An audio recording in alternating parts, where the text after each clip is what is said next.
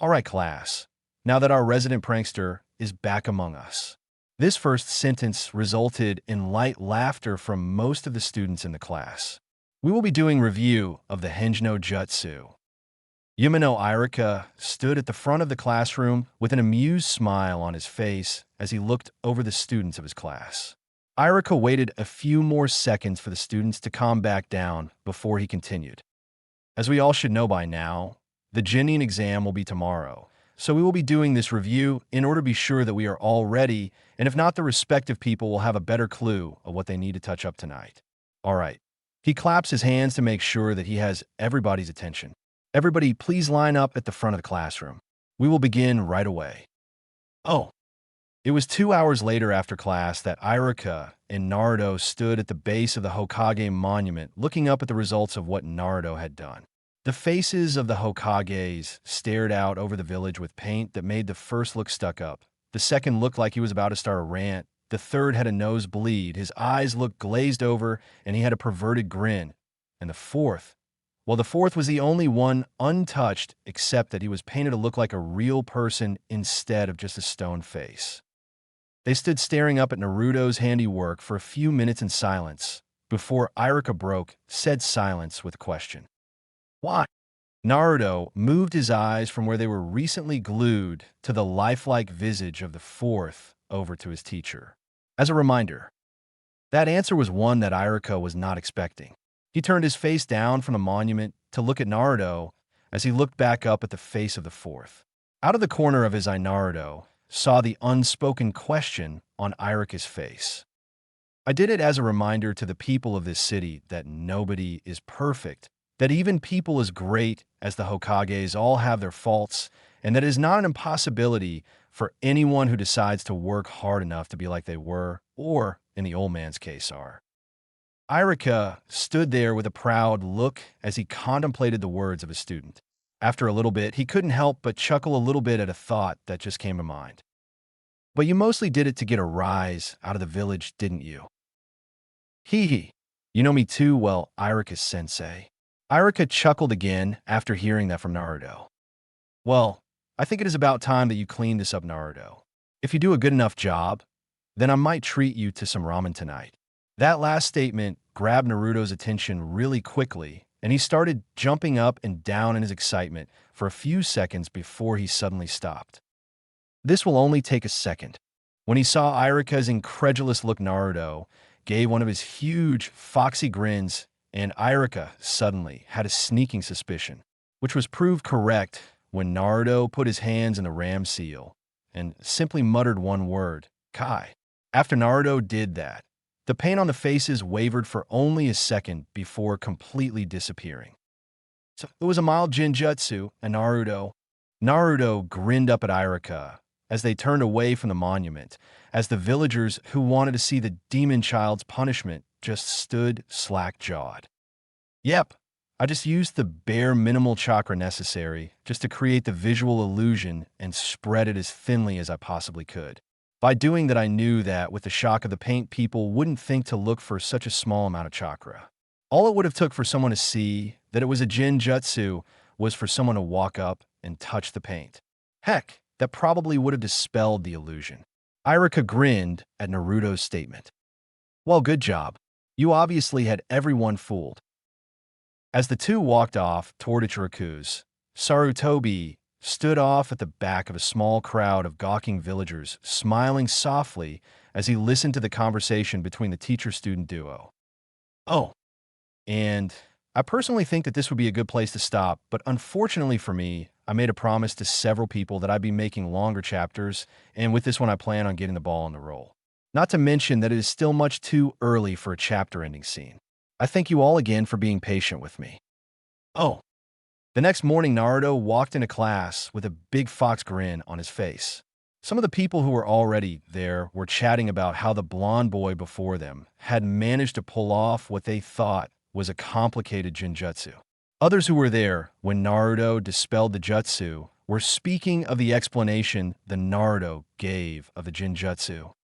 As this was going on, there were two specific people who each in their own way was thinking about what Naruto had done. None of the three expected for them to ever wind up on the same team.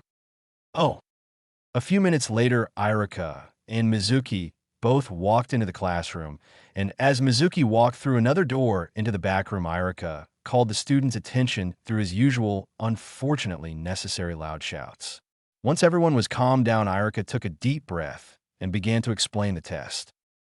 All right, everyone, I know that nearly all of us are overly excited to be here today. As he said that, his eyes wandered over the ever-silent Aburame, the lazy Nara, and the brooding Uchiha. Unfortunately, before we get to the test, there is something that after talking to the Hokage, we thought would be a great last lesson for you. If Irika didn't have anyone's attention when he started talking, he had their attention now. Irika grabbed an 11-foot-long scroll that was leaning in the corner of the room that was until then ignored and hung the opening flaps on two small hooks that were put on the ceiling for this purpose. When he pulled the scroll open, he got snickers from some, curious look from others, and some full-blown laughter from a certain Inuzuka. Naruto was one of the curious onlookers instead of blowing out in laughter like Kiba, because there hanging in front of the class was a large painting of the Hokage monument with the extra additions that Naruto had done with his Jinjutsu. Irika smiled as he looked at each student before he continued speaking.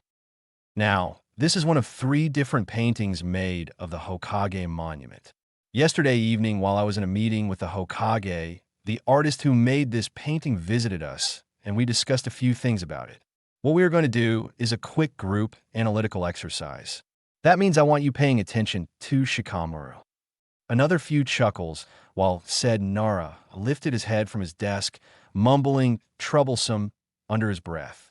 What I would like all of you to do, except for Naruto, that is, since he is the one who started off this whole thing and knows this already, is to take the next 5 minutes and individually analyze this painting. I'd like each of you to write down your observations. Before you start, I'd like to remind all of you to read beneath the underneath. After the 5 minutes are up, we will take 45 minutes to discuss all of your thoughts as a group. After this, we will do our genin exam. You may begin. Naruto, if I may talk to you out in the hall for a minute. Oh, Naruto, I hope you don't mind that the Hokage and I deciding to use this as the last lesson. Said boy stood across from Irika in the hallway. I don't mind at all, Irika-sensei. Naruto rubbed the back of his head. It's just a little embarrassing is all. Irika smiled down at Naruto hearing this. Well, at least you aren't going to die of embarrassment by the look of things. At the end of the discussion, I'd like you to tell everyone what you told me about it. Is that all right? Naruto nodded. How about we get back to the others then? Oh, Uzumaki Naruto, please follow me to the testing room now. At this point of the test, there were now only 2 students who needed to do the Jutsu portion of the test. Of the 30 students in the class, 3 have failed so far. Naruto was nervous about this part of the exam. Not because he didn't have confidence in his abilities, but because from the whispers of exiting students he knew that the test required the use of the One Academy Jutsu he knew was an impossibility for him to perform. The Bunshin no Jutsu. Yes, Naruto knew how to properly perform the technique. But there was one slight problem. Okay, now Naruto. In order to pass the test, you must create 2 perfect replications of yourself. Here Naruto gulped and started sweating a little more. Ano-sensei, but I can't. Naruto looked down as he said this. And why would that be? Asked Mizuki, the teacher's assistant. I'm unable to use the proper balance of chakra necessary to make the replication stable. When Naruto said that, Mizuki raised an eyebrow as Irika frowned slightly while crossing his arms across his chest.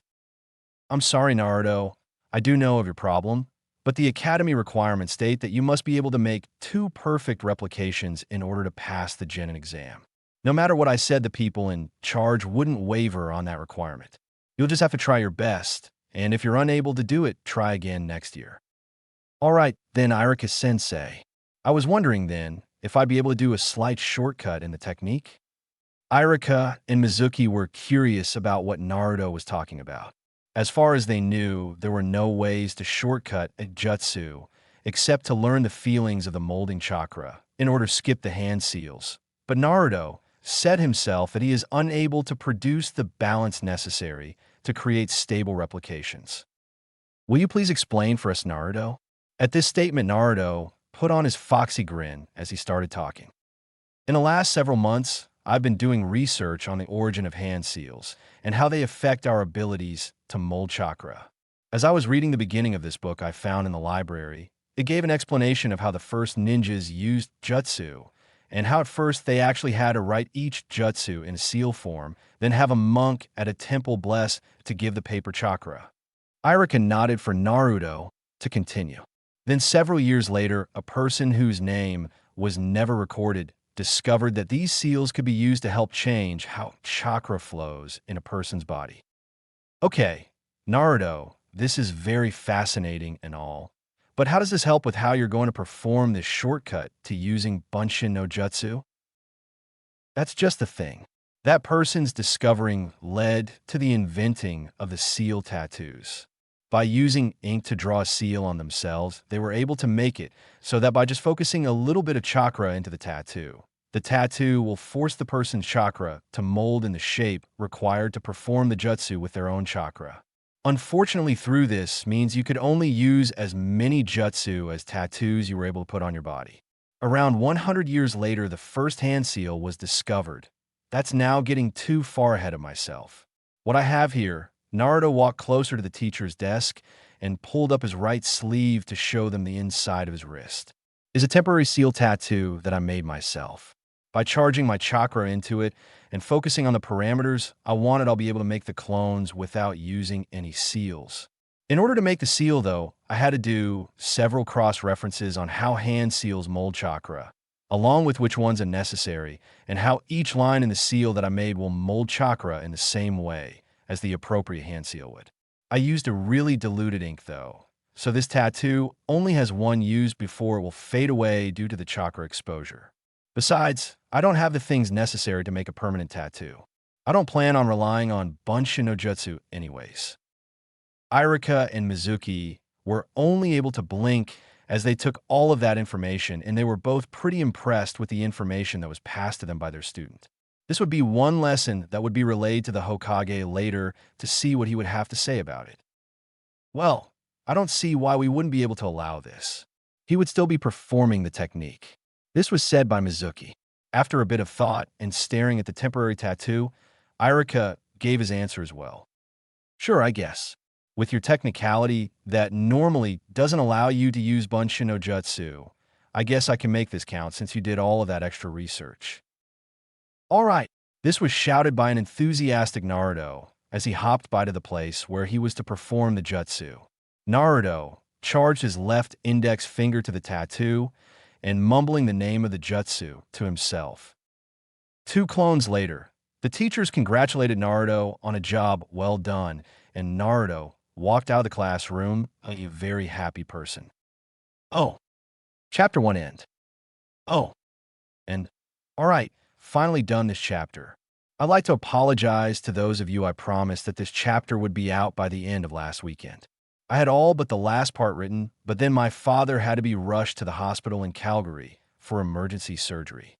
My family and I spent most of the week there, and I was never able to continue working on the story. Now that I'm back to writing, I will move on from here straight into the next chapter, which will hopefully be complete by tomorrow or on Monday. Again, I'd like to thank all of those who have reviewed. I must say that I never once expected any of my stories to hit 25 reviews from such a short prologue. It is great inspiration to know that I got such positive feedback from all of you. Thank you. Before I forget, I need to give out some credit to where it's due. The history of hand seals that I described was not my own idea. I got the idea, though I might have edited it a little bit, from Halo 2 Freak 007 and use his theorem with his permission. Thanks again, Halo 2 Freak 007. Oh, warning. The next section is a brief preview of what's to happen in the next chapter. Those of you who don't want to spoil any small surprises, I am keeping the preview vague. Just ignore the last bit after this. You have been warned. Oh, next time on Zakaze Shaka O. Beep, beep, beep, beep, beep. Kier smash. And alas, arrived the death of yet another perfectly normal alarm clock, this time by an unseen instrument. which seems to be held like a sword in the hands of an awakening Uzumaki Naruto. Grumbling to himself, Naruto got up from his bed and, still in his half-awake state, swept the broken clock into the garbage can along with the remains of 4 other alarm clocks. He would repair them again later on. With that out of the way, Naruto's day started like any other day for him. This includes the morning cold shower. God, he hated the owner of the building sometimes. Eating his semi-healthy breakfast of rice and a few vegetables mixed in his cupped ramen, while reviewing some of his scrolls on anything he was able to find over the years chakra-related, putting on his ugly orange jumpsuit, the one he had to debate with himself about painting a bullseye on the back of for added effect, but decided it would be a little too much, and refilling his water bottle that he kept in his kunai pouch for whenever he happened to need some for a water jutsu, or when he was just plain thirsty, of course, and then finally starting to make his way to the academy while ignoring the glares and low murmurings about the young demon. Oh, Hyuga Hinata was having a good day. She woke up on her own this morning an hour early, had a quiet breakfast, didn't get put down by her father, though this was due to not seeing him, and had a nice leisurely walk around Konoha before walking into the classroom at the academy 20 minutes early to discover that Naruto was already there talking to Shikamaru and Shuji about possible teams and how different skills and aspect would work in a battle and how certain ones might be used to counter specific skills that they knew about. It always seemed to her that Naruto and Shikamaru always got into those conversations whenever one of them learned something new or came up with a new idea. It was always fascinating to hear what they would talk about. Hinata giggled to herself when she suddenly realized that these conversations were the only things Shikamaru actually put effort into other than playing Shugi and cloud watching, even if it was in that lazy way that he did everything. Irika sat at the teacher's desk watching the 2 new ninjas talk adamantly with a small smile on his face. He was glad to see that it seemed that Naruto had 2 people who looked to him as something other than the prankster Naruto. Well, that was until the discussion the other day before the test. It seemed that Naruto's classmates wound up seeing a slight glimpse into a deeper Naruto, and Irika couldn't help but notice that more people were starting to listen when he said something. He even saw Sasuke trying to stealthily follow Naruto after school yesterday, though that was ruined when a gaggle of fangirls came along and ruined his hard work cover, which resulted in a Naruto who couldn't stop laughing while watching Sasuke run away. Sometimes Irika could swear that those fangirls had bloodhound blood in them. They were always able to track Sasuke down no matter what he did. When the sound of the door opening rang through the room, the 5 present turned and stopped all conversations as the volume in the class suddenly shot up from the chattering students who were starting to walk into the room. Oh! After 5 more minutes of waiting for the rest to show up while kicking out the 3 failed students who thought they belonged there, Irika started up the class. Good morning to all of you, and congratulations on making it to the Genin rank. Irika smiled to the 27 children in the room before continuing. Now I know that all of you must be excited to hear who your teams are, so I'll be cutting the chit-chat short. A few chuckles and giggles went in here. Since 6 teams from the last 2 years are still in active duty, we will be skipping those team numbers. For Team 7, we will have Aburame Shino, Haruno Sakura, and Inazuka Kiba. Your Jounin sensei will be Yuhi Kurinai, and she will be here this afternoon. Team 8 will be Akimichi Chuji, Uchiha Sasuke, and Yamanaka Ino. Your Jounin sensei will be Hataki Kakashi. He will also be here this afternoon. And Team 9 will be Hyuga Hinata, Nara Shikamaru, and Uzumaki Naruto. Your Jounin sensei is Sarutobi Asuma, who will be here this afternoon along with the other 2 sensei said so far. Irika took a quick sip of water before continuing. Now your 3 teams are dismissed until after lunch since your instructors won't be here until then. As soon as you're gone, I will read off the 6 other teams since their instructors are already waiting outside of the classroom. You 9 are now dismissed, and congratulations again. Oh, in the Hokage's office, the 3 Jounin that were missing from outside the classroom were sitting in front of the Hokage, watching along with the old man through the crystal ball at their new charges. They were also holding 3 folders each. Those were the files on each of the children. Hatake Kakashi was the furthest in the back, just reading his folders with a hard-to-see confused expression on his face. "Pardon me, Hokage-san." He spoke up, bringing everyone's attention to him. "I can understand for sure why you'd want the young Uchiha with me, but I don't understand how I would be able to turn this squad into an assassination team, as you've asked me to." Kakashi, as you've read, the Uchiha has a natural talent for fire jutsu, which nearly all of them are designed to specifically kill, as you know. As for young Yamanaka, her family's mind jutsus should be perfect for causing confusion in many situations where distractions might be necessary, or in order to make it look like another person did the kill. The fact that her records also show that she has the potential to become a Jinjutsu mistress, and there's a person who has a higher potential than Sasuke in the assassination field. And for Chuji, if you read a little bit further into his records there, you'll see that next to Shino and Hinata, he got the highest marks in the stealth part of the lessons. That along with his taijutsu skills, they could very well make a very balanced team that through the teamwork I know you very well pride yourself with, they can become a top-notch assassination squad. While I'm on the subject, Kurenai, what I'd like to see you try and do with your squad is to create a tracking squad.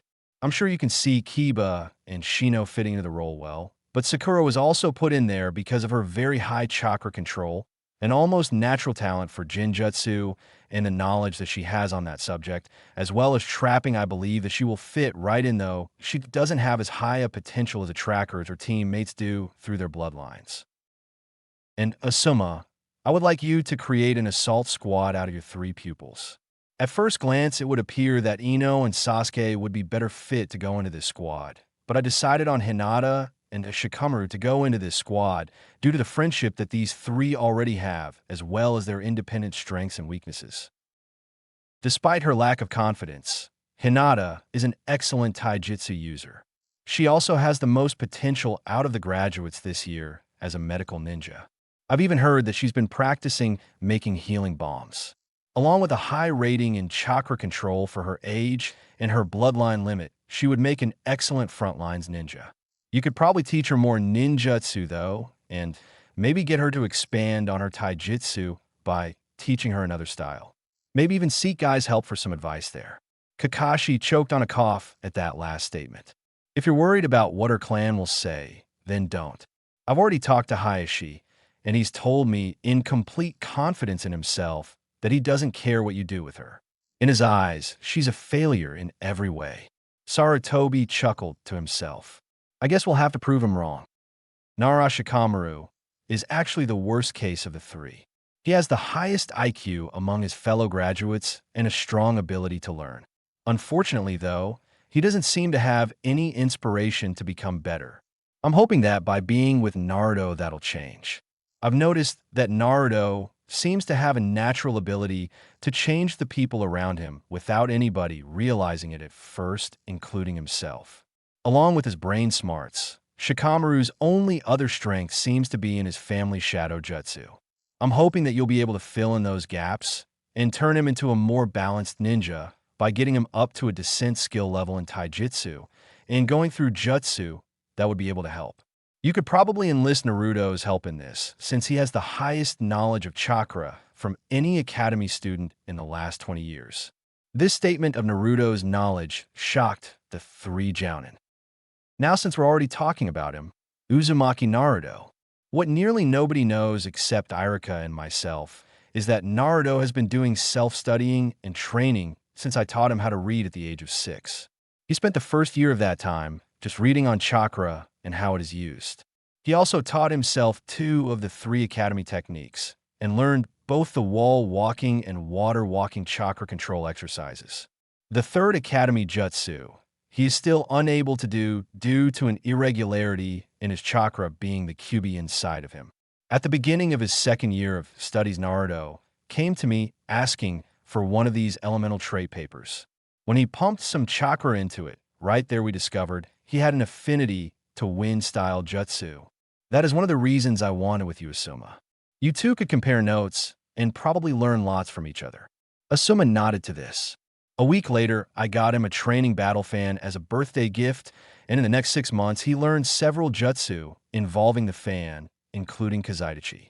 At this point, he got tired of carrying the fan all day and quit training with it while he learned how to seal items into scrolls. So don't be surprised if you see him carrying several scrolls. They're either things he has sealed or notes that he has made over the years. After that, he started teaching himself to manipulate air with his chakra without using jutsu.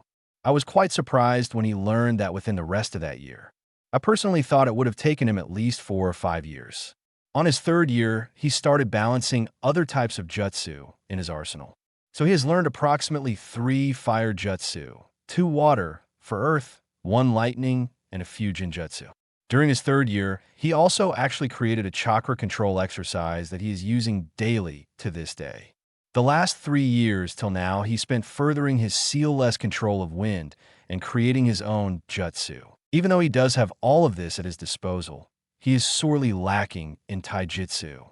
He only knows what is needed of the academy, though he has gained a high stamina and chakra stamina rating through his use of pranks and the resulting chases.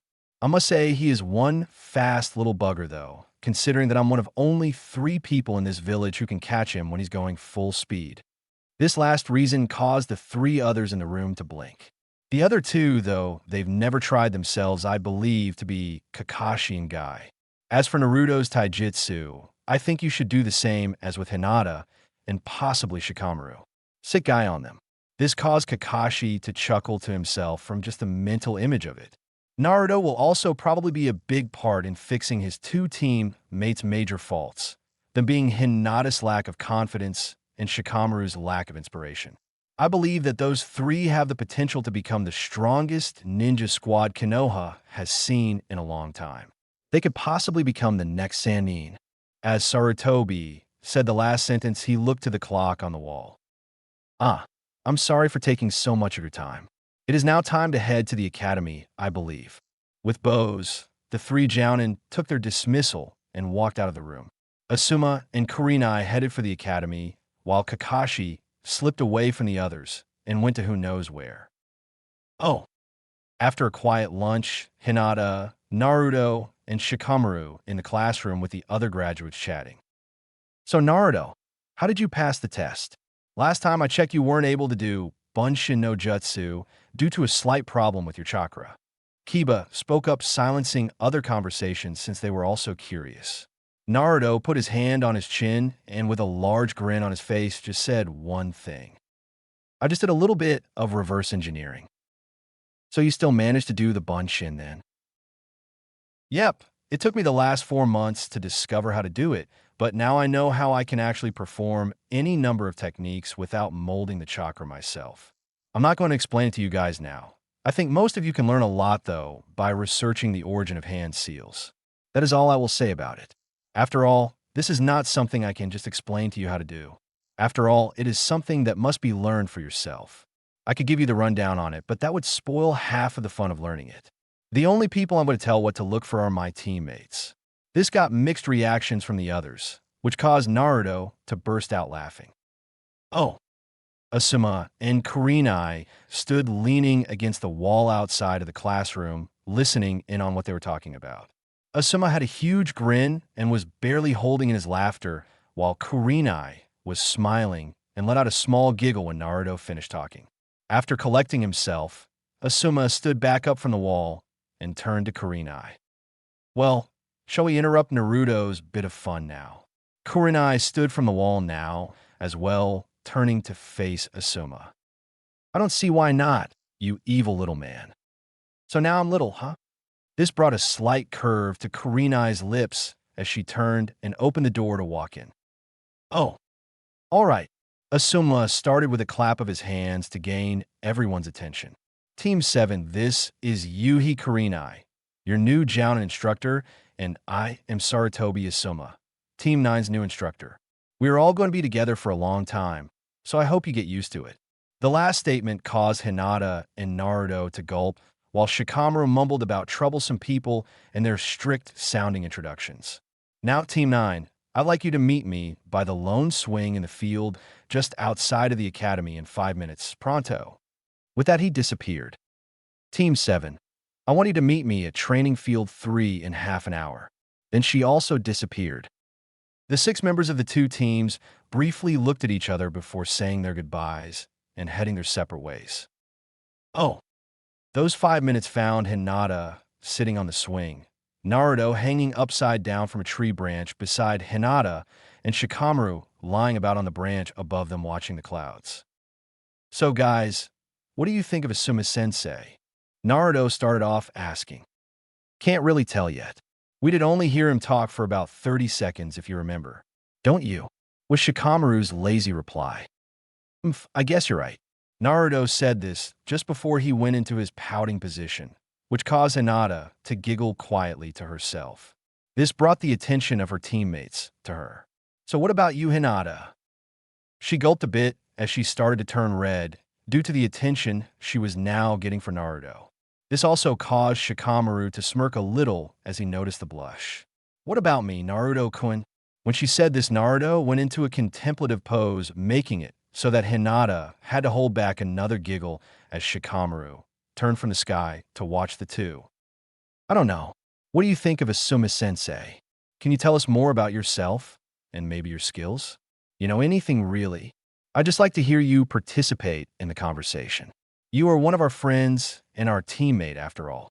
That caused the Hyuga heiress to go even redder in the face as she started stuttering to herself. Fortunately for Hinata, this was the time that their cigarette-smoking sensei chose to show up in a puff of smoke.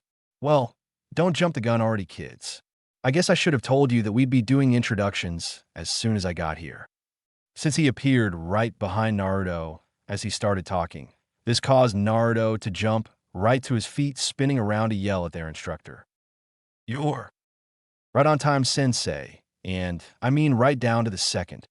Finished Shikamaru, interrupting him. This caused Naruto to glare up into the tree while going into his pouting pose. You know the one, arms crossed and sticking his lower lip out while squinting his eyes. Hinata had to stop herself from yelling out kawaii to the world. After all, it wouldn't be proper of one of her family. Instead, she settled for giggling again. Asuma looked at each of his students in turn. Shikamaru, who was lying about on a tree branch, staring at Naruto with a slight smirk on his face, Naruto, who was still standing with his arms crossed and glaring up at Shikamaru, and Hinata, who was watching the two while quietly giggling to herself about their reactions. Asuma smiled to himself before speaking again. I think I'm going to like you three. Now, come on, I want each one of you three to tell me a little about yourselves. I want you to tell me your names, likes and dislikes, dreams for the future, and anything else you think might be important to your teamwork. Let's start off with the shy, giggling girl.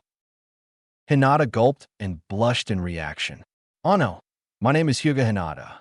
I like kind people and drinking tea.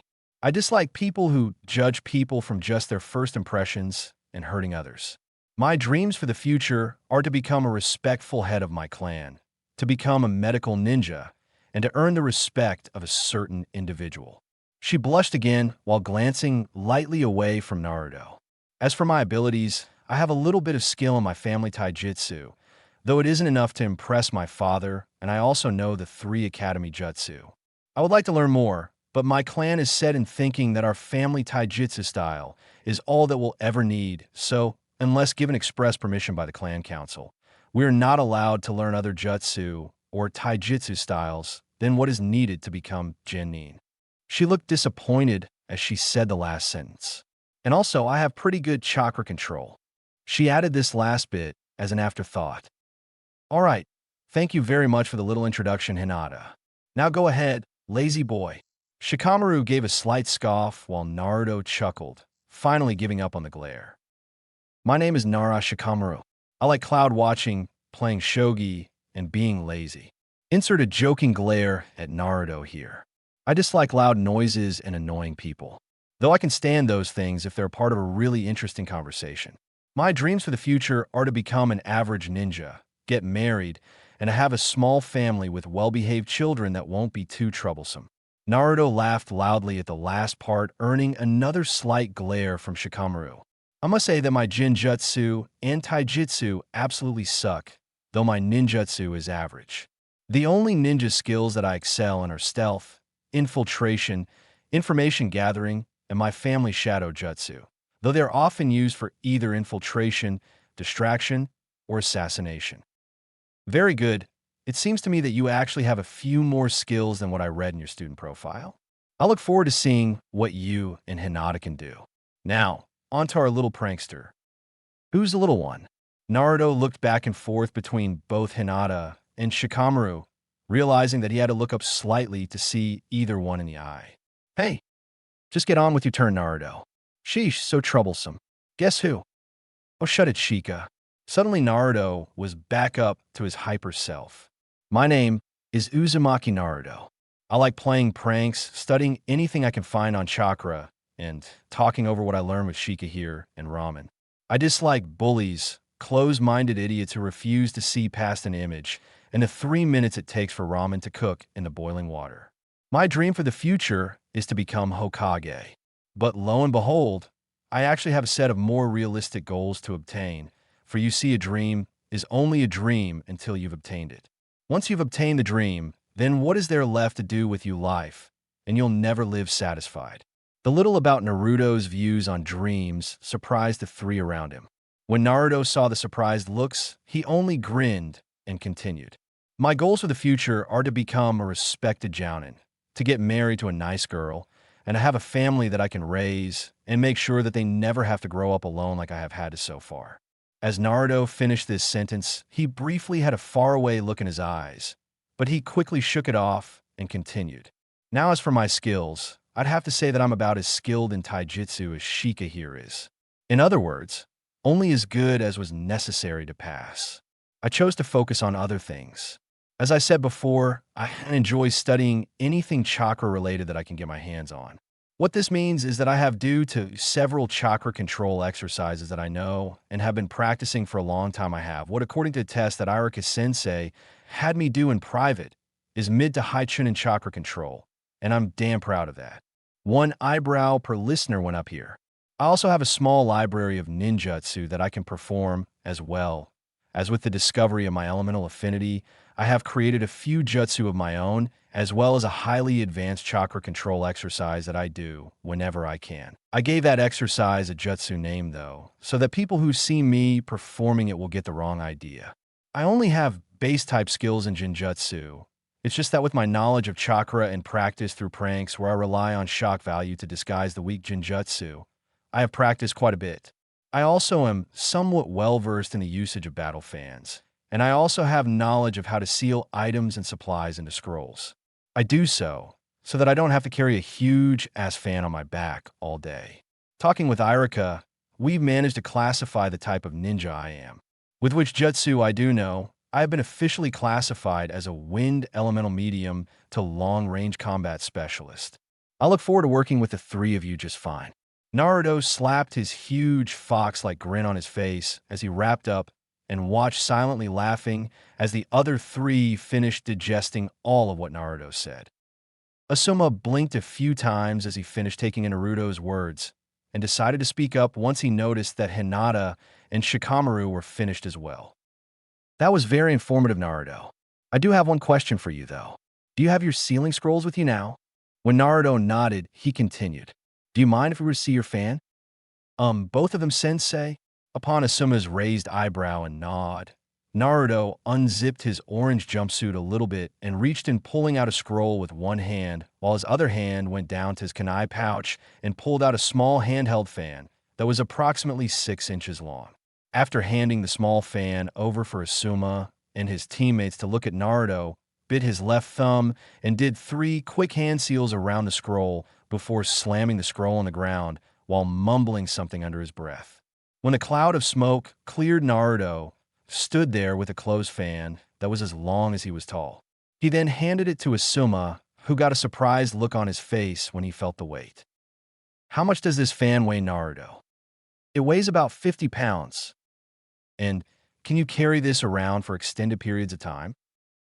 All day, if necessary. Then why do you also have the smaller fan? Shikamaru asked this time. It takes time to pull the large fan from the scroll. I figured that if I was ever in a bind, I could just start using the smaller fan after pulling it from my kunai pouch.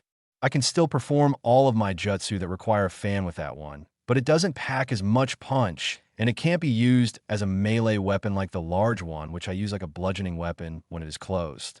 Both Naruto's teammates and his sensei were impressed by the logic of what Naruto said. Well then, Asuma started. I guess that now that introductions are done, I'm going to dismiss you three. I would like you all to meet me at this address, though, at 8 a.m. tomorrow morning. As he spoke, he handed the three of them a piece of paper with an address written down on it. Upon reading the address, Hinata blushed again. "Ano, what are we going to do, sensei?" The shy heiress asked after shaking off a realization she had about that particular address. "Your real Genin exam." After Naruto's resulting yell of "what?" died down, as Soma continued. What you three did the other day in the academy was really just a test to see if you have the skills necessary to become Genin. Then it is up to the Jounin sensei of each team to test his or her students to see if they'll function properly on the team and if it is worth continuing on training the team, or whether they should be sent back to the academy to learn more. I wouldn't worry too much about it, though. I have a feeling that you three aren't going to have that much trouble with it, though I do think it'll be entertaining to watch. During the second half of what Asuma was just saying, Naruto had fallen silent after reading the address on the paper. "No, sensei." Now it was Naruto's turn to speak quietly, which quickly fixated both Hinata and Shikamaru's attention on him, since they'd never heard Naruto speak this quietly unless he was mumbling incoherencies to himself. "Why is my address on this piece of paper?" "Well, that's because the test will be taking place at your apartment, Naruto." This earned him a confused look from Shikamaru and a blush from Hinata. "I already ran this by the Hokage, Naruto, and he said that it was a good idea. I guess I'll give you a heads up on what your test is then." Asuma coughed to clear his throat before continuing. "Your mission for this examination is to live together." This earned him loud "what?" as from two of his students, while Hinata had to stop herself from fainting right there. "I will also be in the home, making sure that rules are not broken. Since as a team we'll probably be out on the field a lot after the first few months, you'll have to get used to living with and around each other. What's going to happen is that you three will actually be tied together by a rope of 10 feet. It will be up to you three what the distances will be between each other. You will eat together, sleep together. You will even do your shopping or food gathering together. The only time you will be allowed to untie the rope is if one of you is going to take a bath, a shower, or if one of you needs to use the toilet. Baths and showers will be limited to only 10 minutes to clean yourself up. I will be there to mediate when it is an appropriate time to untie one of you and watch how you three interact. Depending on how things go, I will decide at midnight of the third night whether or not you three will become my team or not. Are there any questions?" Both Naruto and Shikamaru shook their heads slightly to indicate that they didn't have any questions to ask, while Hinata looked deep in thought before turning the brightest red. Either Naruto and Shikamaru had seen her and fell back in a faint. Naruto was quick to catch her with a little mumble of, "What the hell?" Asuma chuckled to himself a little. "Well, that's all for today. I'll leave you two to deal with Hinata here, and I will see you at Naruto's apartment at 8 a.m. sharp." With that, Asuma disappeared in a poof of smoke, leaving Naruto, who was trying to wake Hinata up, and Shikamaru, who could only watch while murmuring to himself about Trouble Sensei and their equally troublesome tests. Oh, in chapter. Oh, all right, there we go. I finally got around to finishing this chapter. I have to say that I might have had it out sooner if it wasn't for the fact that I was having so much trouble writing this last little scene. I'm so horrible at writing introductions. I hope I did a good job. I was originally going to put in the test here as well, but I decided to go against it and actually decided to do this as a little vote. Next chapter, shall I do it as the test? If this path is voted for, then the next chapter will be a while yet, because I know as a die-hard fact that I will have trouble writing specific parts. The second option is to continue on to afterwards and have the next chapter be the continuation of up to the point where they get their first C-rank mission. If the second option is the winner, then there will be a couple flashbacks somewhere along the line that highlight some of the funnier parts of the test. This way we'll be skipping over some of the more boring parts of the chapter, and I won't have to worry about writing out the whole plot for the test and save myself some trouble, which will result in the next chapter coming out quicker.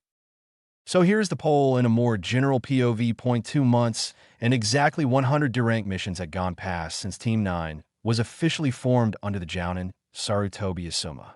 Team 9 was currently standing in front of the Hokage's office waiting for their new assignment.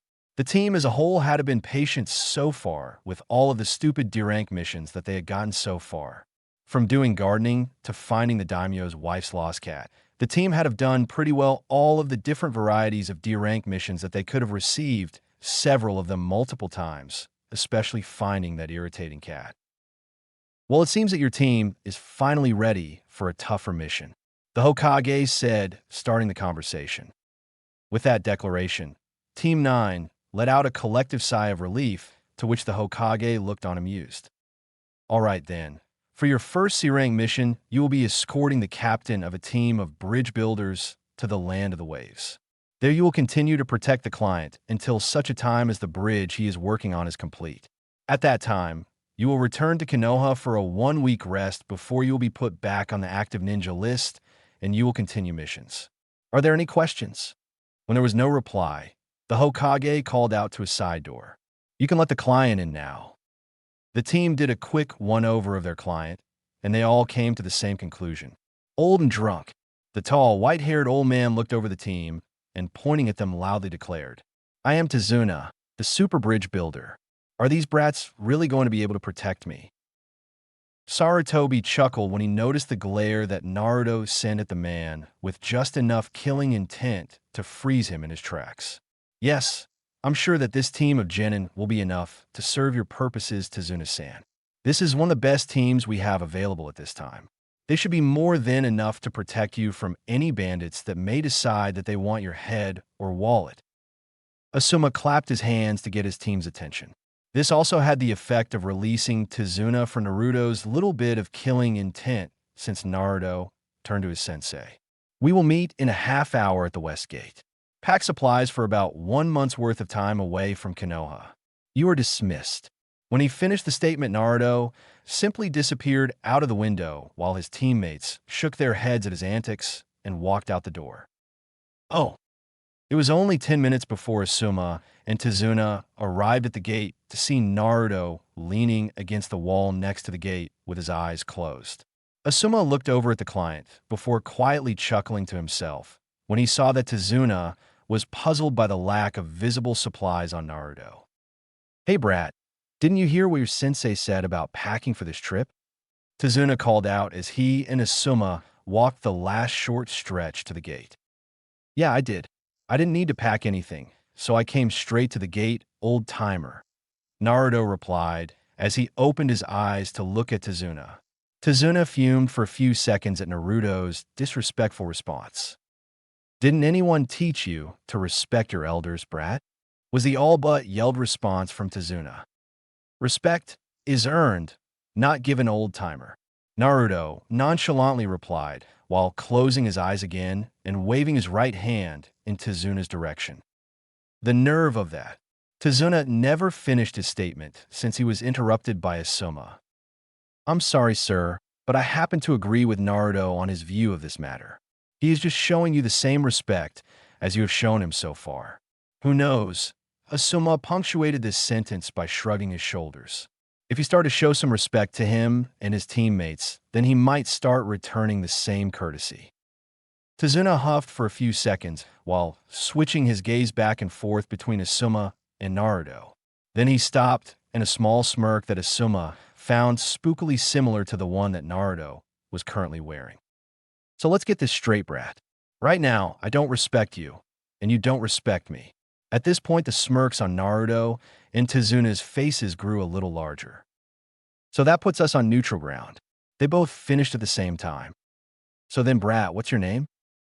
"Uzumaki Naruto, and you better remember it, because one day I will be famous throughout the 5 shinobi nations." "Got that, old-timer?" "We'll see about that, brat." Why do I get the feeling that these two are a little too similar? Was all Asuma could think as he looked back and forth between his two smirking companions while sweat dropping.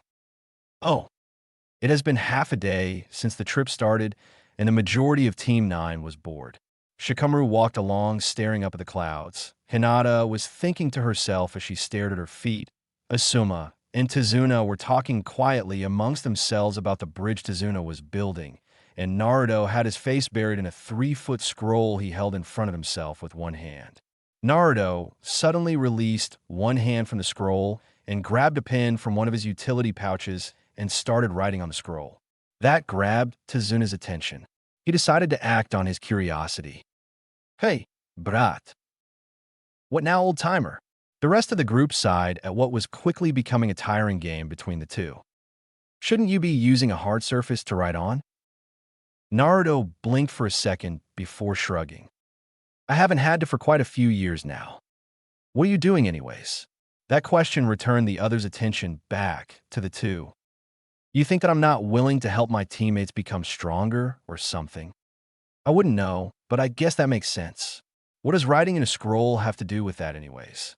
As Tazuna said this, the shinobi team noticed a puddle that shouldn't be there. "A little bit of this and a little bit of that. Like hell, I'm going to explain things with enemy shinobi around." As Naruto said that, he gave his pen a quick spin as he put it back in his utility belt. Then he gave his hand holding the scroll a flick, which quickly closed it. He then proceeded to switch that scroll with another one in his utility belt. It was 3 hand seals around the scroll later that there was a poof of smoke that suddenly had a Naruto wielding a giant fan charging out of it. It was just as Naruto was reaching the puddle that it suddenly disappeared as 2 ninjas wearing spiked gauntlets on opposing hands appeared and blocked Naruto's strike with a crossguard that's crossing the gauntlets between them, before finding that they were forced to a knee each by the force of the strike. As Naruto's blow struck the gauntlets, a shadow launched from Shikamaru's feet, capturing the opponents in the shadow bind technique, while Hinata charged underneath the 2 enemy's arms to quickly disable the tenketsu in each of their shoulders just before Shikamaru's shadow captured the 2. As Asuma walked over to drag the 2 missed shinobi into the bushes, Naruto turned back to Asuma with a smirk on his face. "I noticed the Jutsu that those 2 had since it hasn't rained around here in weeks. When I noticed it, I started writing out a quick plan on the scroll since I knew that Hinata and Shikamaru were in a position that they'd be able to see what I wrote down. I'm just going to erase it from the scroll anyways." It was at this time that Asuma walked out of the bushes. "All right, team, we now have a choice to make." As he said this, he gave Tazuna a quick glare that made Tazuna start to sweat. The young shinobi quickly turned to their sensei to listen to what he had to say. "I just found out from our little friends who are now tied up to a tree that they were hired along with 2 other missing nin to assassinate our client here. They were tight-lipped about their other 2 friends and their client, but I was able to find out that one of them is a Jounin-ranked ninja and that the other one never had a real ninja rank, but is just as dangerous as the Jounin. This increases the rank of our mission up to the range of high B to low A rank. Our options are as follows.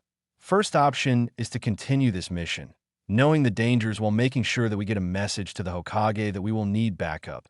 This will also result in us receiving a truthful reason as to why our client lied to us, and that as penalty, we will be collecting a double fee from what our Hokage decides the rank of the mission is as a penalty. Since the office has come across a situation like this one before where the client lied, because they couldn't afford a mission, they decided to make a penalty system for any future cases that will be paid out by the clientele as soon as they are able to. The second option is to turn around and go home. It may be troublesome, but I'd rather continue than have to face up to my mother's nagging again so soon." Shikamaru's statement lightened up the tense atmosphere around the shinobi a little bit. "I agree with Shikamaru. I would like to continue the mission. I'll give you one of my blank scrolls, Asuma-sensei. Then you can write out a letter to the Hokage that I'll quickly dash back to town. Then I can return with the reinforcements if he sends them right away. Either way, I will be back as quickly as possible with the news of what the old man says." Naruto loudly declared as he started fishing on his person for one of the few black scrolls he had. "How about you, Hinata? If you say no, then we'll head back right away." Asuma turned and asked Hinata. Hinata looked over at Tazuna, who was at the time a very pitiful sight. He looked to be at the brink of losing hope as he looked at her.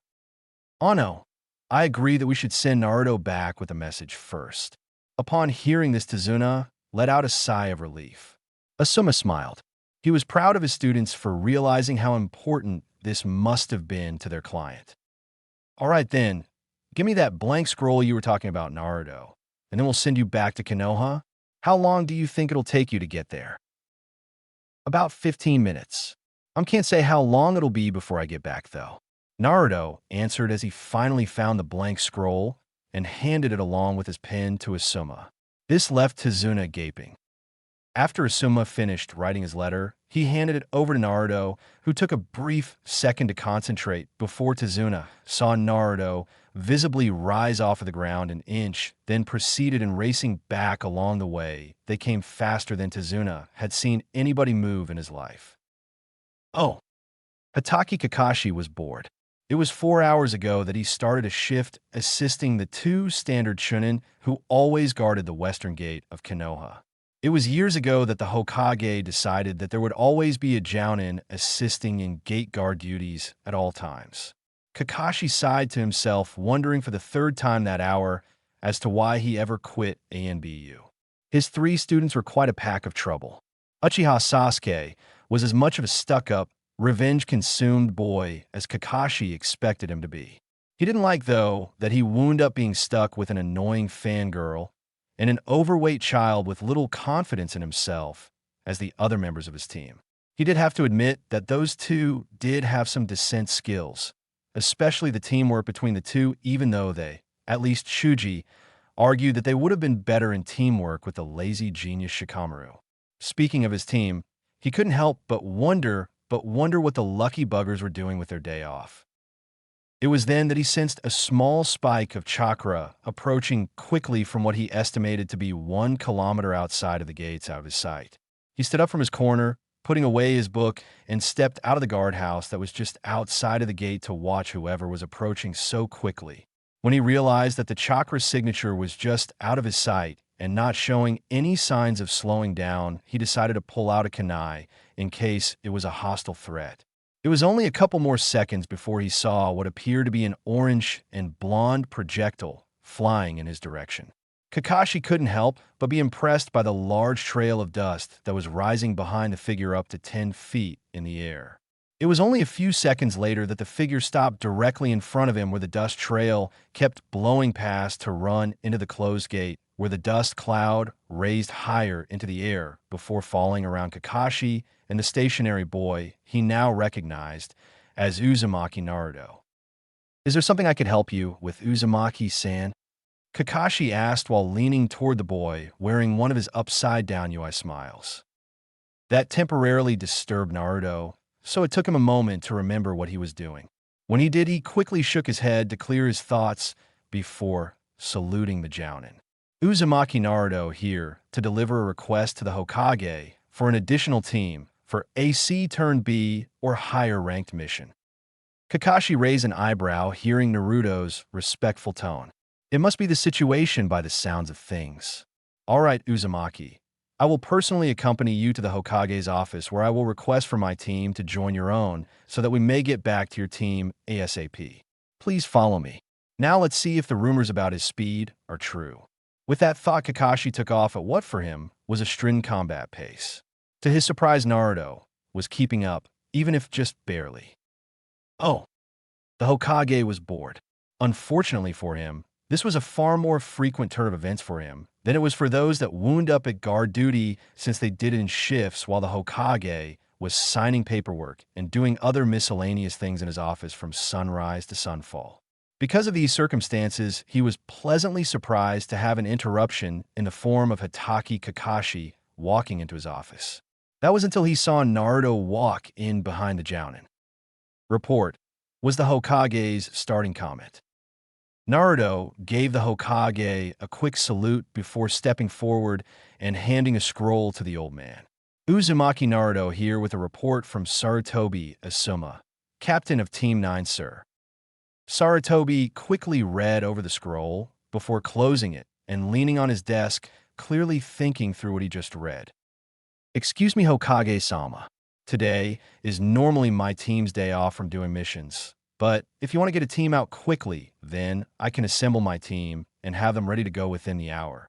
Normally, Kakashi wouldn't worry about being in a rush over things, but even he knew it was serious when a shinobi was sent back to request reinforcements for a mission.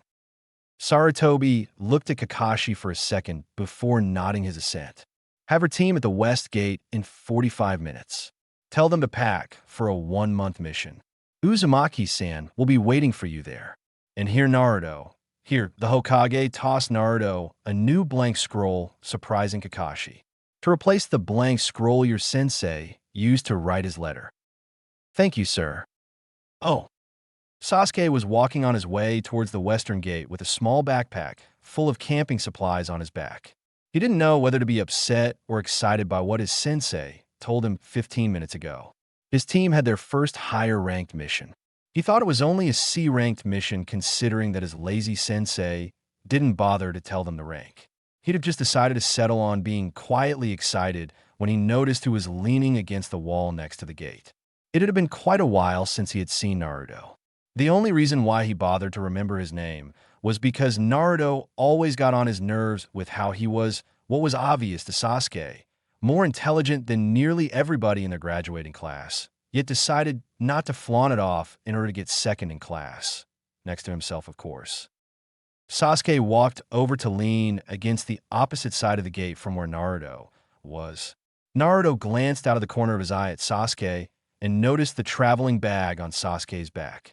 Naruto turned and walked towards Sasuke. Are you a member of Hatake Kakashi's team?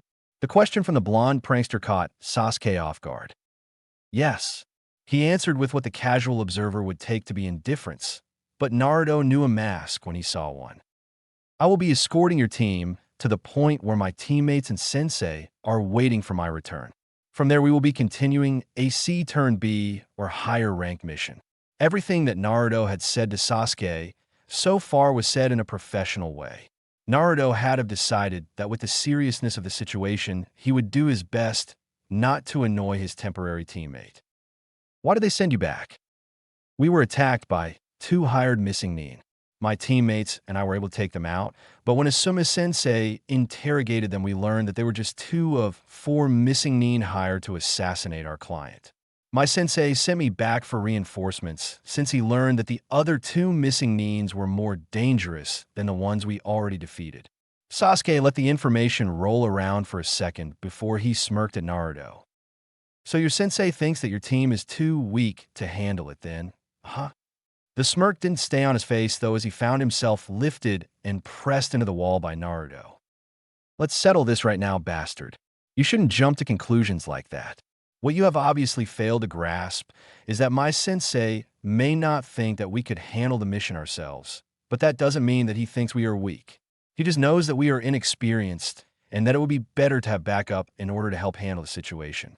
It was actually my idea to send for reinforcements, so don't go around saying that our sensei doesn't trust us. You got that. When he finished, Naruto put the other boy back on his feet, then took a step back to give Sasuke some room. Now that I've spoken my mind about your inappropriate comment, I will ignore the fact that you spoke ill of my team.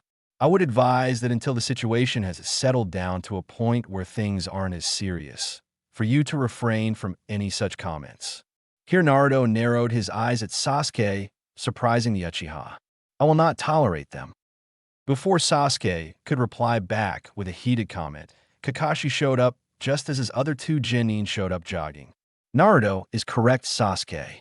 This is a serious situation, and distractions like rivalries will not be tolerated until such a time as the situation has calmed down sufficiently. Here he caught Chuji and Ino's eyes. This will not be tolerated from anyone. Got that? Upon seeing his students grasping the seriousness of the situation, Kakashi went back to being all smiles again. Good. Now that everyone is here, we will proceed to the rendezvous point, where we will meet Uzumaki-san's team. On our way, Naruto will repeat for Chuji and Ino what he explained to Sasuke, and maybe give a few more specifics of his team situation. Let's go. Oh. It was 2 hours of tree hopping later that Naruto, followed by Team 7, showed up where Naruto had left his team. At first, they couldn't see anybody, But that was fixed a few seconds later when Naruto pulled a small fan out of his kunai pouch and opened it before fanning his face for a few seconds, then loudly snapping it shut. Ah, Naruto, you certainly didn't waste any time. Asuma announced his presence as he jumped down from a tree only 5 feet to the right of the dirt road. Where's the client? Kakashi asked. He's up in the tree with Hinata and Shikamaru, who are making sure that he doesn't fall. Immediately, Naruto gave a smirk before turning to the tree his sensei jumped out of. Having fun up there, old-timer? Asuma and 2 unseen voices groaned aloud at Naruto's loud greeting for Tazuna. This was followed by a quick bark of laughter. You don't have a clue what this is like for someone with no shinobi skills like me, brat. As Tazuna said this, Asuma walked back over to the tree to help their client out of it. When the whole of both teams and their client were back on the ground, they started walking again. So, Asuma, did you get an ID on who the 2 missing mean that your cell beat? Kakashi started off by asking Asuma. It took me a few seconds of scanning my bingo book, but I was able to identify them as the Demon Brothers. They are 2 ex-Chunins who are C-rank criminals from the Hidden Mist Village.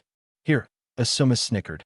They were going to try a surprise attack, but my students saw through the Jutsu that they were using and beat them to the punch. Kakashi raised an eyebrow to his fellow Jounins, boasting. And what, pray tell, was the Jutsu they used? They were hiding in a puddle on the side of the road. It hasn't rained here in weeks, Kakashi stated as he looked up at the sky.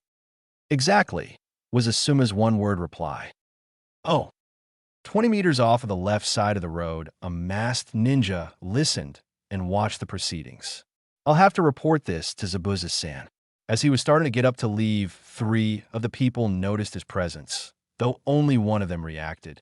The blonde-haired boy looked directly into the ninja's eyes for a second before turning back to his conversation with Tazuna. Well, that's interesting. I'll have to keep an eye on that boy later. He shouldn't have been able to sense me. Never mind pinpoint my exact location that easily. Oh. A few seconds after the masked ninja jumped away, Naruto slowly dropped back to walk between the 2 jounin. Knowing that the 2 probably sensed the other ninja as well, Naruto just said what he felt was needed in a quick whisper. Hunter Nin, masked looked like a hidden mist one, probably here for the Demon Brothers. When he finished, he walked back ahead a little bit to start talking to Chuji about how ramen compared to sushi. Little did they know that their assumption of the masked ninja was quite wrong. Oh, in Chapter O, it was just over a week after the encounter with the Demon Brothers, and all the members of the 2 teams stared. There was not much else that they could do when the bridge came into view for the first time. Tazuna and the driver of the boat watched the ninjas' reactions with smug smiles on their faces. Naruto was the first one to say anything, and to the surprise of Team 7, it wasn't shouted at the top of his lungs. Now, that's a big bridge, and so it was. The bridge stood at what could have been estimated to be about 25 feet tall with supports that were estimated to be 10 inches thick. It is quite impressive, isn't it? Tazuna asked while still wearing the smug smile. Naruto and the others turned towards the proud man, wearing sweat drops on the back of their heads. Well, at least the Genin did. Biggest bridge I've ever seen. Asuma answered with a nod of his head while turning towards Tazuna. I've seen one just as large in Stone Country, but it is impressive nonetheless, was Kakashi's answer as he went back to his perverted book. At this point, while the other Genin decided to turn back to the bridge for a bit, Naruto decided to pull back out one of his scrolls and read for a bit as Sasuke watched curiously. Oh. A half hour later, the boat finally pulled up to land. Well, this is where I leave, the boatman said. Thank you for your help, Tazuna said with a small bow. Thanks, chorused some of the others. Naruto, with his head still buried in his scroll, just lifted one hand and waved. This caused the boatman to chuckle as he finally turned on his motor and left.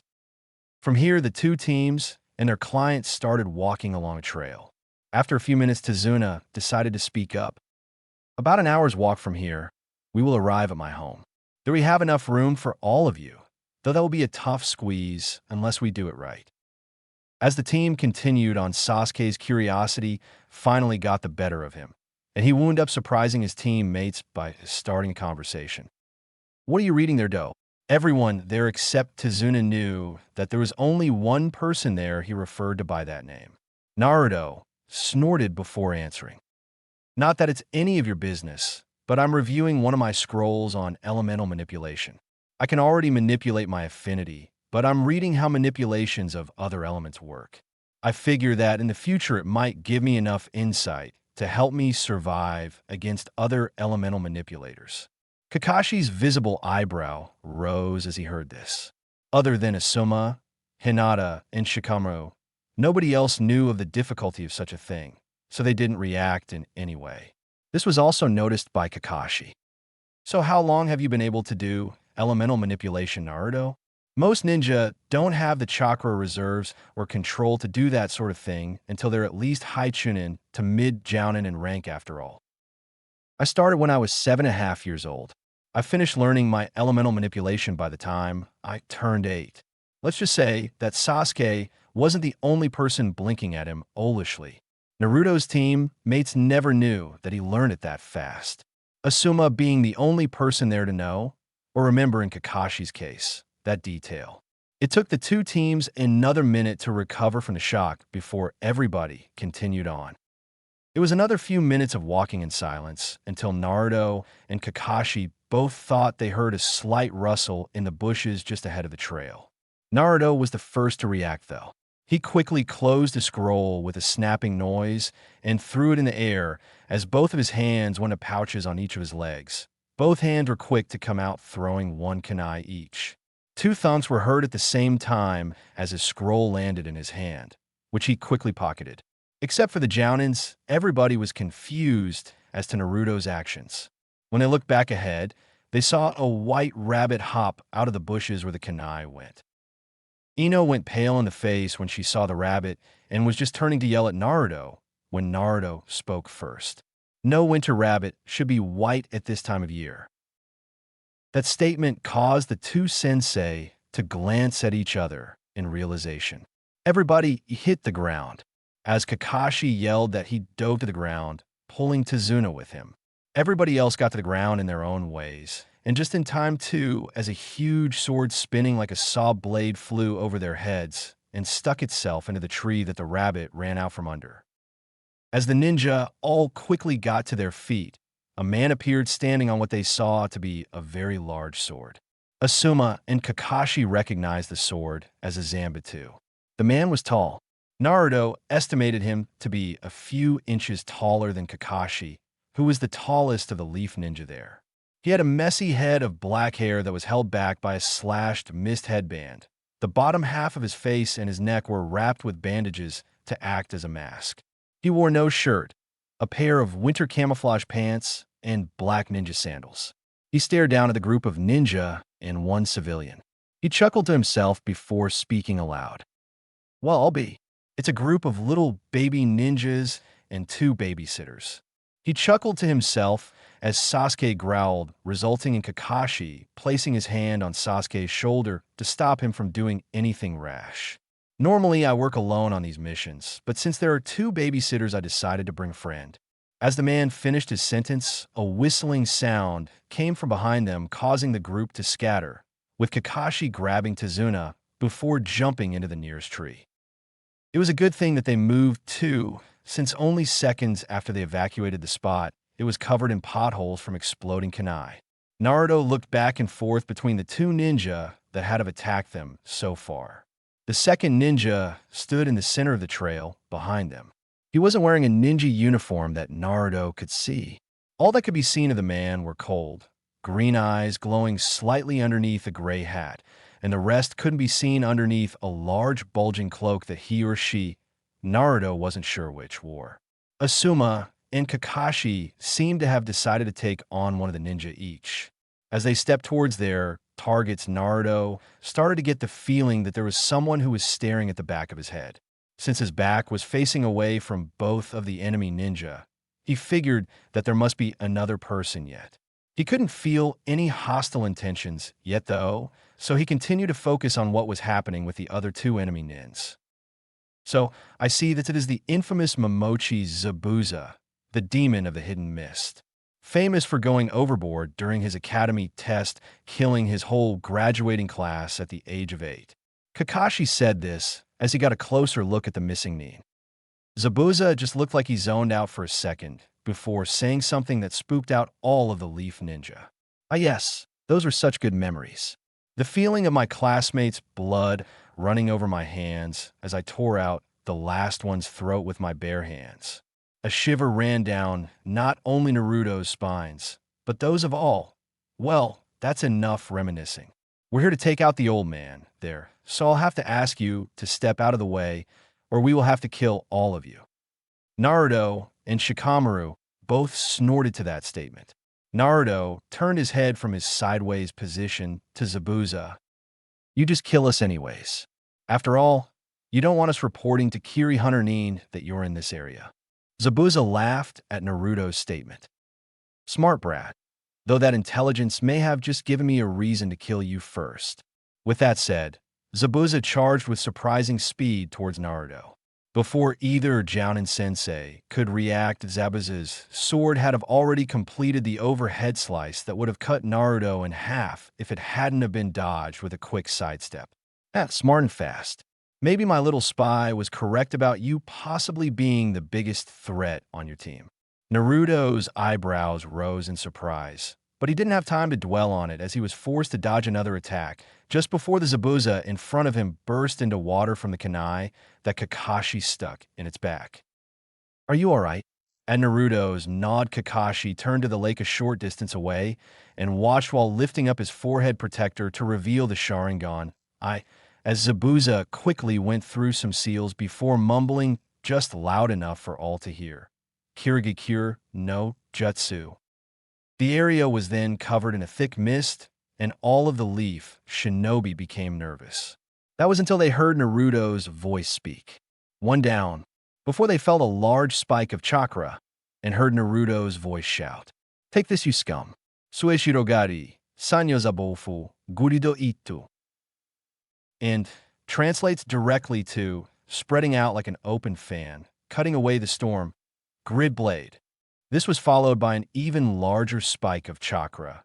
And then, even though they couldn't see the results of Naruto's technique, yet they could hear what sounded like several swords cutting through something before they heard a voice scream that was silenced only half a second later.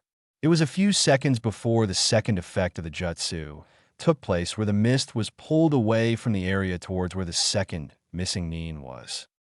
As the mist finished dissipating, Zabuza could be seen standing on the water with his hands still in a seal, probably shocked into stopping a jutsu halfway through, and four Mizubunshin at different points looking like they were trying to sneak up on the Leaf Ninja before they were shocked into stopping. That isn't what everyone was looking at, though.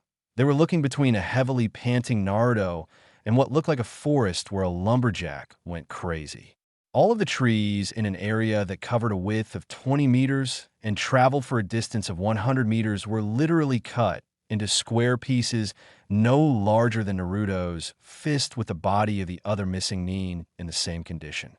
Nobody knew what Naruto did but Naruto himself, but what had have actually been covered by the mist was a quick construction of a grid of crisscrossing wind blades. Think of the wind blade Baki uses in the anime/manga. That was 20 meters tall and 20 meter wide. Think like what the lines on a sheet of graph paper looks like.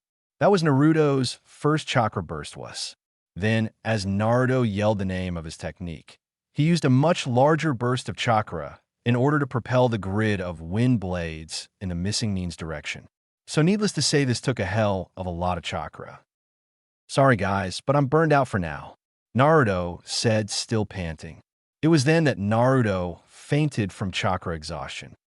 After Naruto fainted, the battle went on. But off in the trees, 15 meters away of Naruto's position, stood the Hunter Nin from before.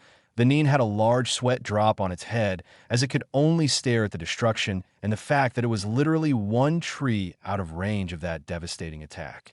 I hope I don't have to face up to that jutsu. With the Hunter Nin's thoughts on what had just happened. It was a few more seconds before the Hunter Nin was able to snap its attention back to the battle, just in time to watch it end, just before stepping in to do what was needed. Oh, and The one thing that is undecided has come up, and that simple matter is Asuma. The thing is that I don't know much about him. Certainly not enough to put together a fighting style for him anyways. That is why I didn't show the fight scene of Asuma and Kakashi versus Zabuza. And this is also where you readers come in. I would like your opinions on what Asuma should be like in a fight. I do want to be able to us him in a fight that is coming up either on the bridge or on our next assignment.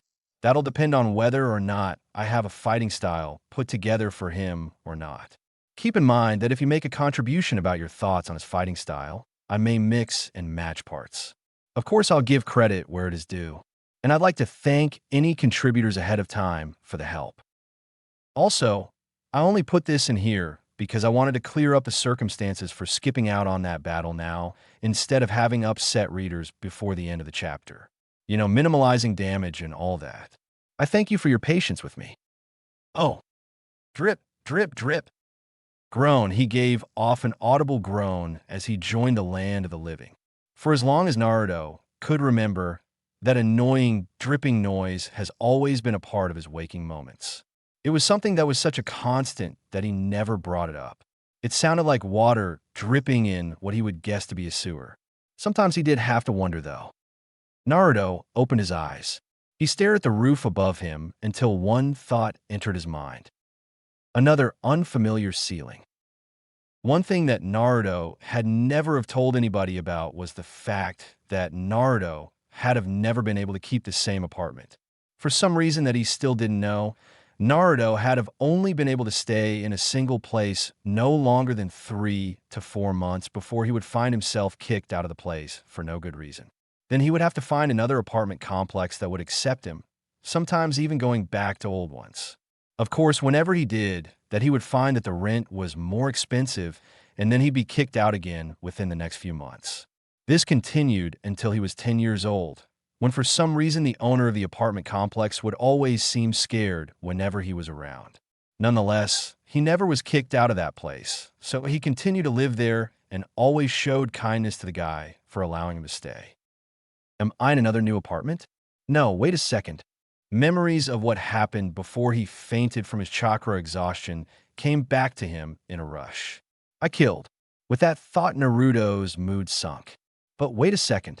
I did what I felt that I had to do to help protect my friends and old man Tazuna from those two jounin. Naruto raised his hand to his forehead and rubbed. Not to mention the fact that I probably wound up scaring the crap out of everybody there. Naruto chuckled to himself. That was one of my best techniques, too. Naruto lay still for a couple more seconds. Speaking of my friends, I should go and figure out what happened to everybody. It was with that thought that Naruto threw off his covers and stood up to discover one little predicament. Where the hell are my clothes? At the moment, he was in nothing but his boxers. Oh. After 5 minutes of searching the room and finally finding his scrolls piled up in the corner, they were completely covering the desk that was in the corner of the room. Naruto came out of the room he was in. Of course, being in unfamiliar territory, Naruto did what any descent ninja would do in his situation. He played the role of spy. The first person that Naruto found and spied upon was a little boy. That quickly grew boring, however, as all it seemed that the boy did was sulk in a corner of his bedroom, staring at a picture and crying quietly to himself. The next person he found was a middle-aged woman. Naruto guessed her to be only in her late 20s. As he watched her go about doing a couple chores, he started to admit to himself that she was very pretty in her own way. After pulling himself away from watching her, he continued his self-appointed mission to discover where he was. The next place he chose to stake out was the yard outside of the home. He started hiding in a shadow that was underneath the house's front porch. From there, he observed the yard, which was pretty well kept, at least when compared to some of the yards that he'd have seen back in Konoha. He couldn't help but admire the small garden that was right in front of his current hiding position. There was a small fence a short distance in front of his position that wasn't very long. He guessed they just used it as a marker for the edge of their property as opposed to actually using it to keep something in or out. From there, Naruto snuck around the house, being sure to stay underneath the windows to avoid detection, over to the back of the house. He He had to admit that, if anything, it would be an excellent spot to practice water walking if he ever felt like it. The whole backyard was pretty well a dock leading out into an open body of water. After Naruto spent a few minutes admiring the view of the sun beginning to set in the distance, Naruto decided to jump up to the roof to take a look around from there. As he looked around from the top of the house, he had the sudden urge to just smack himself on the forehead. I can't believe I didn't check the forest off to the side there. As he poked his head over the side, he heard rustling in the bushes. In reaction, he pulled some of the spare shuriken and sunbon that he kept in his scrolls. It was a few seconds later that he watched Kakashi and the other genin walk out of the bushes and approach the house. When Kakashi was only a few steps out of the forest, Naruto now noticed that he was walking with crutches. He looked up directly to Naruto's position. Oh crap, I forgot to hide my chakra. Oh well. The copy ninja waved up at Naruto. Ohio, Naruto-san. Kakashi's greeting was returned by a shuriken that was easily caught. I see that you seem to not only be out of bed, but ready to continue your mission, nay? Up to here, Hinata was the only one of the genin who'd have seen Naruto's position. To give Naruto more credit, Hinata had to use her Byakugan to find him. Yeah. Greetings to you too, Hataki-san. Naruto waved from his position before standing up to see the surprised looks on the faces of Team 7. Naruto patted his face for a second. What? Do I have something on my face? When Shikamaru registered the shocked look that the other team was throwing Naruto, neither one of them could hold their laughter in any longer as Hinata quietly giggled with them. Oh. Now the two teams, their client and his family, sat around the dining room. It was only a few minutes after Naruto met up with Kakashi and the genin that Asuma and Tazuna had shown up from working on the bridge, and now they were sitting around the table as Tsunami, as she was introduced to Naruto, started serving the food. It was quiet for the first few minutes as they ate. Naruto was content with the silence. It was good food and good company. He didn't know what else he could ask for at that moment. Besides a bowl of ramen to go along with it all, that is. That is until the only other blonde decided to ask a question I meant. So what are you doing up already, Naruto? I heard Kakashi-sensei say that you used enough chakra to knock yourself out for at least another 24 hours, and that when you woke up you'd probably barely be able to move. Naruto was preparing to answer a question. He did have to finish chewing and swallowing his food if he didn't want to be rude, when the question was answered for him by Hinata. Ano, pardo mi Naruto-kun. Did I mention that over the previous 4 months, Hinata started to get over her stuttering, being in Naruto's presence and all that? Naruto-kun has always been a fast healer, Ino-san. Our team has seen him run himself to exhaustion several times, and he has always been ready to continue training by the next morning. Not to mention that he never has any of his scrapes or bruises the next morning either. This proved to be an interesting topic for Ino, as she kept pressing for some more info on Naruto's apparent healing abilities throughout the rest of the meal. Naruto chose to zone out as he finished his meal. When he was finished, he quietly excused himself from the table and put his dishes in the sink before deciding to head back to his room to get some more sleep before he'd begin training with the others again the next morning. Considering the fact that the vast majority of the time nobody would expect Naruto to speak quietly, most people thought that he only had one volume setting.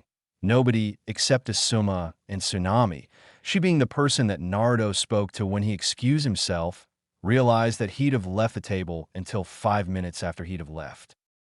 Up in his room, Naruto was already asleep.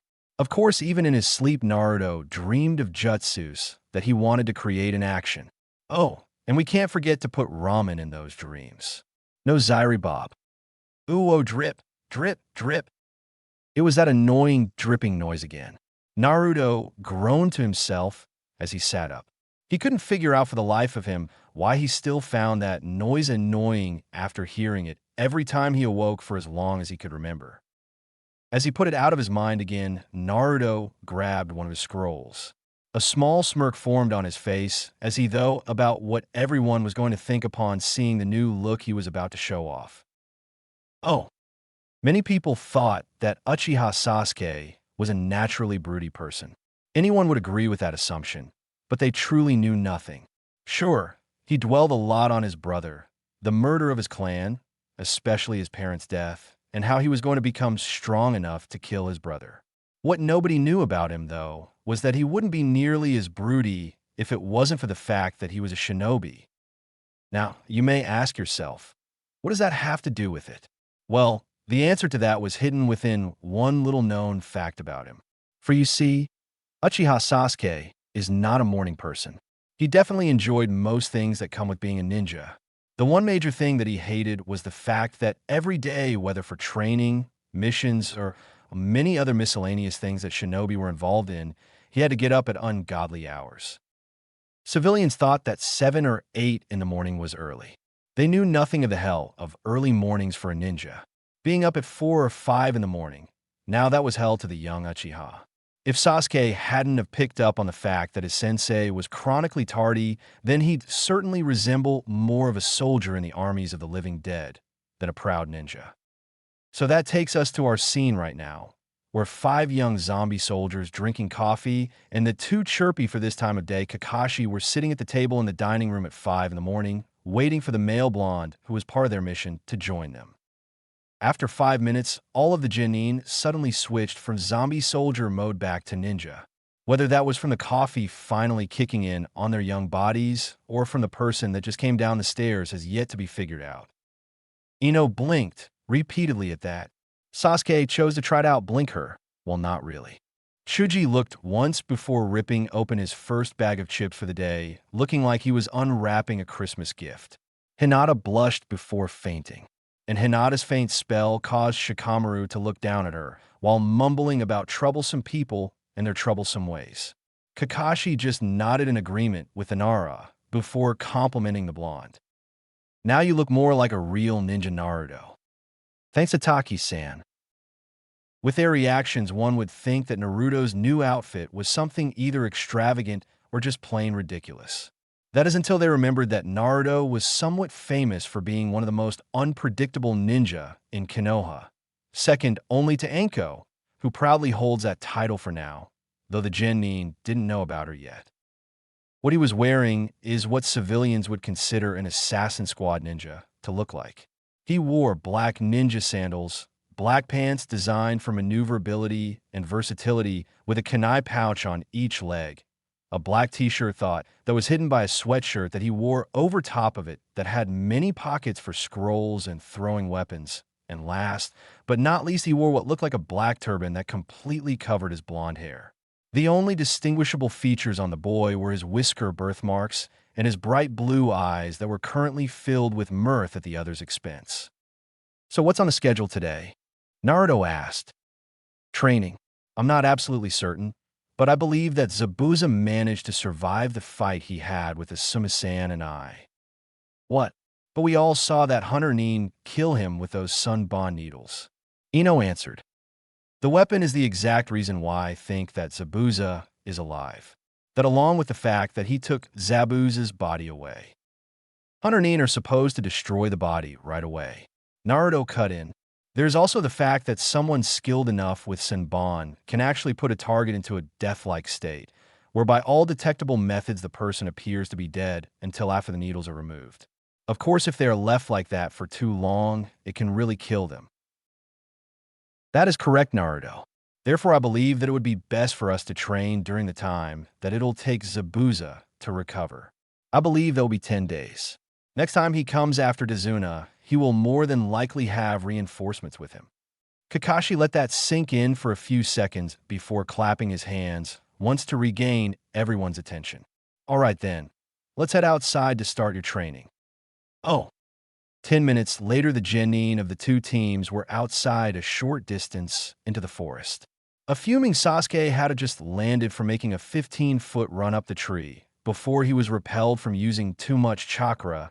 Chuji was right next to him after making it 16 feet up on his third try.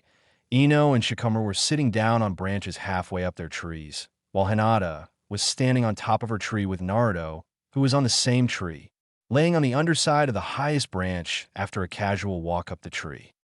So Hataki-san, now that Hinata and I have proven that we've mastered this exercise, can we go off for our own training now? Naruto broke the silence other than Shuji and Sasuke's grunts of effort trying to get the exercise down. Kakashi raised his eyes from the book and looked at the two. "What are you two planning to do?" he asked. "I'm going to continue teaching Hinata how to walk on water while I have my own chakra control exercise that I want to practice for the next few hours before I do a little bit more reading." Kakashi raised his visible eyebrow when he heard the blonde boy's answer. "All right, you two can go. I expect the two of you back here in 3 hours, though. I like to see some spars then." Naruto raised an eyebrow in reaction to Kakashi's statement. "Hi, Kakashi-sensei," Hinata answered. Then Naruto did a short flip, landing on the branch underneath him, and he joined Hinata, who was already jumping through the trees towards the lake behind Tezuna's place. Oh. About 10 minutes later, Naruto stood out on a lake with Hinata a few feet in front of him. Naruto stood looking totally relaxed with his hands in his jacket pockets and leaning back on one leg casually. Hinata stood in a basic stance of her family style. They stared at each other, watching for who would make the first move.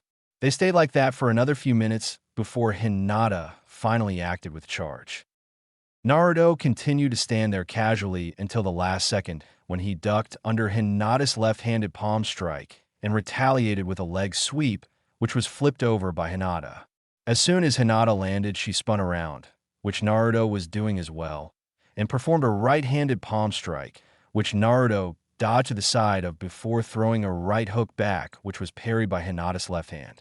After that short exchange was finished, they both backed off, Hinata by doing a backflip, and Naruto by gliding backwards on the water. When they both stopped a total of 15 feet away from each other, they both took a few seconds before Naruto continued the fight. Naruto did so by quickly pulling out a kunai, which was launched at Hinata, and following behind it. Hinata caught the kunai with her right hand as she spun and performed a sideways slash with the kunai, which would have cut Naruto across the gut if it had connected. But Naruto wasn't following that path anymore. As Hinata caught the kunai and spun, Naruto had to change directions and followed the spin halfway through to behind where she was facing when she stopped. Naruto followed this up by finishing his charge while Hinata was caught off guard and striking her right shoulder with a straight kick using his left leg. This forced Hinata into an opposing second spin that she wasn't prepared for, and she wound up falling into the water. As Hinata resurfaced, Naruto decided to give his thoughts on their short spar. "That was very good, Hinata-chan. You're getting faster on the water." Naruto offered his hand to pull her up and out of the water as he continued. "It's almost getting to the point now for you where you don't need to think about it. Then we'll probably go back to having you hammy my ass all the time. I was also very impressed with that flip you performed over my sweep. For a second, I thought you were going to forget to temporarily change the chakra flow to make up for the landing from the jump." Hinata blushed at the praise. "Arigato, Naruto-kun." Naruto grinned at her in reply while pulling her up. "Shall we go for another round?" When Hinata nodded, Naruto put his hands back in his pockets and glided back on the water until he was 15 feet away from her again. Oh. A couple hours later, Hinata and Naruto were enjoying a quiet walk back to the clearing where everyone else was training. As they went, Naruto was analyzing what he'd have seen of the Jukin fighting style so far. "All right, I know that Hinata was banned from explaining to us exactly how her family taijutsu style works, but let's see what I can figure out from what I've seen so far. I guess the most obvious thing about the Jukin is that it isn't a style that relies on brute force." He glanced out of the corner of his eyes for a second. That is kind of obvious if someone like Hinata can still cause major damage with the style. No offense meant to her, but she isn't the most physically strong of shinobi. It seems to cause damage to the inside of the opponent's bodies, usually cutting off the flow of chakra through a point in the body. I'm guessing that it is done by shooting chakra out their hands into the opponent's body. From what Hinata has told us about the Byakugan, I'm guessing that they use their Jujutsu to aim for specific parts of the chakra circulatory system. The forms and stances that are used in the style seem to be focused on speed. Maybe I could use them or variations of them to create my own style, replacing the act of damaging the inner body through the act of shooting chakra through my hands, but instead use my wind manipulation abilities to cause the damage through blunt force blasts of wind. Yeah, then I can also practice creating gusts of wind to help me maneuver my opponents into better positions or to assist in parrying my opponent's attacks. I already do something similar with that jutsu of mine. Yeah, maybe I could get Hinata to help me a bit in the development of the fighting style. I will have to come up with a name for it, though. As Naruto was deep in thought, he didn't notice Hinata's small smile that she got when she saw Naruto's face scrunched up in thought. She'd have always found it cute. Oh, Hinata, Naruto. Finally back, I see.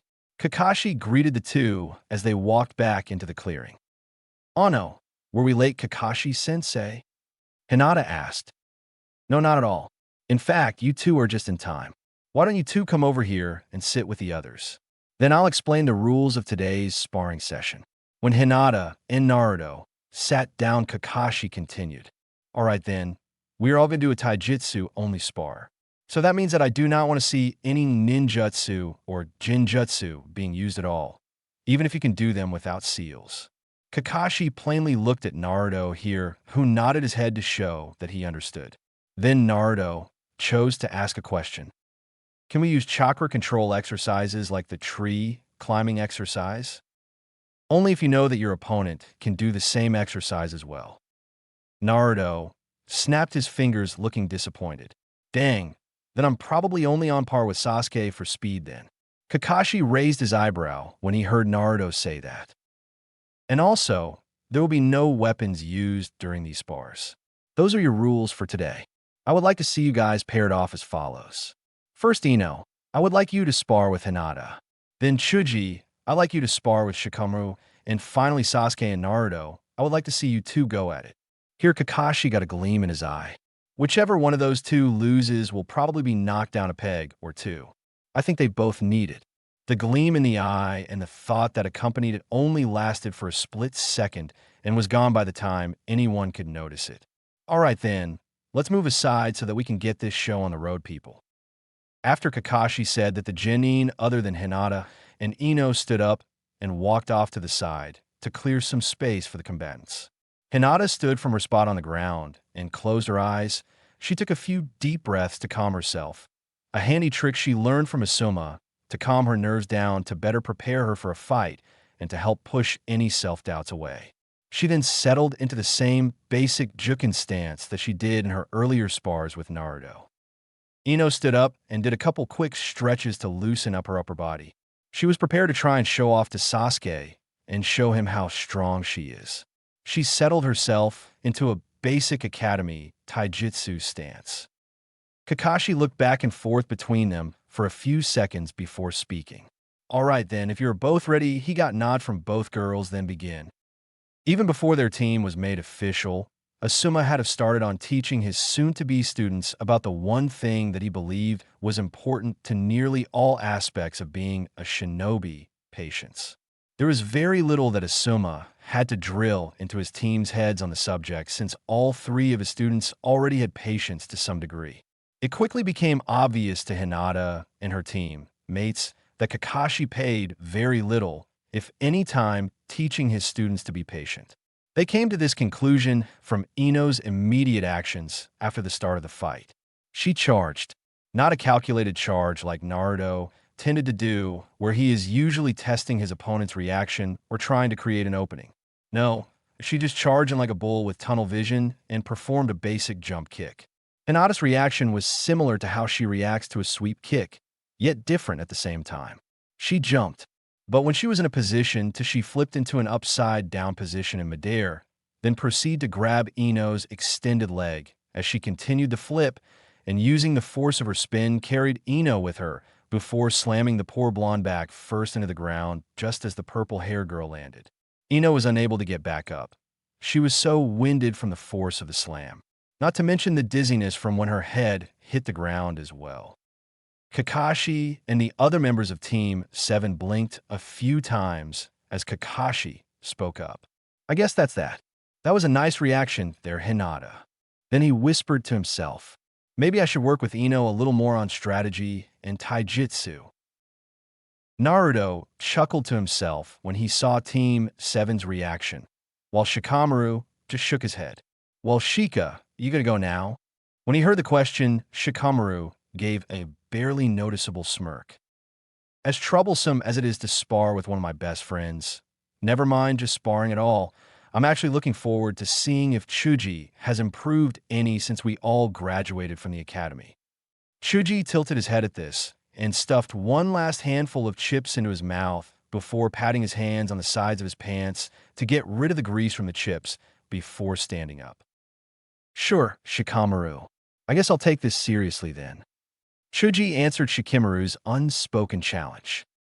My clan may not be big on taijutsu like yours is Chuji, but I'll be putting up the best fight I can anyways. He glanced from Chuji over to Naruto.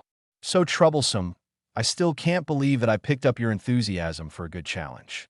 With that said, Chuji and Shikamaru headed down to the center of the field, where Kakashi had just finished moving Ino out of the way. While they were walking up, Kakashi approached Naruto. So what do you think of the odds of Shikamaru winning Naruto? When Kakashi asked this, Sasuke couldn't help but be interested in what Naruto would say. I can't say, Naruto responded. Like Shikamaru himself, said his clan isn't the best at taijutsu, but unless Chuji has increased either his speed or stamina by a lot, then Shikamaru might win. It's tough to say.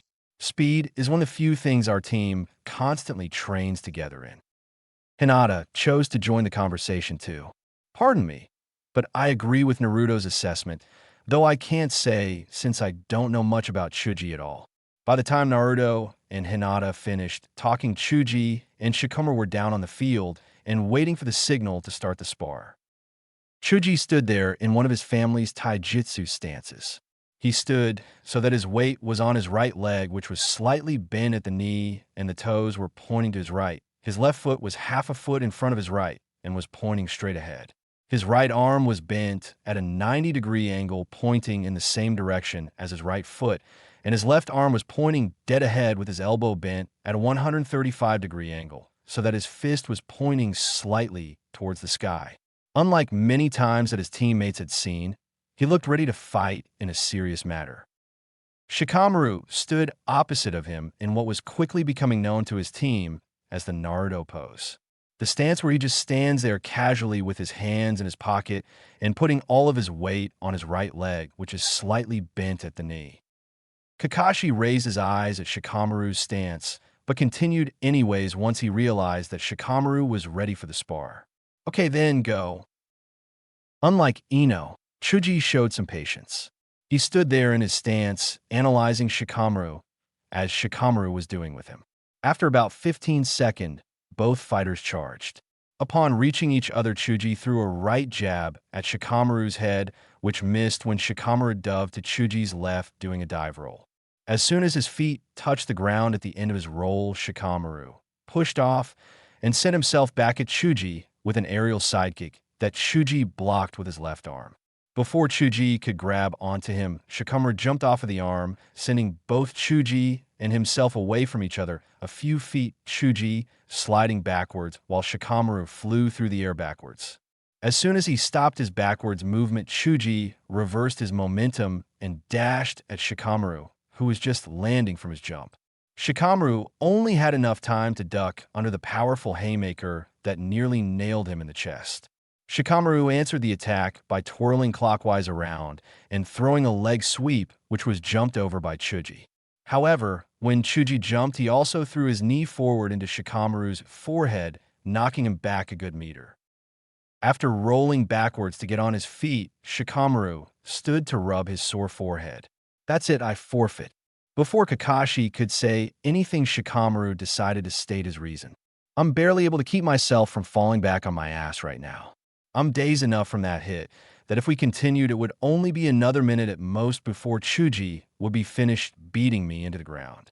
When he finished talking, Shikamaru walked back over to the tree next to Naruto, a little woozy on his feet. Upon reaching him, Shikamaru sat on the ground and leaned against the tree. I'll be fine in a few minutes. That was a pretty good spar, both of you.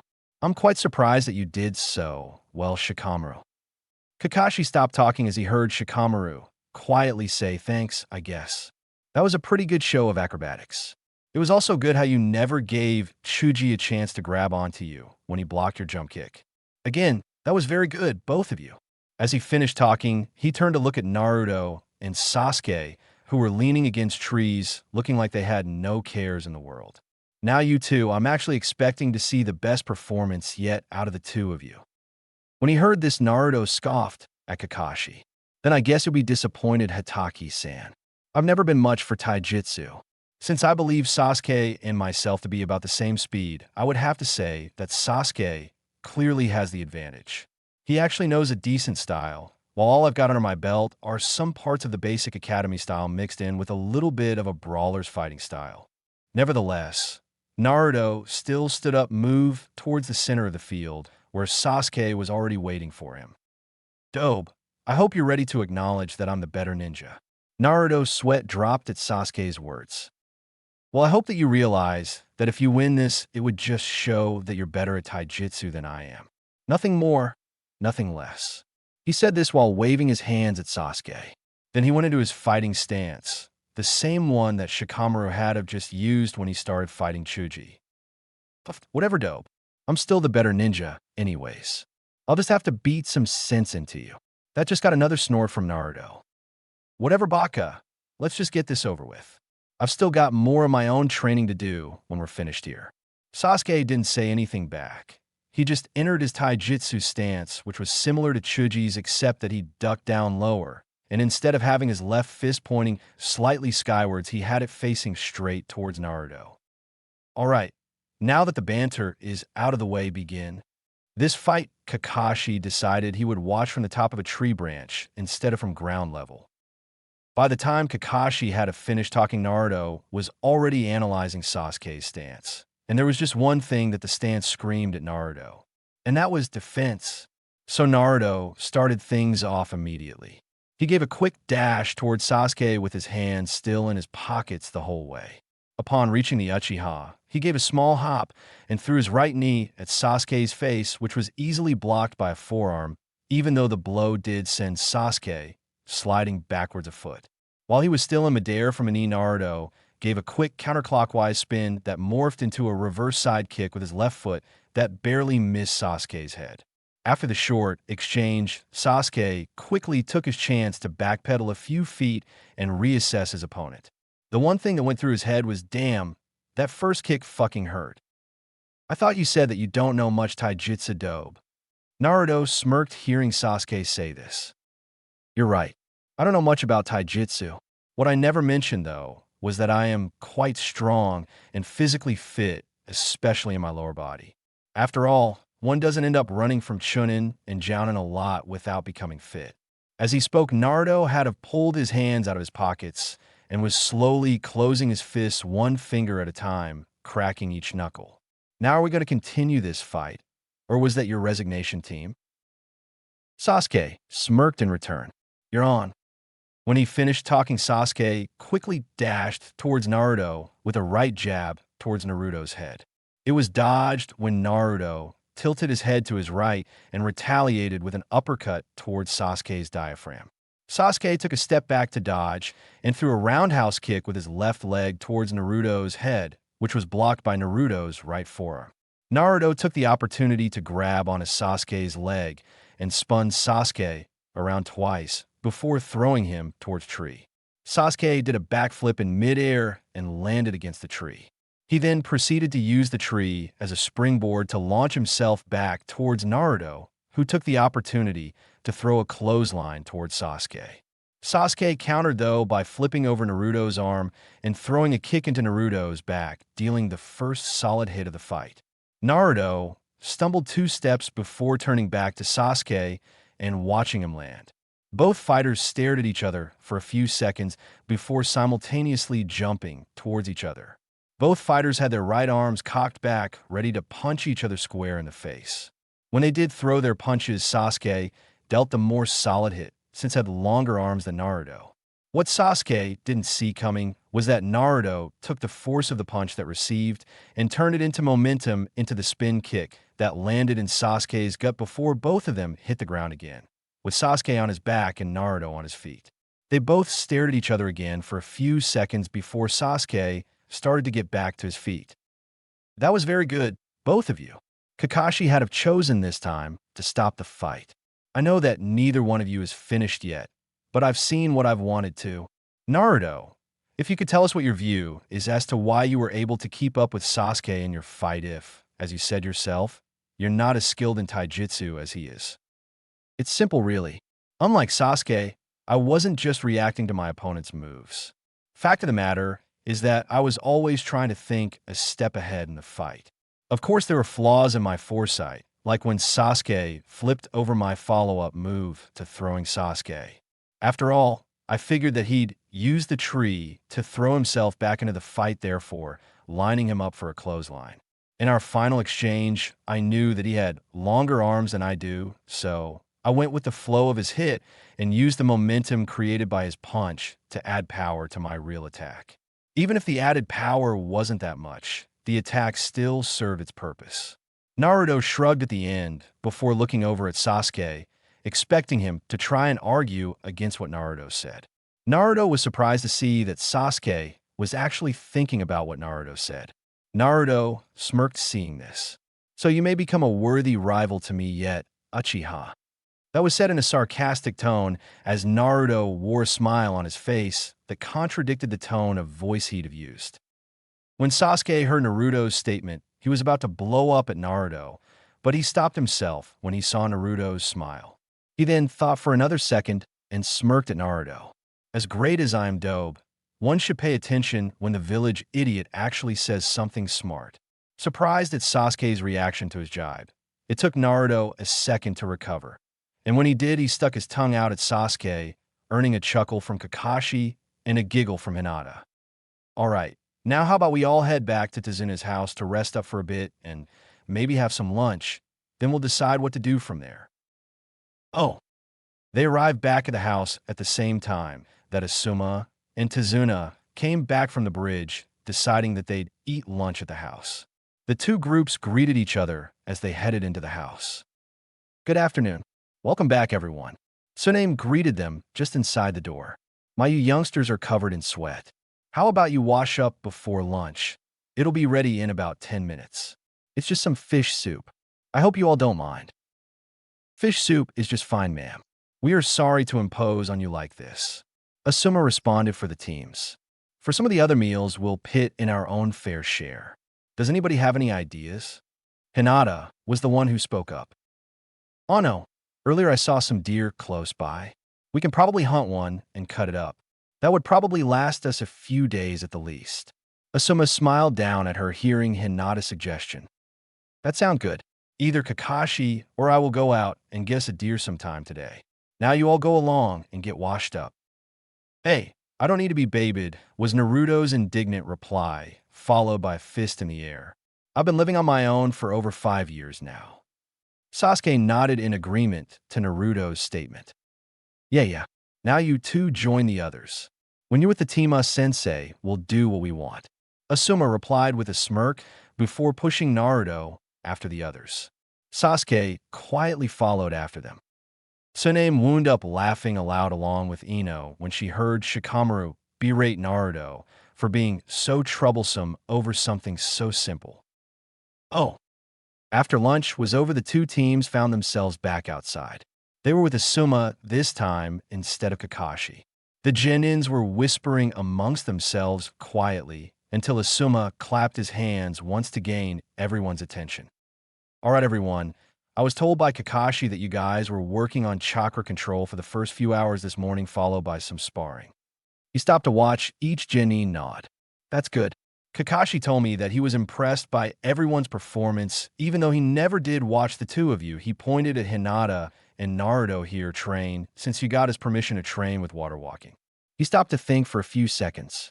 All right then, since it probably won't do any of you any good to be sideways or upside down so soon after eating lunch, we will be doing some stretches followed by independent practice for the rest of the day, along with instruction on a new type of control that most of you are unfamiliar with. I will go around to each of you as you practice, so you can get some help if need be. Before we start though, I'd like each one of you, except for you Naruto, to take one of these slips of paper. These papers are used to tell if your chakra has a natural alignment with any of the elements. Keep in mind, though, that not everyone has a connection to an element. So don't be surprised if nothing happens. Now, what you need to do is hold the paper in your dominant hand, the one that you write with, and push a little bit of chakra into the paper. Depending on what element you are, if you have one, the paper will react differently. As he was explaining this, he handed the papers out to each of the genin, except Naruto. Now I'd like each one of you to push a bit of chakra into the piece of paper when I tell you to. I'll tell you what your paper did. All right, then let's start with Team 7. You first, Ino. Ino pushed a bit of chakra into the paper, causing it to crumple a bit. Ah yes, that's the lightning element. What this means for you is that, say for example, you were given a chance to learn an A-rank jutsu of the earth type and the lightning type. Then you would have an easier time learning and using the lightning jutsu. Another thing, though, is that you may learn to manipulate the element in its purest form. Though that is extremely hard to do, direct elemental manipulation often takes over a decade for most ninja to learn. Unfortunately, I don't know any lightning jutsu, so you'll have to ask Akashi about that. Wow, that's awesome. I can't wait to get started.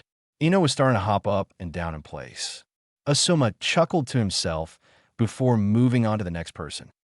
Okay, Chuji, you next. When Chuji pushed some chakra into his piece of paper, he watched as his piece of paper turned blocky and fell apart in his hands. Okay then, that's the earth element. If I were to use an example to explain what this means, it would be the same as Ino's example. Of course, you'd choose earth element over lightning. However, if you choose to try to learn the pure element manipulation, you'd have an easier time than Ino would. That's only because earth, dirt, and rock are much easier to come by than a bolt of lightning or a source of electricity is. Upon receiving a nod of understanding, Asuma moved on. And lastly for this team, use Sasuke.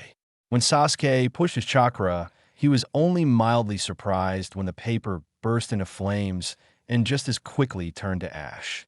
Well, that was predictable. It's not commonly known, but it is believed that your bloodline has its own connection to the fire element. So any Uchiha who is capable of awakening their bloodline will always be aligned to the fire element. And now for my team. We already know Naruto's element, so we're going to skip him. Part of me is Suma-sensei, but can we know what Naruto's element is? Ino interrupted. Is it all right with you, Naruto? Asuma asked first. They'll probably know before the end of this mission anyways. Naruto replied as he nodded his assent. Hey, why didn't you give us the option of doing it without your team knowing? Sasuke didn't show it, but he thought Ino had have asked a very good question. Well, I didn't think that it mattered to you all. However, I do know that at times Naruto can be quite secretive about himself and his past. Asuma answered before things could get heated between Ino and an indifferent Naruto. Ino and Sasuke were the only genin who noticed the cold look that crossed Naruto's face as soon as Asuma mentioned Naruto's past. It was gone within the next few seconds, though, replaced by what the two were now able to recognize as a fake smile. Ino looked over at Sasuke, who gave a hand signal, telling her to leave it alone. Naruto is a wind element user. Naruto's connection is really strong with his element too. He's actually the only person in any known records that has mastered manipulating his elemental before he turned 10. That got surprised looks from Team 7, even a normally near unflappable Uchiha, and a genuine smile for Naruto. Ino couldn't help but feel a little better seeing that Naruto wasn't one of those people incapable of real happiness. Wow, was all Ino, never mind the other members of her team, could think to say. After a few seconds of the team staring at Naruto with an amused Asuma, behind them Naruto finally gave in to their silent inquiry. Okay, fine, I'll give an example. Since the technique is normally only known in Wind Country, I had to find out how it works and recreate it myself. Here is a wind blade. Naruto took the moment to make a blade in his hand, which was nearly invisible. This blade, not being made of any solid matter, is sharper than any sword or blade that I've ever heard about. Being as such, here Naruto quickly threw the blade and cut several branches off of some trees before the blade went past the treetops and into the sky. It can cut through any solid matter, whether it be steel, wood, or flesh, and can only be blocked by another similar blade. I say similar because I've heard of a technique that makes a sword out of pure chakra, though I don't know that technique. I've theorized that only two other elements can make a similar blade. They are lightning and fire. I say that because earth and water are a solid and liquid respectively. Was this what you used to kill that ninja back in the forest? Sasuke's team was surprised to hear him ask that question. What I used was what could be called an upgrade of the wind blade.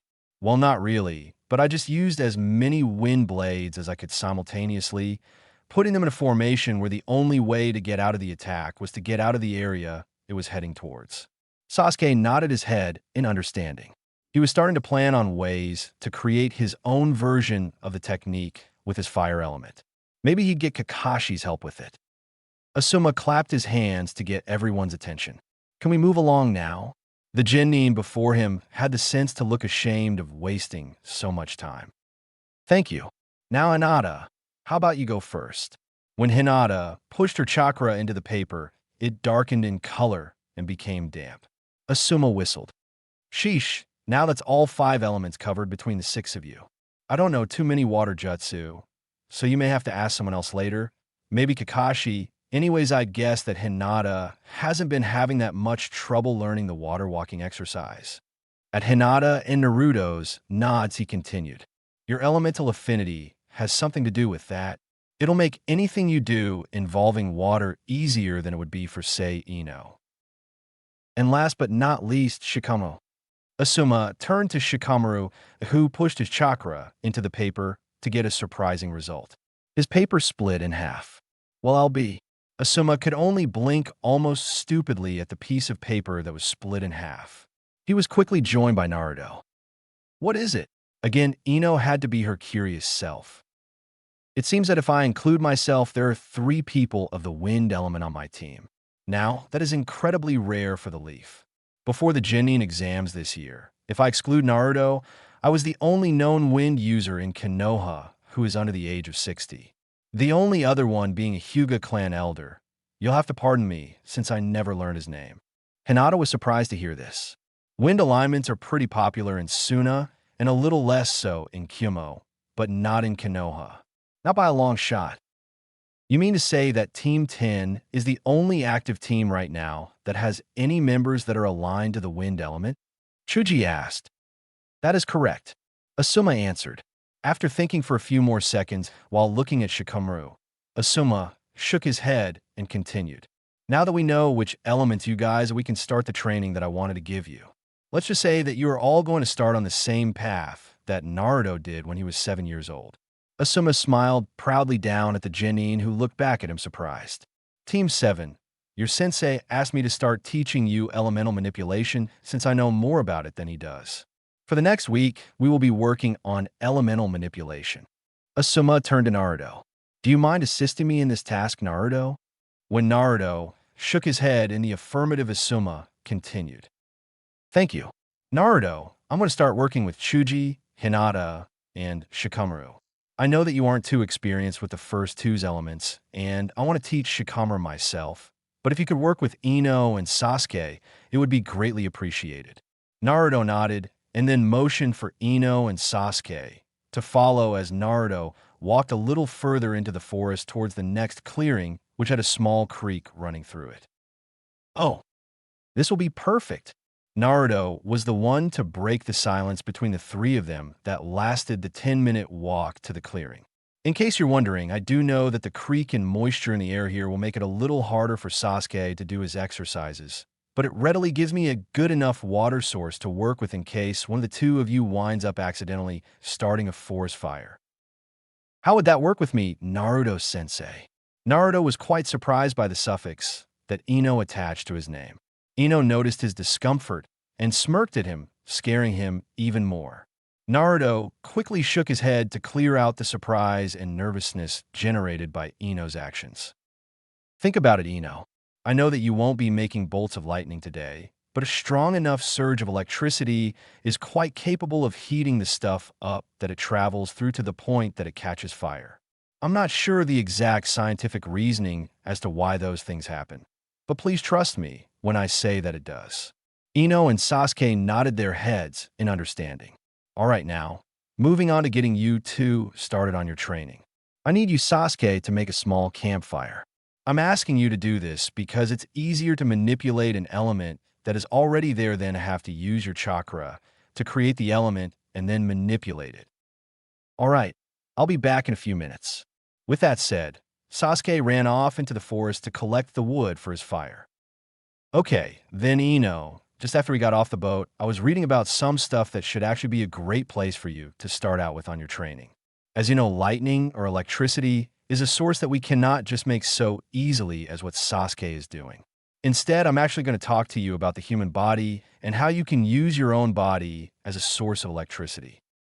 Whoa, whoa, whoa. Since when does the human body have electricity in it? Since forever, Ino. Every movement, every sensation that the human body experiences will create a tiny surge of electricity. That small bit of electricity will run to infinite brain.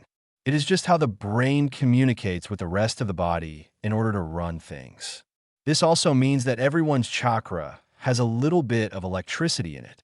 When he finished describing this, Naruto waited a little bit for Ino to get what he was saying. Ino had her face scrunched up in thought.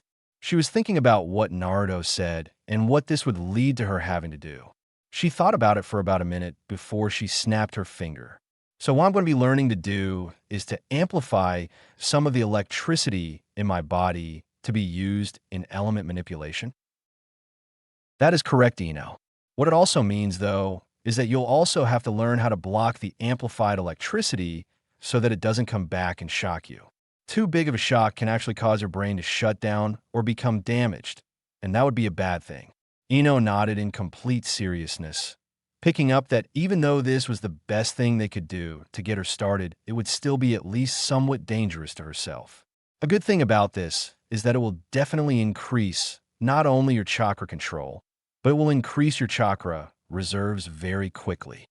When Naruto saw Ino getting excited about that part, he decided to quickly bring her back down to earth. However, don't go thinking that just because the exercise is good for raising your reserves quickly that you'll be catching up to Sasuke, or much later myself, anytime soon in chakra reserves. Also, don't go thinking that this exercise will be useless to you once you've moved on to a newer and better control exercise. Naruto whispered to her conspiringly. I still find myself using the first wind control exercise I ever used frequently on days where it's hot. Your lightning manipulation will be easier for you to start with than it was for me with my wind and Sasuke's fire manipulations. I say this because unlike electricity, Sasuke and I have to manipulate our elements outside of our bodies. I'm still not exactly sure the path that Sasuke will go down in his manipulations if he keeps learning, but I have to bleed out some of my chakra into the air around me to manipulate the air around me. I have to use more chakra if I want to do the manipulation from a starting point that is away from my body. For an example, I'm going to create a breeze that will head towards us from just on the other side of that tree over there. If you want to be sure that I'm really doing the starting point from that tree, I'll guess that it's about 20 feet away from us. Then watch the tree's leaves. They will rustle before you feel the gust of wind blow over us. Okay. When Ino nodded and looked towards the tree, Naruto did exactly as he said he would.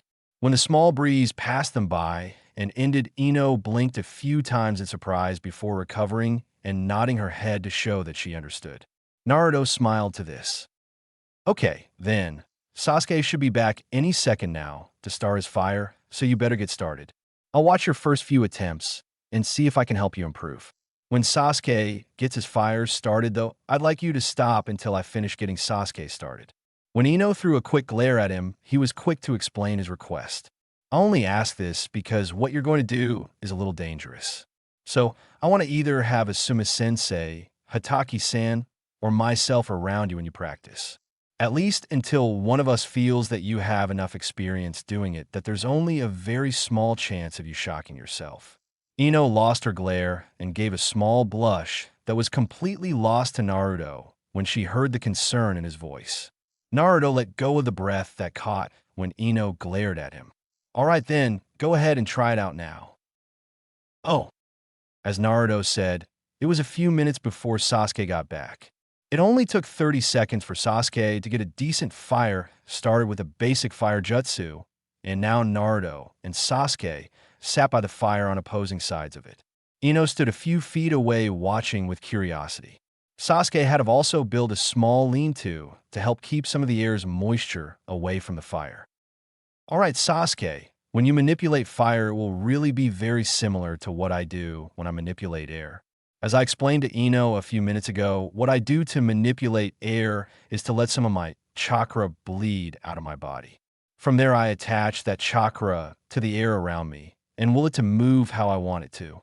Since the element you're going to be manipulating is fire, you will have a little more difficulty than I do with my element since yours isn't as plentiful. So right away, you'll be bleeding out your chakra in a larger amount than I started with in order to attach your chakra to the fire.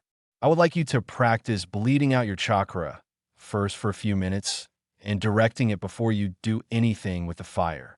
It is very simple to do, so it should only take you a minute or two to figure out. I'll watch, and then when I think you're ready, I'll explain a bit more about attaching your chakra to parts of the element that are a distance away from you.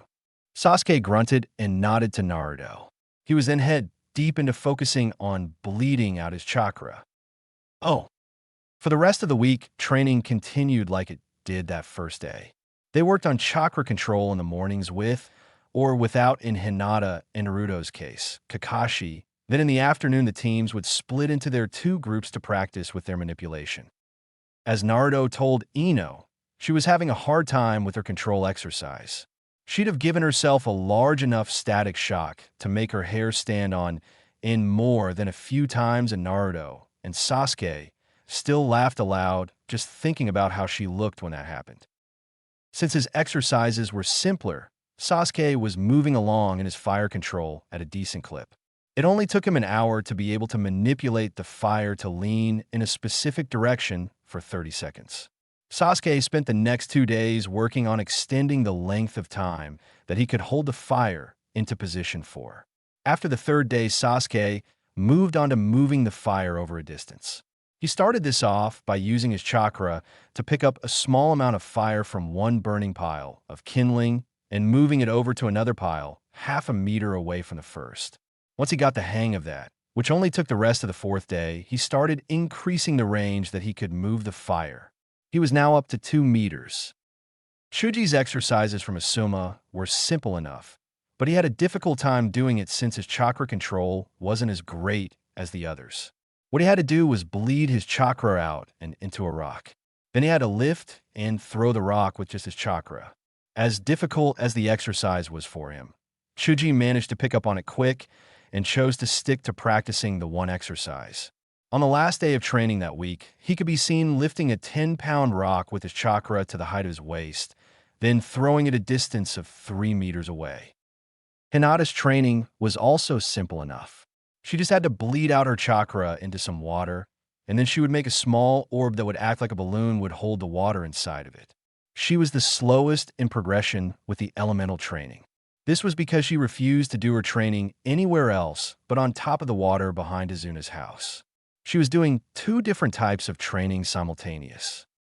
As for the third wind user, Shikamaru, Asuma had Shikamaru doing a completely different kind of training than what Naruto would have.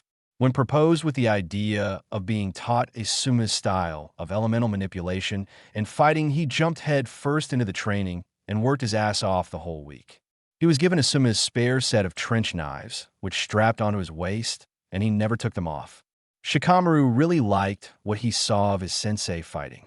Also, being in Naruto's team had have caused him to become a little bit more competitive, at least so that he wouldn't get left in the dust and become a burden to his teammates.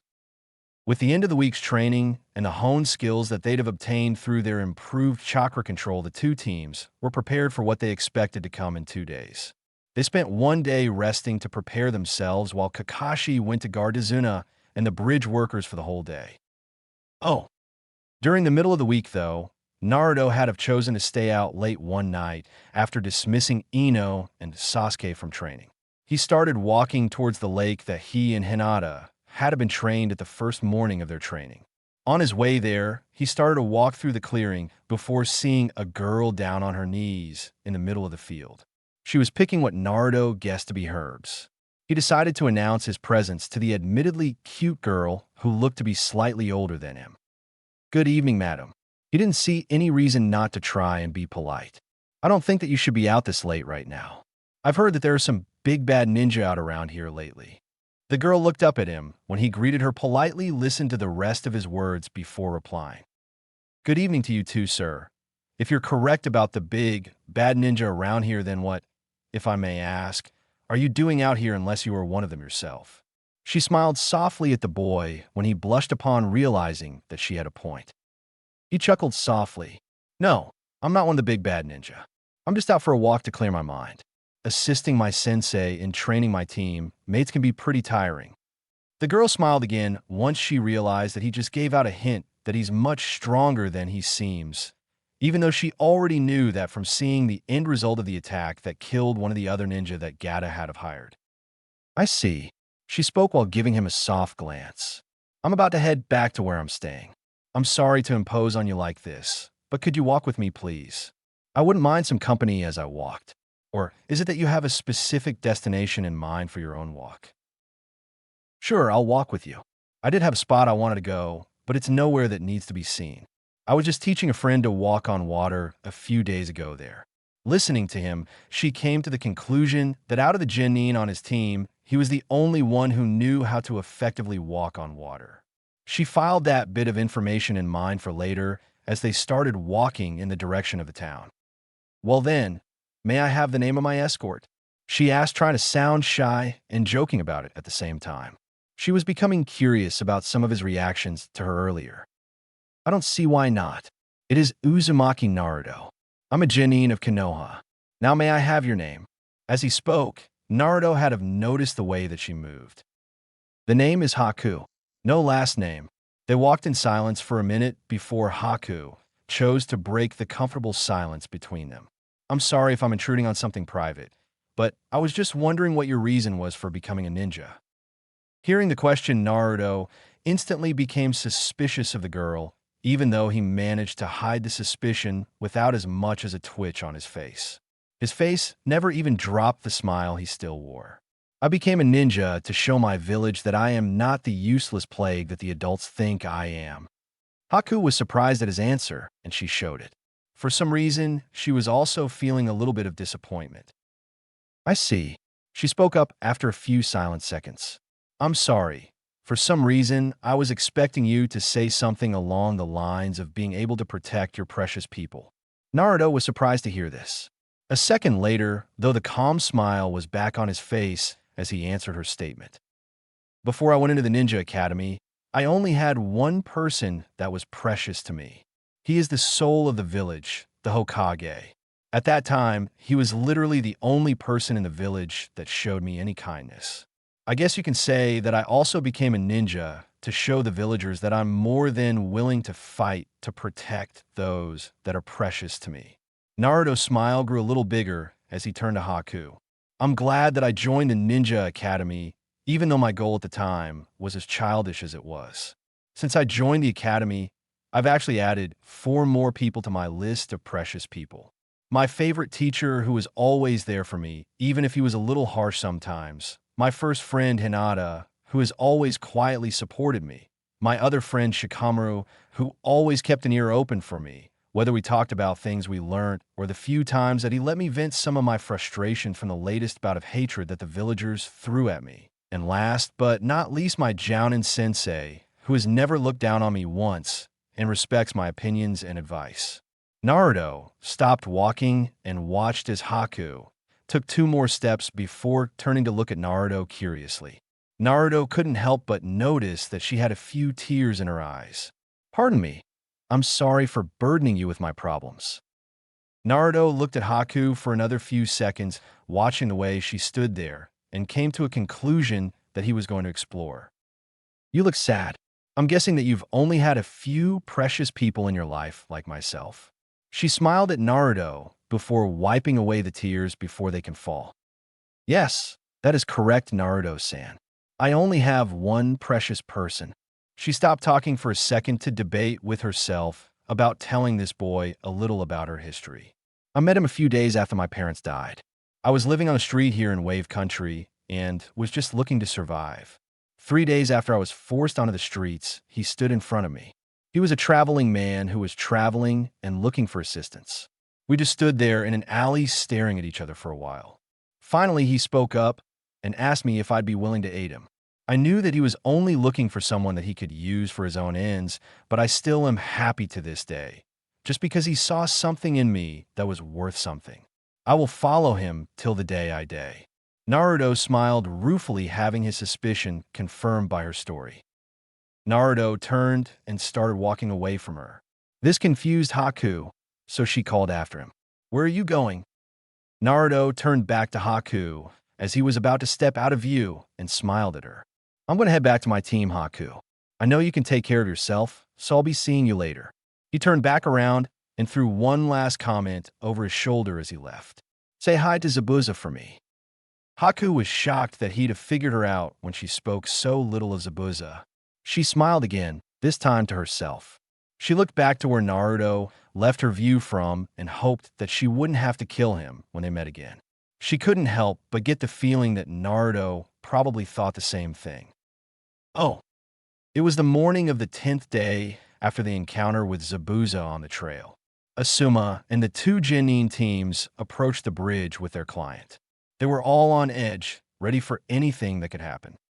When they did step onto the bridge, the first thing that they noticed was the unnatural mist that was lightening up ahead of them. Out of the smoke stepped Zabuza and 3 other figures. They were the Hunter Nin and the Demon Brothers. "Ah, I see that Kakashi-sen isn't with us today." Zabuza started his mind games without any preamble. "Yet today's his day off from bridge duty." Asuma spoke up from his position as he unleashed his trench knives from the holder on his wrists and entered a fighting position similar to the praying mantis, except that he ducked down instead of standing on one leg. "That is too bad. I was hoping to have a rematch against the both of you." "Oh well, it just makes it easier for me to kill my target."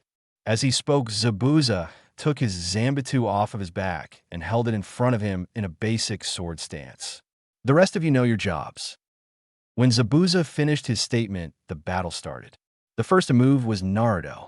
He grabbed his fan, which he wore on his back that day, and mimicked Zabuza's stance before popping open the first third of his fan and launching a gust of wind towards Haku. Haku was quick to dodge the attack and charge towards Naruto, only to be met by Hinata, who threw a palm strike towards Haku's chest and a roundhouse kick towards Haku's head. Haku dodged to the side of the first strike and ducked under the kick before finding herself kicked in the face by Sasuke, who'd have taken his chance to charge in and get the blow in. As Haku flew back a few feet, Hinata and Sasuke glanced at each other and nodded to say that they knew they'd need the other's help against the Hunter Nin. As that was going on, Naruto had have charged after his wind gust to attack Haku, but was intercepted by the Demon Brothers, who were quick to take the opportunity to knock Naruto over the side of the bridge and onto the water. When Naruto stood up, he looked up to find the brothers falling down after him. Naruto jumped out of the way of their attack to get some distance. Naruto was surprised when they stopped their attack and spoke to each other, not even caring if Naruto heard them. "You know, brother, I don't think we should hold back on this kid this time." Naruto was surprised to learn that they purposefully lost in their first encounter. He quickly sent his mind to work and came up with an answer as to what they meant.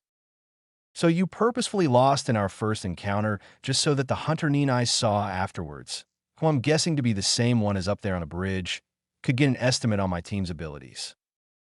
"By golly, the brat is right, younger brother." The taller of the two spoke. "Maybe we should give him a prize," the shorter suggested. Naruto could have sworn that they were smirking behind their masks, and he didn't like that at all. When the shorter one lifted his gauntlet and pointed it at Naruto, he prepared himself for anything. A few seconds later, the fight was on. Oh, and Chapter Naruto and the Demon Brothers stood on the surface of the canal a distance from the bridge. All 3 of the combatants were breathing hard. This was the first small break in what had been Naruto's first ferocious battle. With eyes darting between his opponents, Naruto was busy analyzing the last few minutes of the fight and trying to come up with a strategy to rip apart the excellent teamwork that the brothers were showing so far.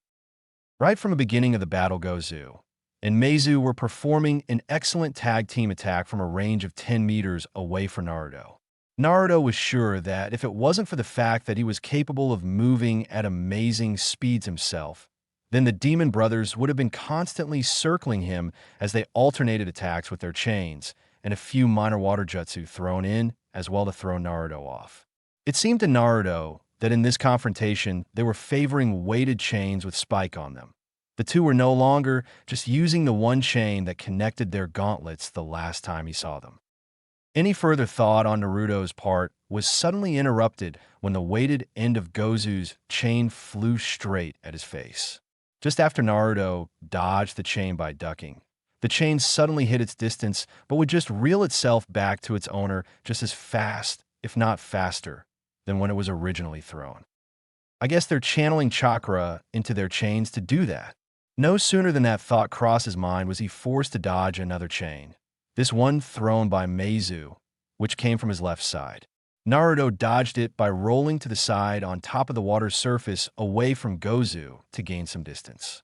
Naruto was forced to immediately jump backwards into the air as soon as he got back to his feet by another attack from Gozu. Their attack pattern continued for 2 minutes like that as Naruto continued to dodge until he made his second mistake in the battle.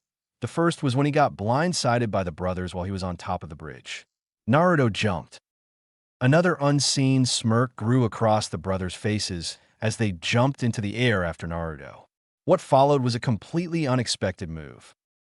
Meizu threw the weighted end of the chain that he was holding at his brother. Naruto's look of surprise intensified as Gozu caught the chain and attached it to his gauntlet. With a slight flare of chakra, the chain between the two gauntlets became visibly tenser and flew towards Naruto. Naruto was quick to pull the fan from his back and parry the unexpected wave of attack over his head. This, however, was what the Demon Brothers wanted. Naruto looked in fear as he suddenly realized what was happening. The chain quickly looped over his head so that it was loose around Naruto a couple times. Naruto saw the slight glint that entered the brothers' eyes as they spoke in unison. One down. Time seemed to slow down for Naruto as he watched the chain start to enclose on him. A thought entered his mind, and Naruto suddenly gave a small smirk that made the brothers wary. This will have to work, was the thought as Naruto started to implement his idea. Gozu and Meizu, deciding not to risk their opponent escaping, sped up the process of closing their chains, which would tear Naruto to ribbons. They were surprised, however, when for a brief second it looked like Naruto had have landed on solid ground before leaping off the air itself straight up. The two brothers landed a second from their jump and stared up in surprise. Naruto was now 40 feet above them, and they became extremely wary when Naruto opened his fan for the first time since they started fighting off of the bridge. Naruto's head was down facing his chest, and his left arm was pointing straight down with his hand open as his right arm was now crossed across his chest so that the fan that arm held was over his shoulder. Naruto's legs were tucked underneath him, and on the fan, the brothers could see the design of a Chinese dragon was visible from their position. The temporary stiffness in Naruto's body quickly told the brothers that something big was coming. Their thoughts were confirmed as they felt a pretty large chakra spike that was followed by the downward swing of his fan. Ninpo Kazaidachi. That loud shout had Gozu and Meizu fleeing in separate directions after they dropped the chain that was connected to their gauntlets. They hoped that they would be able to continue dodging the attack until it died down. They could see as the slicing winds were tearing into the water surface around them, causing parts of it to jump into the air. The brothers didn't manage to keep from major damage, but evading was made a lot harder since the disruptions in the water caused by Naruto's attack was making it harder for them to get a solid footing on the water. A few seconds later, when the attack died down, the brothers quickly looked back into the sky for Naruto. It was too late for Gozu, however, as he looked up just a second before he was hit in the head by a mass of wind chakra and was pounded down underneath the water surface amidst what was the sound of Gozu's neck breaking from the blunt force of the attack. Gozu! Meizu shouted in worry, seeing his brother get knocked below the water by something that he was unable to see. Naruto landed a distance away from Meizu and quickly flipped through 4 hand seals. Naruto's fan was back on his back. Meizu was only seeing red now, since he'd have just watched his brother get killed by someone who he considered to be a little wannabe. He'd have never really believed the report from Haku on the boys' attack that killed Gato's other hired ninja in their first meeting with these teams. Now, he was looking at the proof that this little greenhorn was quite capable of killing. Gozu's corpse was now floating at the top of the water, and his skin was starting to turn a pale color as the heat rapidly left his body due to the cold water. Gozu's body itself looked to be alright, though as soon as you reached the neck, you could tell that his head had been forcibly knocked backwards with enough force that the skin on the front of his neck had have ripped open. The grievous wound was steadily pouring blood into the surrounding water as the heart tried to deliver more blood to the body's brain. The look on Gozu's face was one of complete shock. One could tell that it was literally the last second of his life when he realized that he was going to die. After fuming with tears coming down his face during the time that it took Naruto to complete his hand seals, Meizu became enraged and gave a battle cry as he was about to get revenge for his brother. "I'll fucking kill you, you bastard." Wind, air bullet. The phrase was followed by a deep intake of breath from Naruto as he held the last seal to his mouth. The intake of breath was followed by an identical mass of wind chakra flying at Meizu. Meizu may not have been able to see the mass of chakra, but he was smart enough to get out of the attack's way by jumping to the side. Meizu didn't even try to watch where the attack would stop. His mind was now completely on evading the near-continuous barrage of chakra that was now flying towards him for Naruto. What followed was a 30-second game of cat and mouse as Naruto continued to launch wind bullets at Meizu, who was continually dodging. Each attack would cause a small geyser of water to launch into the air from where the bullet would strike the water surface. During the 30 seconds that the game lasted, the two had unconsciously made their way back towards the bridge where more fighting was going on. Oh, back at Tezuna's house, Kakashi was still asleep. He was dreaming of things that are a little too adult to be put safely into this story. A minute later, he was awake and slowly putting on his clothing while mumbling something about a banana, chocolate syrup, whipped cream, and a beautiful pair of red-headed twins who tasted good with the extra toppings. Stepping out of his room, Kakashi began to slowly trudge his way downstairs and towards the kitchen. As he was about 10 feet away from the entrance, Tsuname suddenly came running out of the kitchen before bumping into Kakashi.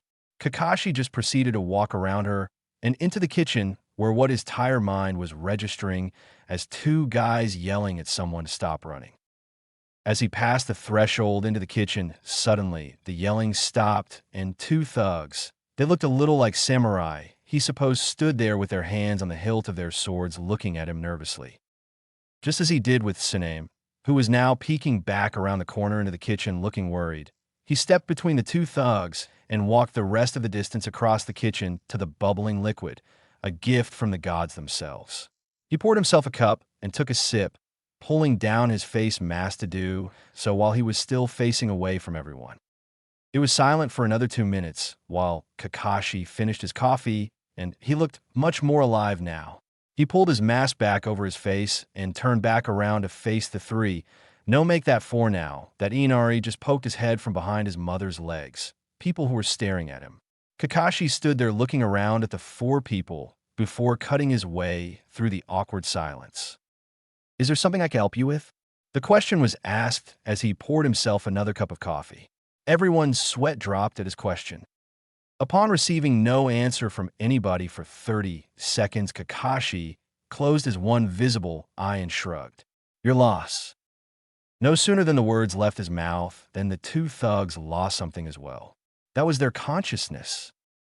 Tsunami and Inari could only stare after the cycloptic Jounin as he slowly walked out the front door with his coffee in one hand and the thugs being dragged behind him by their collars. I'm going to head towards the bridge. I might be needed there. With that, Kakashi was gone. Oh. Asuma was currently in a deadlock with Zabuza.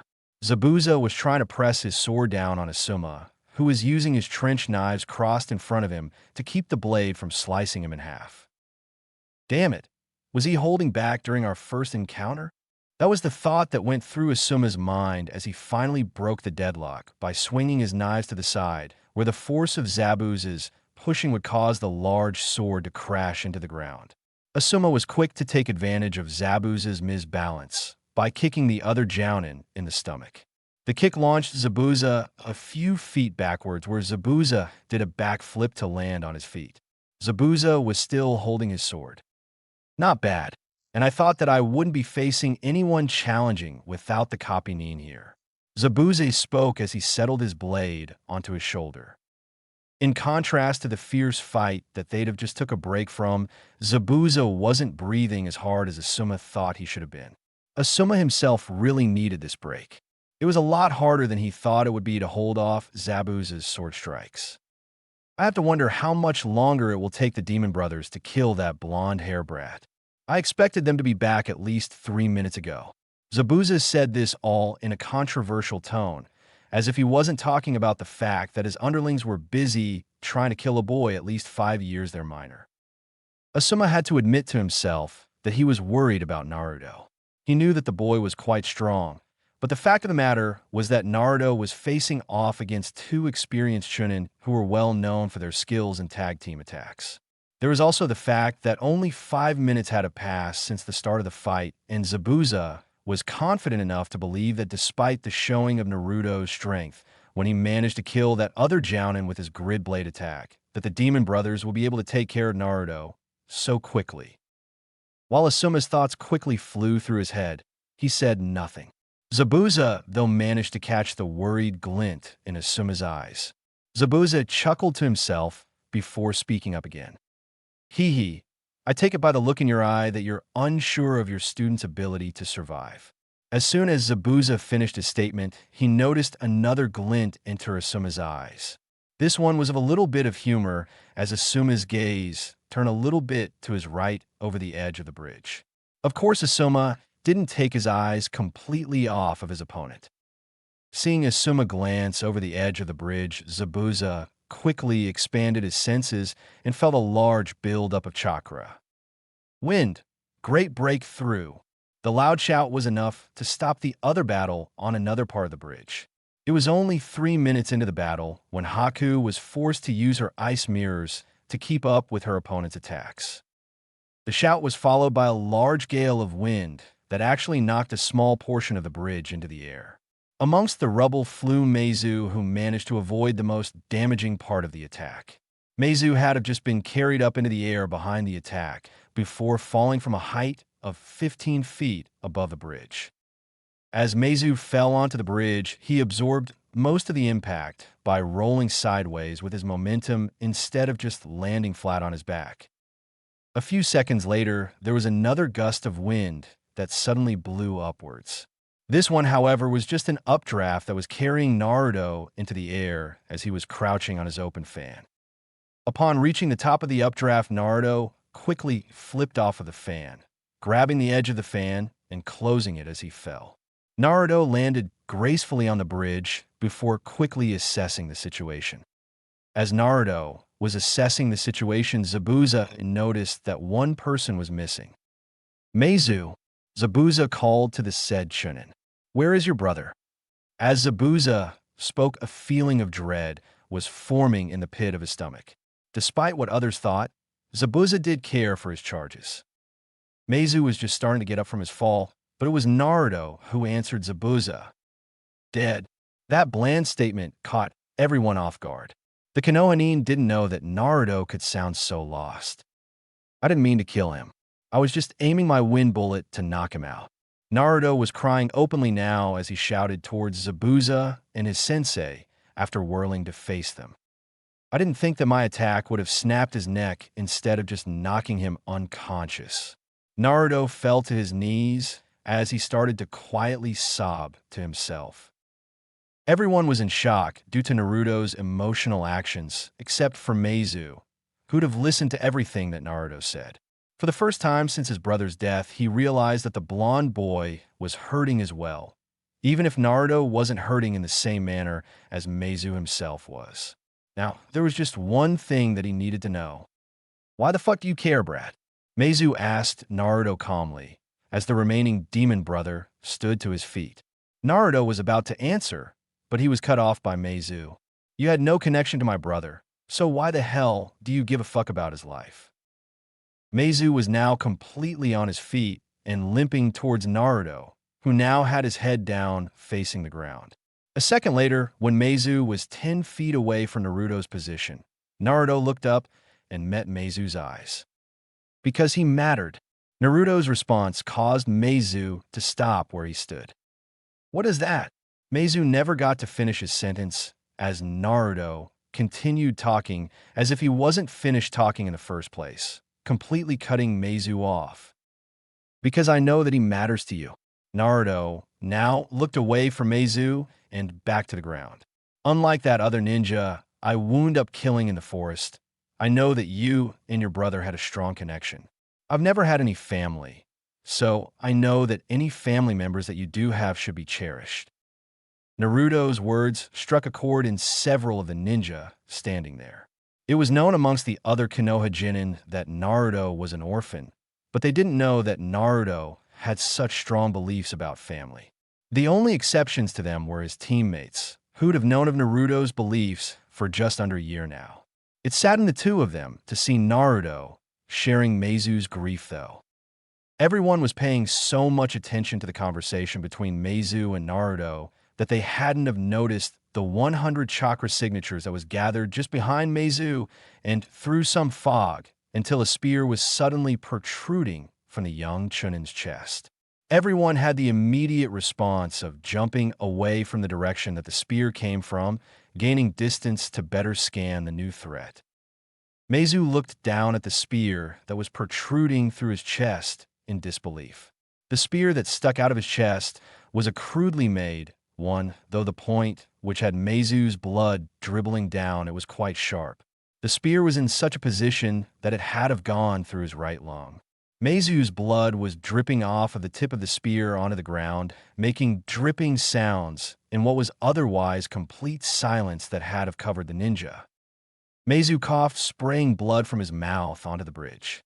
Meizu then turned around to look into what remained of the rapidly disappearing mist, only to receive another flying spear. This one went through the Chunin's heart, killing him instantly. An evil-sounding laughter then floated through the air as a large group of mercenaries became visible where the mist just left. Asuma quickly counted that there were 95 scruffy-looking mercenaries there, along with 4 ninja, each wielding a spear, just like the ones that killed Meizu, and a short man in a business suit who was now sneering at the ninja from the back of the group. I hate whiny brats, don't you? The short man asked rhetorically. Maybe I should have had you killed first, Brad. Gato said the second sentence as he pointed to Naruto, who was the closest to the mercenary army. Naruto wasn't paying too much attention, though, as he stared at Meizu's corpse, which was on its knees and being supported by the 2 spears through his chest. Faye, what kind of ninja gets emotional? All of you should just be good little tools, killing at the whim of your superiors, and then dying when we're finished with you. Gato's words struck a chord in Naruto, who was now standing to his feet, even though his head hung low. You think that family is important, Brad? Well, let me tell you that what you believe is a load of shit. Gato laughed obnoxiously at that. All that matters in this world is looking out for number 1. Gato pointed his thumb to emphasize his point. People should be used like you ninjas just to further one's own position in the world. Too bad that older brother's body isn't here. I would love to see that idiot's corpse. To those who were even a little sensitive to chakra, they could feel a dark force begin to press down upon them. All of the ninja on the bridge were trying to pinpoint the source of the thick energy. However, it was Hinata who realized the source first once she activated her blood limit. It scared her to see something so dark emanating from her crush. Kyubi, Asuma suddenly thought in a panic as his eyes went to Naruto, who was beginning to form a visible aura of chakra around him. Unlike usual, though, this chakra was red in color as opposed to the blue color that Naruto usually had when he was focusing a large amount of chakra. If Asuma or anybody were able to see Naruto's face, then they would have been scared shitless. Naruto's whisker marks had just expanded and thickened. His canines then grew half an inch as Naruto's eyes became red slits. It was at this time that Zabuza noticed that Asuma was staring at the blonde boy, and he looked at the boy himself, instantly realizing that he was the source of the malevolent energy. Zabuza then entered a guarded position that the others assumed was to defend himself from a mercs. Oh, that bastard, Naruto thought to himself as he continued to stare at Meizu's body. How dare that bastard disrespect them? As Naruto thought that, he began to see everything in a red hue. It took him a second to realize it, but the red hue was due to a weird aura that was beginning to pour out of his skin. Along with the red energy, though, came a voice. Ah, finally it works. Naruto was startled for a moment by the malevolent voice, but before he could question it, the voice spoke again. Shut up and listen, Brad. The last thing you need right now is for your sensei to assume the worst. If you die, I die after all. Naruto was puzzled by the voice's comment. Naruto was about to try to speak again, but was interrupted. I'm only giving you this energy because I don't want to die here. I wouldn't suggest telling anyone other than the guy smoking that cancer stick about me, since anyone else will think that you're insane. The last thing we need is people from your village renewing their attempts to kill us. Naruto flinched hearing that comment. Now, if you have anything to say in your mind. I will hear you. Deciding to trust the voice for the moment, Naruto spoke his question in his mind. Who are you? That is not important right now. The voice spoke again. What is important, though, is our survival. Now, what I want you to do is to let your body move naturally once you attack these weaklings. My chakra will do the work for you. Now go. Naruto could have sworn that the voice seemed eager, but it was his imagination, wasn't it? He would have continued with that thought if it wasn't for the red haze of the aura that was still coming out of his skin. Naruto suddenly snapped back to reality. He then noticed that he was still staring through the red haze at Meizu's body.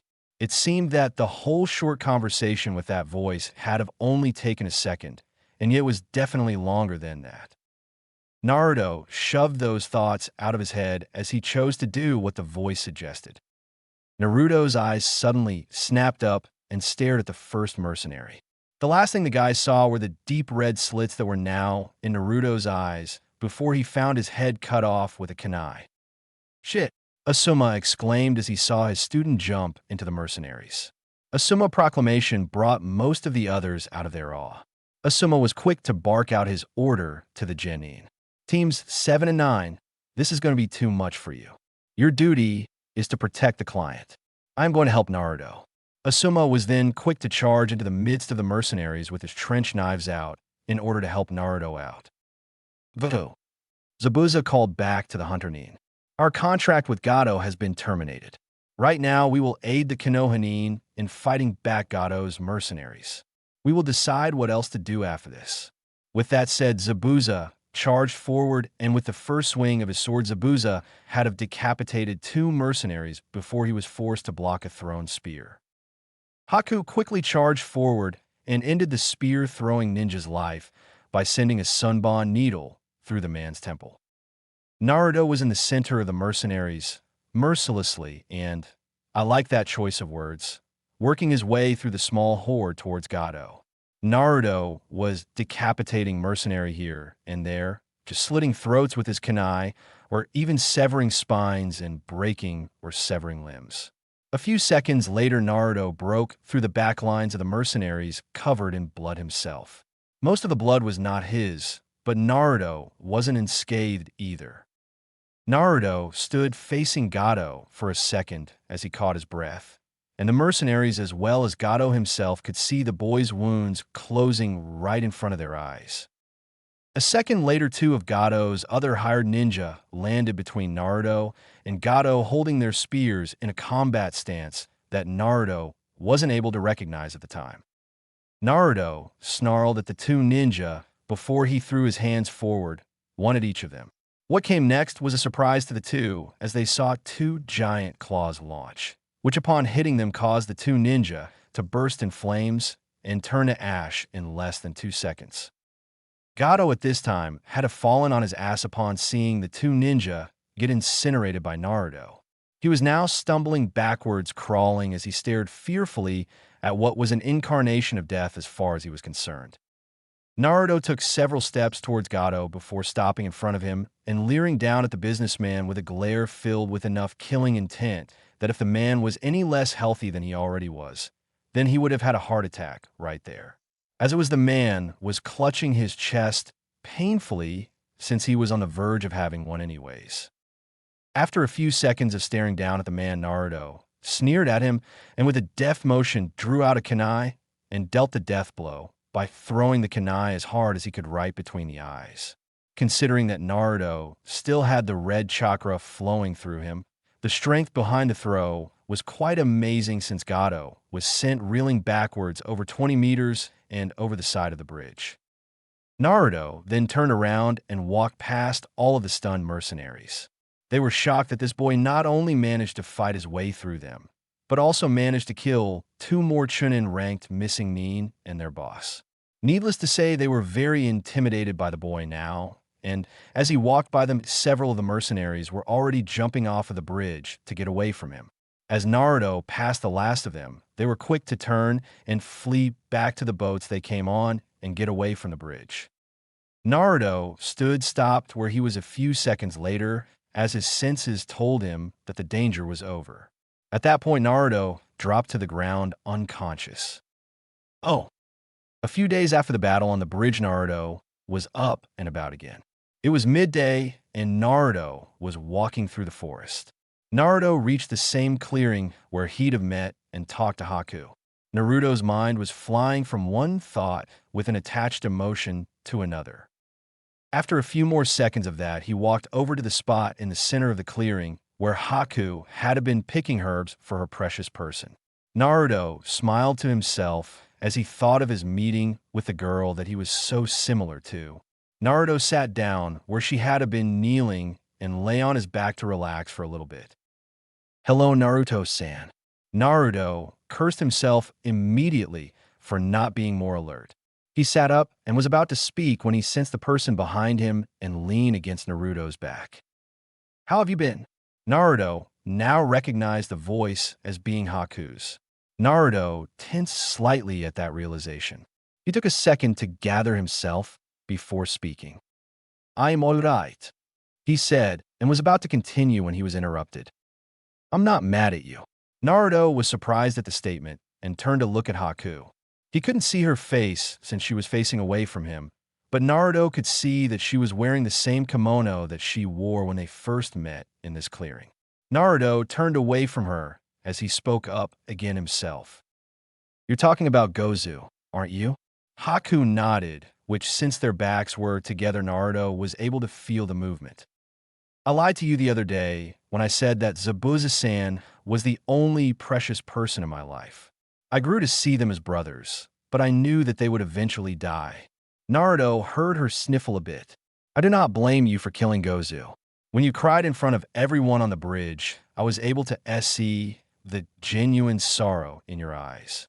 So no, I don't hate you for killing Gozu." Hearing that, Naruto couldn't help but feel slightly relieved by those words. He started to ponder on the unexpected feelings that came with Haku's explanation, but his pondering was stopped when Haku spoke again. "If you don't mind, there is something I would like to do." Naruto sat there still facing away from Haku. After a few seconds, Haku decided that it was safe to continue. "In a day, Zabuza-san, and I will be leaving Wave Country, but I would like to be able to see you whenever possible in the future. So what I would like to do is an old Hunter Nin tracking technique that was scrapped since it had a large flaw." Naruto's curiosity was piqued upon hearing that Haku knew a technique that Hunter Nin used to use. "Please continue." The technique was supposed to make it so that the Hunter Nin would be able to sense the person they were hunting if they were within a 15-mile radius of each other. The part of the technique that was flawed and caused the Hunter to scrap, it was when they realized that the technique worked both ways. Both people would be able to sense each other when they were within 15 miles of each other. Naruto nodded, seeing where that technique would quickly become a turn-off for Ninja. After a few more seconds of thought, Naruto realized exactly what Haku was proposing. So you want to use this technique so that we'll be able to find each other easier if it became necessary. Naruto felt the motions of another nod against his back, so he started thinking. After a few minutes, Naruto smiled to himself and stood up. Haku was surprised by the motion and nearly fell onto her back before catching herself. She then stood up and looked at Naruto, who was already staring into her eyes. After a few seconds of silence, Naruto spoke up as a grin came to his face. "What are you waiting for? Tell me what needs to be done." As Naruto spoke, Haku couldn't help but let a grateful smile cross her face. She then went into an explanation of how the technique was done. After the two were finished and the technique was done, they prepared to part their separate ways. Haku smiled as she felt the bond created by the technique setting in. She then smiled before doing something that surprised both Naruto and herself. She quickly leaned over and kissed Naruto on the cheek. As they both started blushing, Haku quickly said her farewell and left the clearing before the words she spoke to Naruto could settle in. When Naruto realized through the new bond that Haku was moving away from his position at a high speed, Naruto found himself staring in the direction that Haku had have left for a few minutes before Naruto left the clearing, heading back towards Tazuna's house, where Naruto didn't know that the two teams were preparing to leave. As he left the clearing, Naruto decided that he wouldn't tell anyone of his meeting with Haku. "Oh, Naruto, I'm glad to see that you're back." Naruto looked across the yard from where he'd have just entered and saw Asuma standing there with a smile on his face. "You should go and start packing, Naruto. The Hokage has sent a messenger Nin to us with a note asking us leave right away." What? What? Naruto asked with a confused look on his face. "Aren't we needed to stay here in order to protect the old man until his bridge is complete?" Asuma's smile never left his face as Naruto asked those questions. "No, Naruto. I already sent a report to my father about what happened at the bridge, and he has decided that only one team needs to stay for the remainder of the time since Gato has been dealt with." "Oh," Naruto asked as a look of sorrow flashed across his face before Naruto covered it with a grin. "So, are we going on to another super cool mission already then?" Asuma outright laughed at Naruto's newest question. He'd have seen Naruto's sorrow, but he knew that Naruto was dealing with it the best way he knew how. So Asuma continued talking. "I don't know if you'll think it's cool, but we do have another mission to go on." As they were talking, Naruto had crossed the yard and was now standing in front of Asuma. "Are we saving another country from an ugly oppressor?" That question was asked with such a straight face that Asuma couldn't help but burst out laughing. Naruto smirked, seeing Asuma's response to his question before he interrupted his sensei with another question. "So what are we going to be doing then?" After the extra few seconds that it took Asuma to get over his laughter, Asuma stood up straight again and took a serious air that Naruto didn't miss. The Hokage left towards Sunagakure for a diplomatic meeting with the Kazekage a day ago. "We are to leave here and travel quickly to the town of Oshawa," I made that name up, "where we will meet up with him and his small escort of Chunin. There we will join the escort and accompany Hokage-sama to Sunagakure, where you and your teammates will be expected to enjoy a day's break, where permission has been granted for the three of you to enjoy a day of shopping and tourism." Asuma smirked as he knew that Naruto picked up on the hint that was dropped in there exclusively for him. "So, the old man wants me to do some shopping where I won't be thrown out of shops or overcharged. That's sweet." Naruto gave a soft, almost sad smile as he thought about that. Naruto then looked around quickly, and when he saw that nobody was around, he quickly stepped forward and gave Asuma a hug around the waist. "Thanks, sensei," was a word spoken by Naruto as he then disengaged himself from his sensei before running inside to quickly pack his things. "Oh, 2 hours later, Team 9 stood on a boat at a dock. Gathered around them were Team 7 and many other people who were there to see the team off. Team 9 stood at the back of the boat as it sailed back to the mainland, waving at the people who gathered to see them off. None of them waved as enthusiastically as Naruto, though. To him, this was Naruto's first taste of what it was like to be admired and appreciated by people for things that he'd have done. Naruto knew that he didn't save the country alone and that they were showing equal appreciation for his teammates and sensei. But this being Naruto's first time in a situation like this, Naruto wasn't thinking about that. As his team headed inside of the boat to rest for the hour trip on the boat, Naruto stayed at the back of the boat, watching the gathered people disappear as the boat grew further away. Oh, a blonde girl of 15 years woke up with a start. She sat there holding her face for a few seconds before wiping sweat from her forehead. She sat there thinking about the dream. No, it was more of a nightmare that she'd have just had.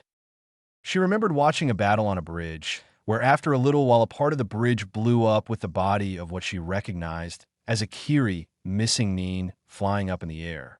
The body was quickly followed by a blonde-haired boy with the most intense blue eyes she'd have ever seen, who wound up crying and shouting about something, but she couldn't hear anything except for the wind blowing by her ears. After a minute of the boy crying, she saw the man who was blown through the bridge get impaled by a spear, and after a few minor things, she watched as the boy grew an aura of red energy. It was the point where the dream truly seemed to turn into a nightmare as she watched the boy dive headlong into the group of mercenaries and a few ninja that was there, and the boy was literally tearing them apart. A few more minutes passed, where at the end of the time the mercenaries were fleeing, she saw the boy standing back where he'd have been. She watched the empty look in his eyes and couldn't help but feel a little bit of pity. It was at that point when she saw the boy starting to fall over that she woke up.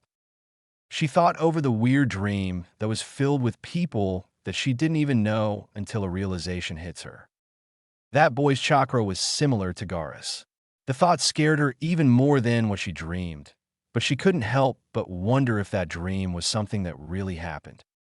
Looking over at her clock, she saw that it was only a half hour to sunrise, so she decided to get up now and think more upon the dream later. What she didn't even think about was if there was a reason for her to have a dream like that. Little did she know that she would have a part in the life of the blonde boy. As she got out of bed and stretched, unconsciously showing off her naked and well-developed figure to no one, Temari put on a housecoat and grabbed her ninja garb before heading to the shower down the hall. Oh! Several feet above where Temari awoke, another set of eyes shoot open. This person's eyes didn't shoot open because of a dream or a nightmare, though. This person's eyes shot open from feeling what to him was an unusual chakra, or what was left of it, wash over him from the south. Gaara turned his head and stared towards the horizon to the south before he heard a voice in his head speak up. The QB is coming. Gaara's eyebrows knit in temporary confusion as he closed his eyes and thought about that statement until he remembered one of the few times that the Shikaku had have talked to him seriously. The conversation was about the other tailed demons, which Shikaku seriously warned Gaara to stay away from no matter what. Gaara knew that out of all of the tailed demons, the Kyuubi was the only one that Shikaku respected. That made Gaara curious about the being, and he promised himself to look into that being if he ever had the chance. Gaara opened his eyes again and took another look to the south before closing his eyes again and turning around to resume his meditation.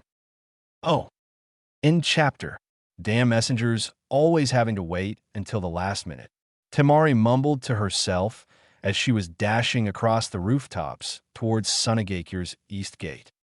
She'd have just been told minutes before by a messenger Nin of the Kazekages that since the Kazekage was still doing paperwork, he was expecting her to be at the gate to greet the Hokage of Konoha and his escort when they arrived within the next 5 minutes.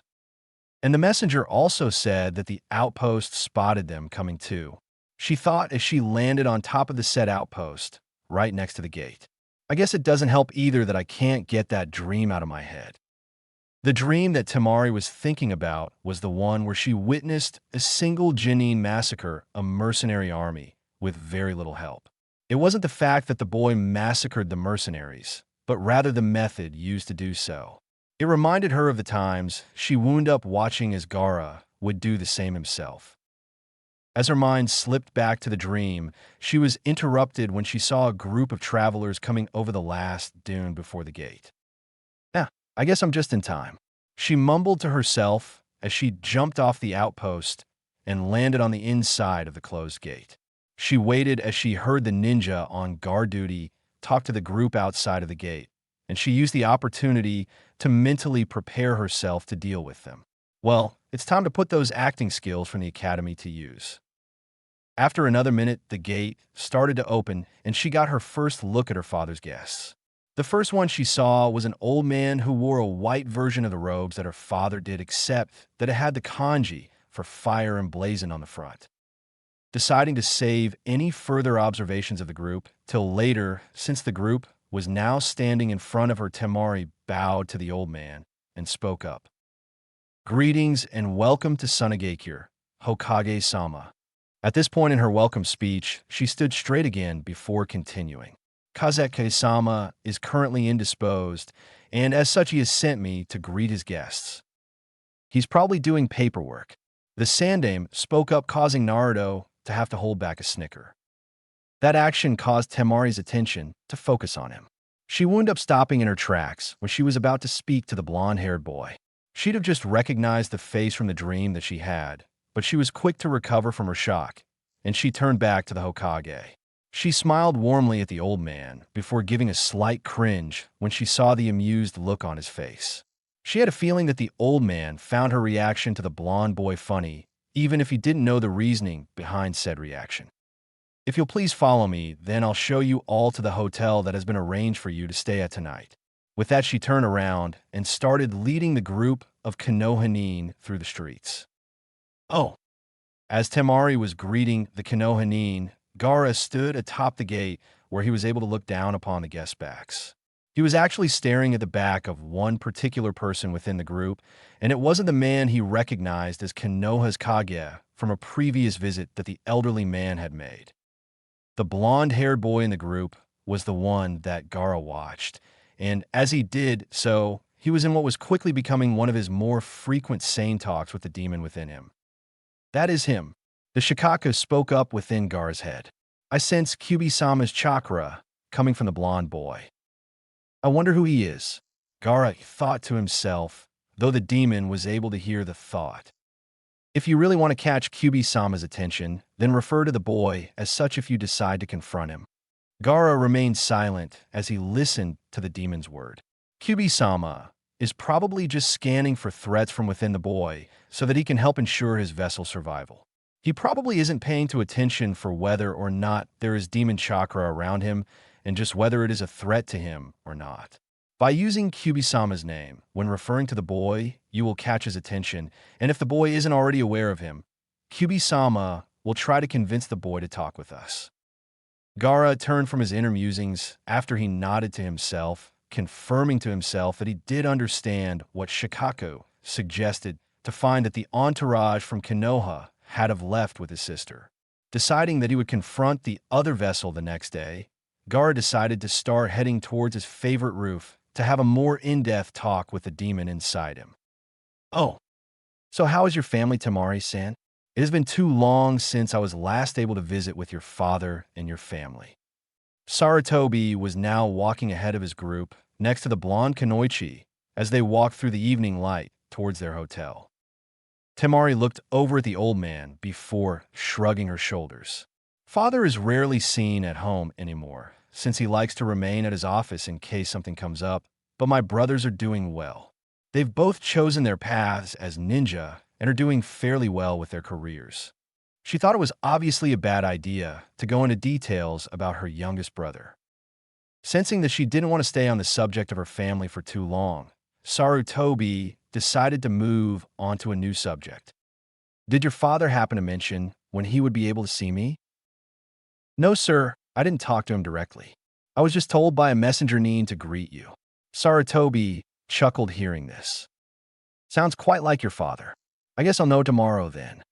Sarutobi shook his head as he spoke. Then he stood up straight again. things never change. Oh, Naruto stretched as he lay upon his bed in the hotel room that he was sharing with Shikamaru. This has got to be the most comfortable bed I've ever been on. To Naruto, it felt like a slice of heaven. Over on the other bed, Shikamaru was kind of confused. What is he talking about? This has got to be the stiffest bed I've ever been on. Naruto was totally oblivious to the Nara genius's thoughts as he continued to enjoy what to him was a great comfort compared to his bed at home, which did more poking and prodding than any good bed should. After a while of enjoying the comfortable bed, Naruto looked over to his friend and noticed that he'd have fallen asleep during the last few minutes. It must have been the traveling, Naruto thought to himself as he tried to get into a more comfortable position. After a while of tossing and turning, Naruto finally decided to get up and go to the roof for a little while. Oh, a few minutes later found Naruto sitting on the ledge of the hotel's roof, looking out over the sight that was a desert night. Mesmerized by the beauty of the sight, Naruto never noticed the set of eyes that stared intensely at him from several roofs away before they disappeared into the night. Oh, time to wake up, Naruto. Shikamaru gave Naruto another firm shake before sighing to himself in exasperation. Naruto was always tough to get up anytime, no matter what the circumstances. The lazy Nara genius then took the time to rack his brain in order to think of the best way to wake up his snoozing friend while enacting a little bit of revenge for being so troublesome. This is something that is not normal for Shikamaru, but he found himself enjoying some of the ideas that were going through his head. Finally, with an almost evil smirk on his face, almost because he found it troublesome to give a truly evil smirk, he settled on one idea that he thought would be best suited for the situation with all scenarios considered.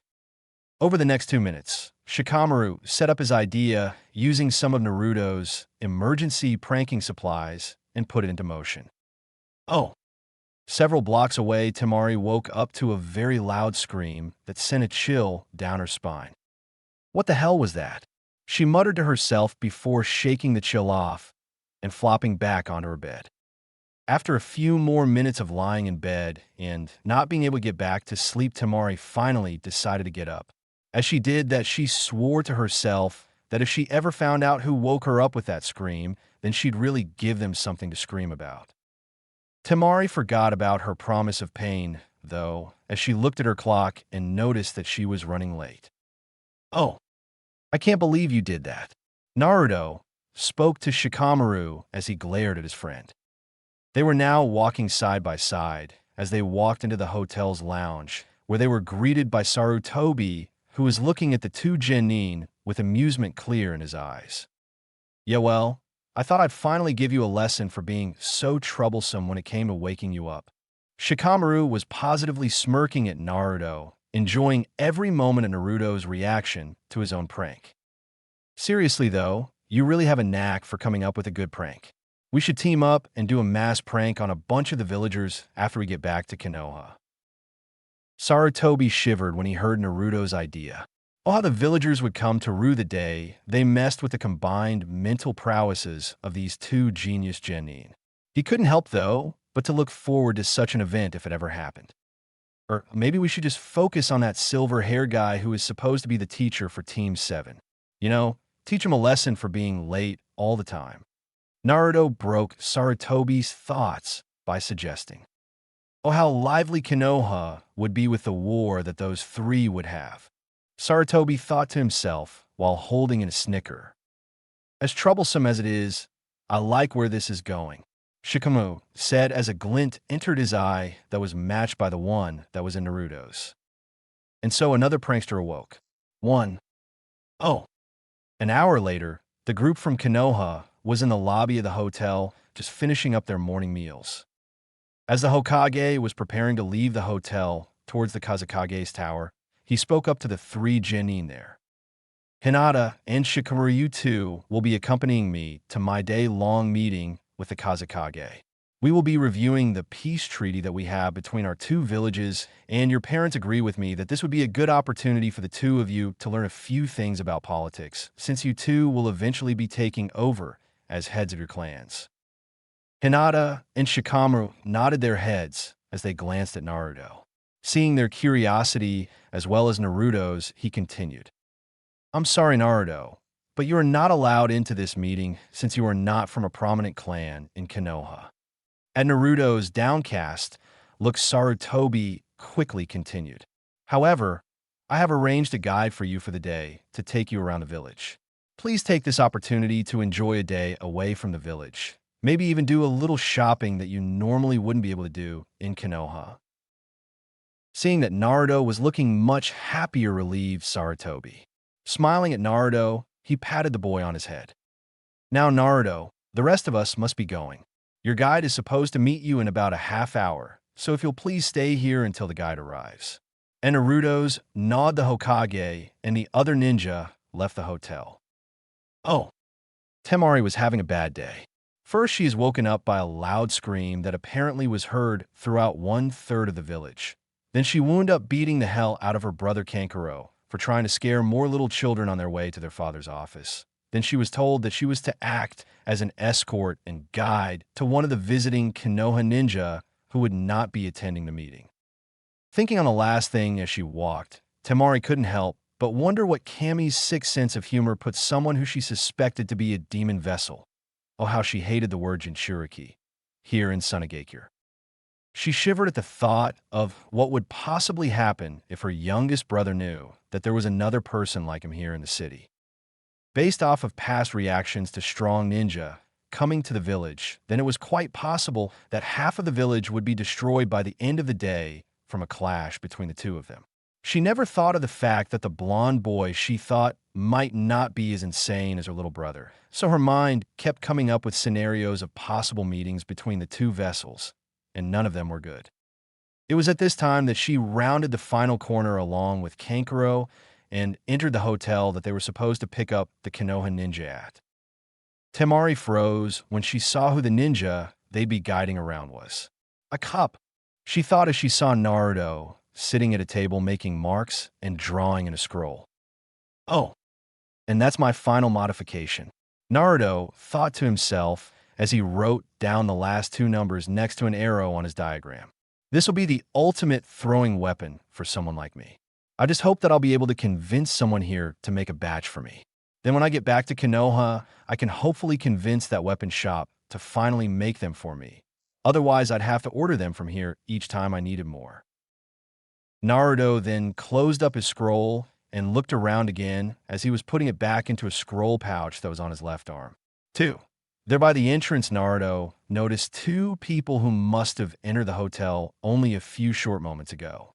The male of the duo wore baggy black clothes and a hood that had Naruto wondering just how the guy survived each day out in the desert. The girl Naruto recognized as the one that greeted them when they entered Suna yesterday evening. Naruto smiled as he waved at the two. Standing up from his table, he pulled out his froggy wallet and gave the person at the hotel desk a tip for the good service before making his way towards the two. When he reached the two, Naruto stopped and gave the two a shallow bow. Hi, my name is Uzumaki Naruto. May I have the pleasure of knowing your names? Man, were those manner lessons useful. Naruto thought to himself as he waited for an answer from the two. Father wanted us to escort this brat, Kankuro asked rudely as he looked down on Naruto condescendingly. Kankuro's reaction was making Temari a little nervous since she was still able to remember what this boy did to those bandits in the dream she had. I'll have you know that I'm not just some little brat. Naruto spoke up before Temari could shout at her brother for possibly upsetting someone who might be as dangerous as their little brother. I may be only 12, but I'll have you know that I quit being some random brat the day I became a ninja. Temari was surprised that the blonde boy's reaction wasn't as violent as she expected. Coming to the conclusion that this must not be the boy from her dream and that it was just that, a dream, Temari smiled at the younger ninja before returning the slight bow that Naruto gave to them as she introduced herself. My name is Akira Temari, 3, and this here, she smacked her brother on the back of the head, is my brother Kankuro. Naruto looked slightly amused from the head smack that Temari gave Kankuro. If you're the Konoha ninja that we are to escort, Then if you would tell us what you'd like to do, then it would give us a better idea of how to go about the day. Naruto gave a genuine smile to Temari, which further pushed in her belief that she was mistaken about this boy. Thank you, Temari-san. To tell you the truth, I was hoping to head over to a weapon shop. I have some outdated equipment, as well as a plan for a weapon I was hoping to have made today, if possible. All right then, if you want a weapon made, then I guess we'll make a weapon shop our first stop today. So if you'll please follow us. As she spoke, Temari grabbed Kankuro's shoulder, whose owner was pouting slightly from the hit to the head, and started walking out of the hotel.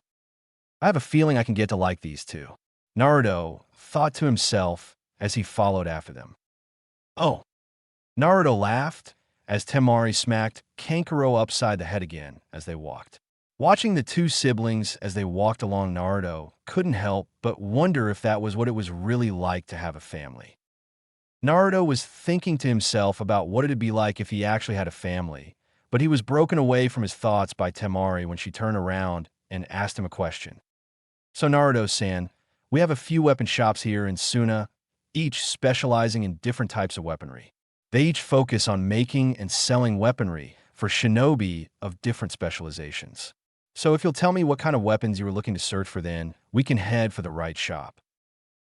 All right, I'm looking to buy a battle fan, as well as to have a special type of kunai made. Temari's eyebrows rose when Naruto mentioned that he wanted a battle fan.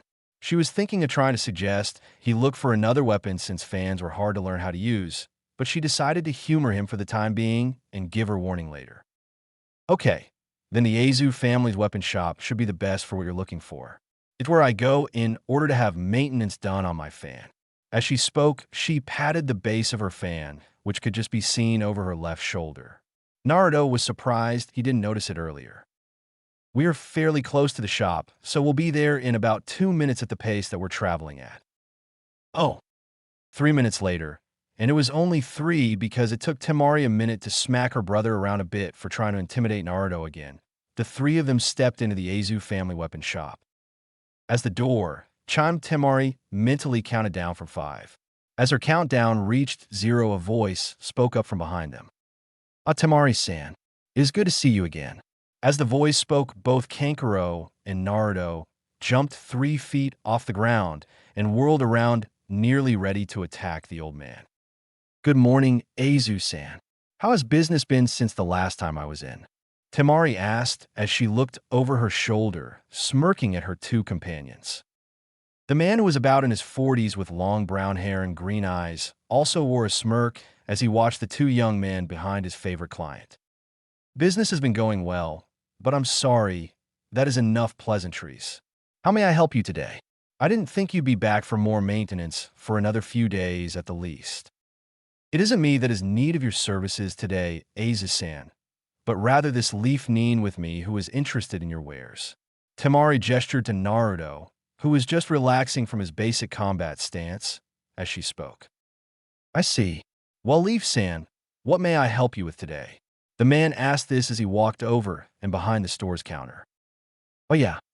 As Naruto said this, he reached up with right hand and grabbed a scroll from a pouch on his left arm that Temari remembered seeing Naruto stuff a scroll into earlier. I was wondering if you were into making throwing weapons. At the old man's nod, Naruto continued. Well, I've made a design for a special type of kunai, but none of the weaponsmiths in Konoha are willing to make them for me. I was hoping that I'd be able to have a batch made here. As he spoke, Naruto spread the scroll open on the countertop in front of Aizu. Aizu's mind raced as he looked over the detailed schematics for the design of the kunai. If it were to be summarized, the kunai wasn't as much one, but rather a blade that was twisted so that it was more like a drill or a corkscrew. This is quite an interesting design, Leaf-san, but I have to point out that something such as this would be nearly impossible to use without an extreme grasp on wind manipulation, so that means that not many people would be able to use these properly outside of this city. From a couple aisles down, where she was looking at a new batch of kunai, Temari heard what Aizu said and became curious about what it was that the boy designed. Kankuro was just sitting in the corner of the shop next to a training dummy, looking bored since the store didn't have puppet parts. How many do you think you'd be able to make for me by the end of the day? Naruto then asked. He was hoping to get as many made as possible. You're only here for the day? Aizu asked. Upon receiving Naruto's nod, he thought about it for a few seconds. Well, I'd estimate that I can have one made within the next 5 minutes. If you don't mind sticking around for that, I'll make the first one free of charge, and then I'd like to see you demonstrate the use of this weapon. After that, though, I'd say that I could make about 100 before closing time if I don't get too occupied with customers. All right, how much will the 100 cost me? Naruto asked as he pulled out his wallet. I'm not sure yet. I'll let you know after I finish making the first one. Naruto nodded his head in acceptance to Aizu's statement. Please take your time and look around as you wait. Maybe you can get Temari-san to help you if you're interested in a fan. With that said, the weapon maker went into the back of the store to make the first kunai. Naruto spent the next few minutes looking through the shelves in silence, until after 5 minutes, just as Aizu said, he was back with the kunai in hand. Temari walked up along with Naruto to take a look at the weapon that the man was holding, and she found it to be quite odd. Naruto took the spiral kunai, as he decided to call it, in his hand, and checked the balance, which he found to be just as good as his normal kunai. Wow, this has better balance than I expected it to. I actually thought that it would be a little top-heavy, Naruto said as he switched between several gripping positions with the kunai. If you'll please give it a try, I'd like to see it fly. Aizu spoke up to Naruto as he gestured over to the training dummy in the corner. A smirk came to Naruto's face as he replied, Okay. He was quite enthusiastic for a reason that Temari didn't grasp quite yet. That is, however, until the boy flung the kunai quite hard towards the dummy. It was at that time that she noticed that Kankuro was still sitting next to the training dummy, looking as bored as ever. The spiral kunai proceeded to fly through the air incredibly fast and literally went right in front of Kankuro's nose right before implanting itself into the dummy just on Kankuro's other side. What the fuck? Was the immediate yell from Kankuro as he proceeded to mumble darkly in their direction as he went to pull the kunai out of the dummy. What happened then surprised Temari as she realized the reason as to why Naruto's kunai was designed as it was. Kankuro was trying to stand as he went to pull out the kunai. Since he was expecting the kunai to come out of the wood without a problem, he wound up pulling himself back down onto his ass hard when the kunai didn't come out of the wood as he expected. Temari looked over to both Aizu and Naruto as they smirked openly in Kankuro's direction. Twist the kunai counterclockwise a few times as you slowly pull it out of the wood. The kunai should be embedded pretty deep, and as you just saw, it won't come out of it easily, but if that were to have been thrown into, say, someone's arm, then they'd wind up destroying all of the muscle that it was embedded into as they pulled the muscle out along with the kunai. Wow, Temari said as she thought about what Naruto explained. To her, it seemed like quite the idea to have a weapon that literally did all that damage to a living target while being complicated to remove without doing more damage on removal. Now, how about the cost for the 100? Naruto asked as he turned back to Aizu, who was watching amusedly as Kankuro was still trying to get Naruto's kunai out of the dummy, having chosen to ignore Naruto's advice on removing it. Temari couldn't help but find it amusing to see Kankuro standing sideways on the side of the dummy, pulling on the kunai with obvious signs of stress on his face. Oh, what is your name? Just hearing that voice speak as they exited the weapon shop scared both Kankuro and Temari shitless. The two of them were frozen as the boy they were supposed to guide turned around towards the voice and spoke. Pardon me, but are you talking to me? Naruto asked as he faced a boy no older than he was. Naruto was a few inches taller than the redhead boy with black rings around his eyes, but Naruto was able to sense the strong chakra that emanated from him. The other noticeable feature of the boy was that he wore a large gourd on his back that Naruto couldn't tell much about since he couldn't see most of it. Yes, the redhead spoke as he continued to stare at Naruto. I'm sorry, but isn't it rude not to introduce yourself first? When they heard Naruto ask that, both Temari and Kankuro looked at each other thinking that the boy was going to die any moment now. Saw the... Gara didn't sound like he meant it at all. My name is Akira Gara. Hearing the name Naruto, looked over his shoulder at the other two that shared the same surname as this Gara person. I'm guessing that you're related to these two. Naruto asked, gestured over his shoulder at the still frozen siblings. At Gaara's nod, Naruto continued. Well, my name is Uzumaki Naruto. It is nice to meet you. As Naruto introduced himself, he stuck out his hand for a handshake. Naruto's name was ignored as Gaara turned around. Cool, mate. After a few seconds, Gaara added, please. Kankuro and Temari were gobsmacked now. Did Gaara just make an attempt at politeness? This was something new to the other two siblings. All right, I'm coming, Naruto stated as he followed the redhead.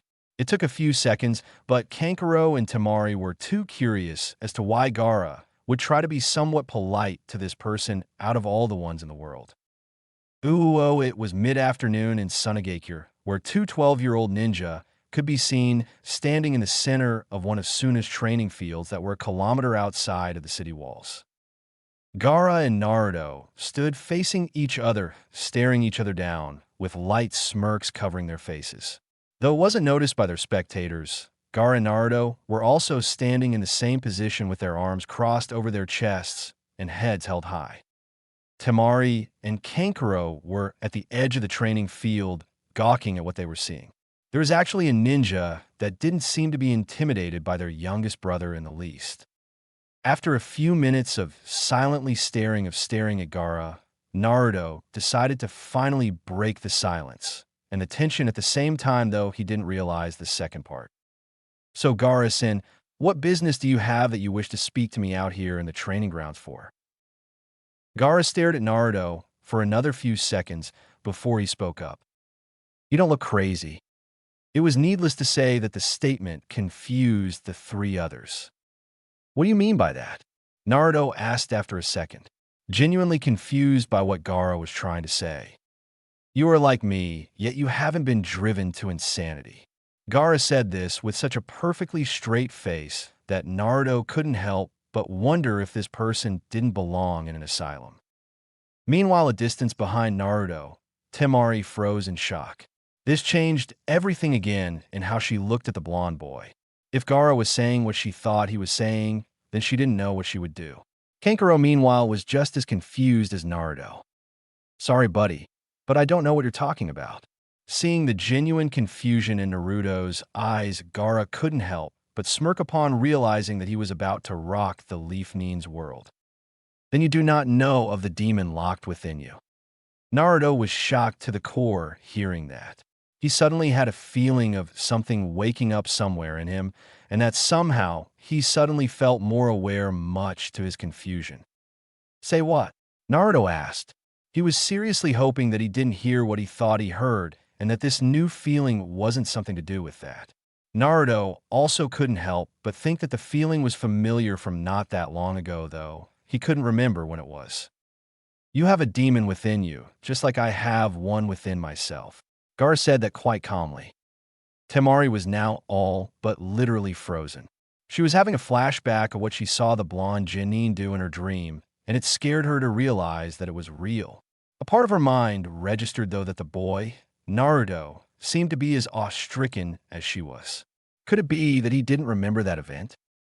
It took a few seconds more for Naruto to recover his countenance from what Gaara was just saying. What makes you say that? Naruto asked with his eyes narrowed at the redhead in front of him. On your way to this city, yesterday the demon within me sensed and recognized bits of another demon's chakra within you. He started advising me to avoid you at all costs, but I am curious about you. At this point, Gaara started walking circles around Naruto, who stood his ground as he continued listening to Gaara's words. Now that I'm closer, I can sense the demonic chakra within you as well. Do you hear the voices too? The question Gaara asked at the end of his explanation caught Naruto off guard. He's catching me off guard too often here, Naruto thought to himself. He was then about to say no to Gaara's question, but for some reason he couldn't find the word. So you have heard a voice then? Gaara stopped again, where he was before he circled Naruto. You show uncertainty in whether you should believe what I say. Naruto stayed silent and stared at Gaara. Then I will make you know. Suddenly Naruto saw four rope-like structures of sand shoot up from the ground in a compass-like formation around Gaara before they started circling him up to 3 feet above his head. Let us fight. With that statement, one of the strands of sand shot at Naruto. Oh, keep my distance and watch his attack pattern. That was the first thought to enter Naruto's head as soon as he heard Gaara say that he wanted to fight. Naruto immediately took action. Starting his Tenkasurita, he slid backwards across the training ground at the same speed as Gaara's tendril of sand moved forwards. Needless to say that Kankuro and Temari were surprised to see Naruto moving backwards towards them without moving his body from the position he was in as he continued to stare at Gaara. After 2 seconds of gliding, he sensed that he was getting close to Kankuro and Temari, so he changed directions so that the sand would shoot past him before turning and trying to nail him in the side. Of course, Naruto didn't let that happen. Instead, he jumped skyward before pulling a scroll from his pocket. Throughout the whole battle so far, Gaara and Naruto's eyes never left each other. The sand changed direction again to shoot up at the airborne Naruto, but there was suddenly a poof of smoke that engulfed Naruto, before suddenly, there was a shout that really brought Temari's attention back to the battle from yelling at Kankuro to go tell their sensei what was happening. Win, great breakthrough. Temari watched slack-jawed as the high-ranking wind technique broke its way through the tendril of sand and discharged over half of it before it hit the ground, sending even more sand flying into the air. A few seconds later, Temari quit covering her eyes as the wind and sand settled. What she saw greatly surprised her. There in the center of what was quite noticeably a fairly large crater was the blonde-haired genin whose back was to her, but she couldn't help but find the sight of the boy impressive. Naruto stood straight, facing Gaara, completely still. He was holding an open battle fan in front of him so that the face of the fan was running up his right arm, which was holding the base at waist height. The fan was long enough to go up the distance to his shoulder, and she was sure that Gaara was only able to see Naruto's head and legs. After a few seconds of silence, she noticed that Naruto's left hand wasn't idle. As to her surprise, he was doing one-handed seals behind the fan, where her brother couldn't see them. What the hell? She thought to herself as the boy was suddenly in motion again. How does he move without using his legs? She watched as Naruto was moving sideways, circling Gaara. A few seconds into this, he suddenly twisted his body to the right and did a throwing motion with his left hand and spinning before throwing 3 shuriken at Gaara. As she expected, Gaara's sand rose to his defense. But what was unexpected was that there seemed to be an impact against the sand before the shuriken reached the shield half a second later. Down. Naruto spoke up for the first time since the start of the battle. He was still moving sideways along the ground slowly, circling Gaara, who hadn't moved so much as an inch except to slightly turn his head as Naruto circled around him to keep the blonde in sight.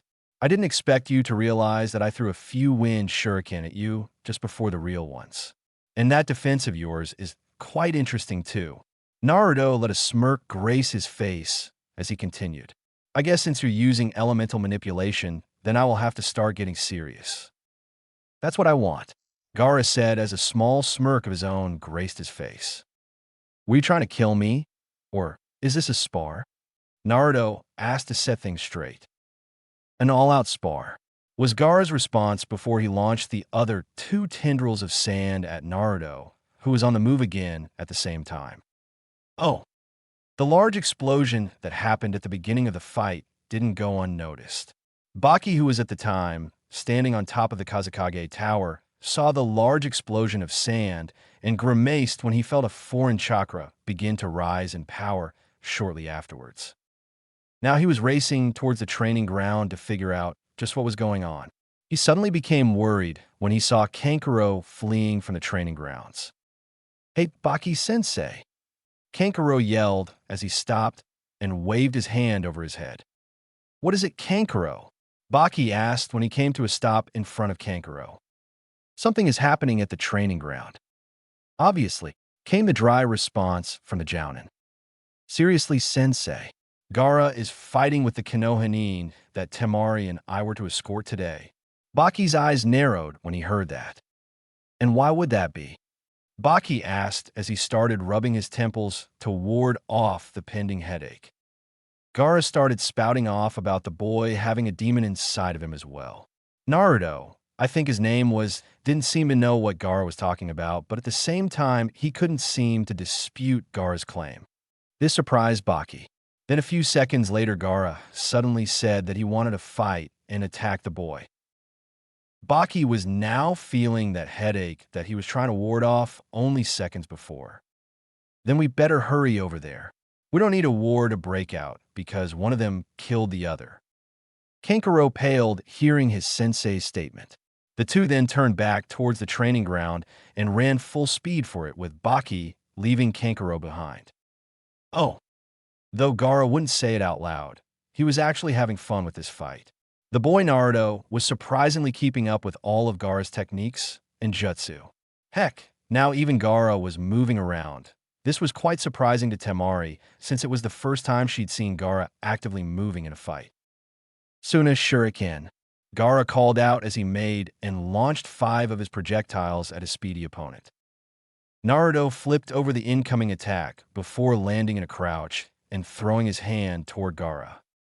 Both Gaara and Temari were quite surprised as an invisible attack landed on Gaara and threw him backwards as Gaara threw his right arm up in an uppercut, resulting in a fist of sand shooting from the ground and knocking Naruto skyward before both fighters landed on their backs a few meters from where they were when they threw their latest attacks. Suddenly, there was laughter in the air as Naruto suddenly jumped up onto his feet. He was rubbing a bruise that was quite visible on his chin. Gaara also rose up, though it was with the aid of his sand. He was surprisingly wearing a small smile of his own, the satisfaction of fighting an opponent for an extended amount of time without the bloodlust of his demon taking control clear on his face. Well, this is fun. Naruto spoke up as Gaara and Naruto started another staring match. Quite. Gaara's response had the effect of surprising Temari. Temari was wondering when all of these surprises would finally mount up and give her a heart attack. Shall we continue? Naruto asked. Yes, I haven't seen what I wanted to see yet. The statement had Naruto confused. Look, I don't know if what you say is true or not. I'll admit that the people in my village certainly seem to think I'm some demon with the way I am treated by the majority of the older people in my village, but it doesn't mean that I am some demon. Gaara's eyebrow, if there was one there, rose up and he gave Naruto a questioning look. I never said that you were a demon. I only said that there is one inside of you. After another few seconds of staring at each other, Gaara spoke again. Has your chakra ever turned red on you? That question struck home on Naruto. Suddenly his head began to hurt as he remembered a time, not even a week ago, where he was literally seeing everything in a red hue and that he heard a voice talk to him. Gaara saw Naruto's face suddenly become contemplative for a few seconds before Naruto suddenly refocused and stared back at Gaara. And what if I have? Naruto asked Gaara. That is the chakra of the Kyubi no Yoko, the Lord of Demons. The statement threw Naruto for another loop. What if he's right? That would explain the hatred that the villagers show me all the time. Naruto then looked at Gaara. If he's right and he also has a demon, does that also mean that he is feared in this village? If you have a demon inside of you, then does that mean that you're feared and hated by this village? Naruto asked. Yes. That one quick and simple honest answer settled it for him. Naruto now knew for sure that there were things that were being kept from him in his own village. I see, as Naruto said that he turned contemplative. After a few seconds, Naruto spoke up again. I have much to think about. If you'll excuse me. With that, Naruto dashed off back to the city. As Naruto disappeared, Baki finally showed up. What is going on here? He yelled out. Too bad he was 5 seconds too late to see Naruto as he disappeared over a dune. Oh. Hinata was worried. After the meeting where Shikamaru and she were to learn about politics and peace treaties, nobody was able to find Naruto. It was now past 10 p.m. Asuma had gone out to find Naruto outside of the city now, and that was over 2 hours ago. She wanted to go out herself to search for her teammate, but her and Shikamaru were commanded by Sarutobi to stay in the hotel in case Naruto came back while their sensei searched, and he talked to the Kazekage about what happened to lead to Naruto's disappearance. They were currently sitting in the hotel's foyer playing a game of shugi as they waited for word on how the search was going. Shikamaru was just finishing removing a set of stones off of the board that he'd have just captured when they heard the door leading into the hotel open. Turning from their game, they both looked to see who it was and were pleasantly surprised to see Naruto standing there, even though his head was down and he was staring at the ground. Naruto-kun. Hinata spoke up as she quickly got up heading for the blonde. She was quickly followed by Shikamaru. "Where'd you been, Naruto?" Shikamaru asked as they arrived at their teammate. Things were silent for a few seconds before Naruto just walked past the two of them in silence and walked across the foyer to head upstairs. Hinata and Shikamaru glanced at each other questioningly before moving to follow Naruto up the stairs. "Naruto," Shikamaru spoke as they reached up the stairs. As they looked around, they spotted Naruto as he started to climb another set of stairs that they knew led up to the roof of the hotel. Quickly following, they silently ran to and up the stairs, going through the open door at the top, and came out onto the roof. After looking around for a few seconds, they spotted Naruto sitting on the edge of the roof, staring down into the street below. They moved over to Naruto and sat down next to him before they both watched him worriedly. "You two are really my friends, right?" The sudden question threw his teammates off guard. "Of course we are, Naruto-kun," Hinata answered after the second it took her to recover from the shock of the unexpected question. The three fell into silence for another few minutes before the silence was broken again. "Do you still want to be my friends?" This line of questioning was really worrying Hinata and Shikamaru. "Yes, Naruto, and nothing will ever change that." This time, it was Shikamaru who answered Naruto's question. The two heard Naruto give an empty chuckle at that. "Answer my next question already." After saying that, Naruto gave another empty-sounding chuckle. "Then I guess you two deserve to know." Hinata and Shikamaru decided to say nothing at this point, and just let Naruto talk unless they were asked a question. "I discovered the reason why all of the grown-ups back home hate my guts today." Despite their surprise, Naruto's teammates stayed silent and let Naruto continue. "It has to do with a secret that has been kept from me for all of my life. It turns out that I'm not entirely human." Here Naruto looked up at the stars that hung up in the clear night sky and took a deep breath before he continued. "I have a demon locked up inside of me." "What?" Shikamaru couldn't help but speak up to hear that last tidbit of information. "You heard right, Shikamaru. It turns out that the Yondaime was never able to kill the Kyuubi, and that it is instead locked up in my body somehow." Hinata and Shikamaru now stared amazed at Naruto. "I don't know how it was done yet, but I learned from someone in this village who also has a demon inside of them about the one in me. I've been spending the last several hours thinking about what this means, and I've come to one definite conclusion." Naruto took a moment here to look off to his sides into each of his teammates' eyes. "I need to get answers." As Naruto said that, he stood up again, an action that was quickly followed by Hinata and Shikamaru. "Thanks for listening. I'm going to leave again for a bit." With surprise, Hinata was about to ask Naruto why he was leaving again when he cut her off. "Please don't follow me. I just want to go and visit someone for the rest of the night.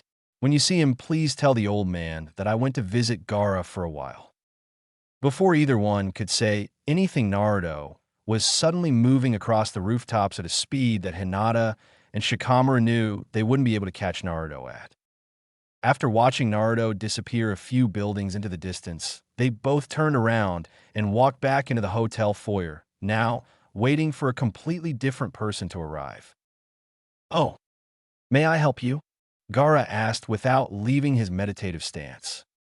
"Yes," Naruto said. "I've come to finish our spar." Gaara opened his eyes and looked into Naruto's own. "Then we shall." With that, Gaara stood up and started walking toward the training grounds that they were at earlier. "Follow me." "Oh." Sarutobi was tired. With everything that happened that day, he was ready to go to sleep. That was until he stepped into the hotel and saw two young shinobi glaring at him. Okami, what now? He thought to himself as he walked towards the two members of Team 9 that he left at the hotel. We saw Naruto. Shikamaru spoke up first in a quiet voice. Sarutobi felt some relief wash over him. He left again, though, after telling us what was wrong. Hinata finished for Shikamaru. She was still glaring at him, while Shikamaru seemed calmer about whatever was bothering them. It is good to hear that Naruto is all right, Sarutobi said with a warm smile on his face. It started dying down, though, when he saw that the other two were still upset. What happened? We know about Naruto's burden now. Those words sent a shiver down the old man's spine. Naruto discovered it today from a sand ninja who, according to Naruto, is in the same position as him. I must talk to Naruto now then. Sarutobi went to walk towards the stairs, but Hinata was now standing in front of him. If you would care to tell us why something of this magnitude was never mentioned to anybody before? Sarutobi was able to tell from the look in Hinata's eyes as she spoke that she wasn't making a request. Sarutobi sighed. Fine, but I will only tell you if Naruto says that he wants you to know as well. All right. Shikamaru spoke up again from where he was sitting previously. Naruto said that he was going to go talk to someone that he met today for a while and that he would be back afterwards. Well, at least it seems that Naruto is making at least one friend in this village. Sarutobi mumbled to himself. Oh. Naruto ducked and spun beneath another Suna shuriken as he continued to glide up to Gaara. Gaara, seeing Naruto's fist cocked back, jumped backwards in the nick of time, just before the area of ground just in front of where he previously stood exploded upwards in a plume of sand that was 10 feet tall. Quickly realizing that he could take advantage of all of the sand that was just shot into the air, Gaara quickly gathered chakra, and as he landed, thrust his open hands toward the sand cloud as he said in a calm voice, "Sand coffin." Inside the dust cloud, Naruto noticed that a lot of sand was starting to gather around him and condense. Cursing his foolishness, Naruto wound up his arm that was holding his battle fan and threw it as hard as he could towards where he guessed that Gaara should have landed from his jump. After throwing his weapon, Naruto took the startled shout as a successful distraction, and as soon as the sand let up from his arms, a little more Naruto quickly made a half seal with one hand and threw the other to the side, creating a large gust of wind that blew the sand cloud away from around him. Shall we go big? Naruto asked Gaara without moving from his position. The small smirk that Gaara wore on his face as he made a large ball of sand float into the air beside him, which was quickly accompanied by two more, was all the answer Naruto needed. Oh! Kaboom! Kankuro woke up from his sleep to a loud explosion. Quickly opening the blinds on his window and looking outside, he saw a giant cloud of sand beginning to settle over where the training field was. Okami, not again. With that said, Kankuro quickly threw a set of clothes on and dashed out the door, foregoing the face paint that he usually wore. Oh, what the hell was that? This was asked by the Konoha genius as he stared out the hotel window at the large sand cloud that he, along with Hinata, watched rise into the air from just aside of the city walls. TCH, troublesome. I have a feeling that Naruto is at the center of that explosion. Hearing the second part of what he said, Hinata looked out the window again. I think we should go and check it out just in case it is Naruto then. TCH, troublesome guy. Shikamaru frowned in thought for a second before nodding to Hinata, and they opened the window before jumping out of it and towards the source of the sand cloud that was now dissipating as if a gust of wind was blowing it away. As they watched the cloud disappear, Hinata couldn't help but comment. Yeah, must be Naruto. Oh. It was approximately the same time that both the Suna and Konoha parties arrived at the training field, where there was now a 20-foot wide crater that ran 10 feet deep. The Konoha group consisted of the whole Konoha delegate that was in Suna, excluding Naruto, and the Suna group consisted of 8 Chunin, 4 Jounin, the Kazekage, Kankuro, and Temari.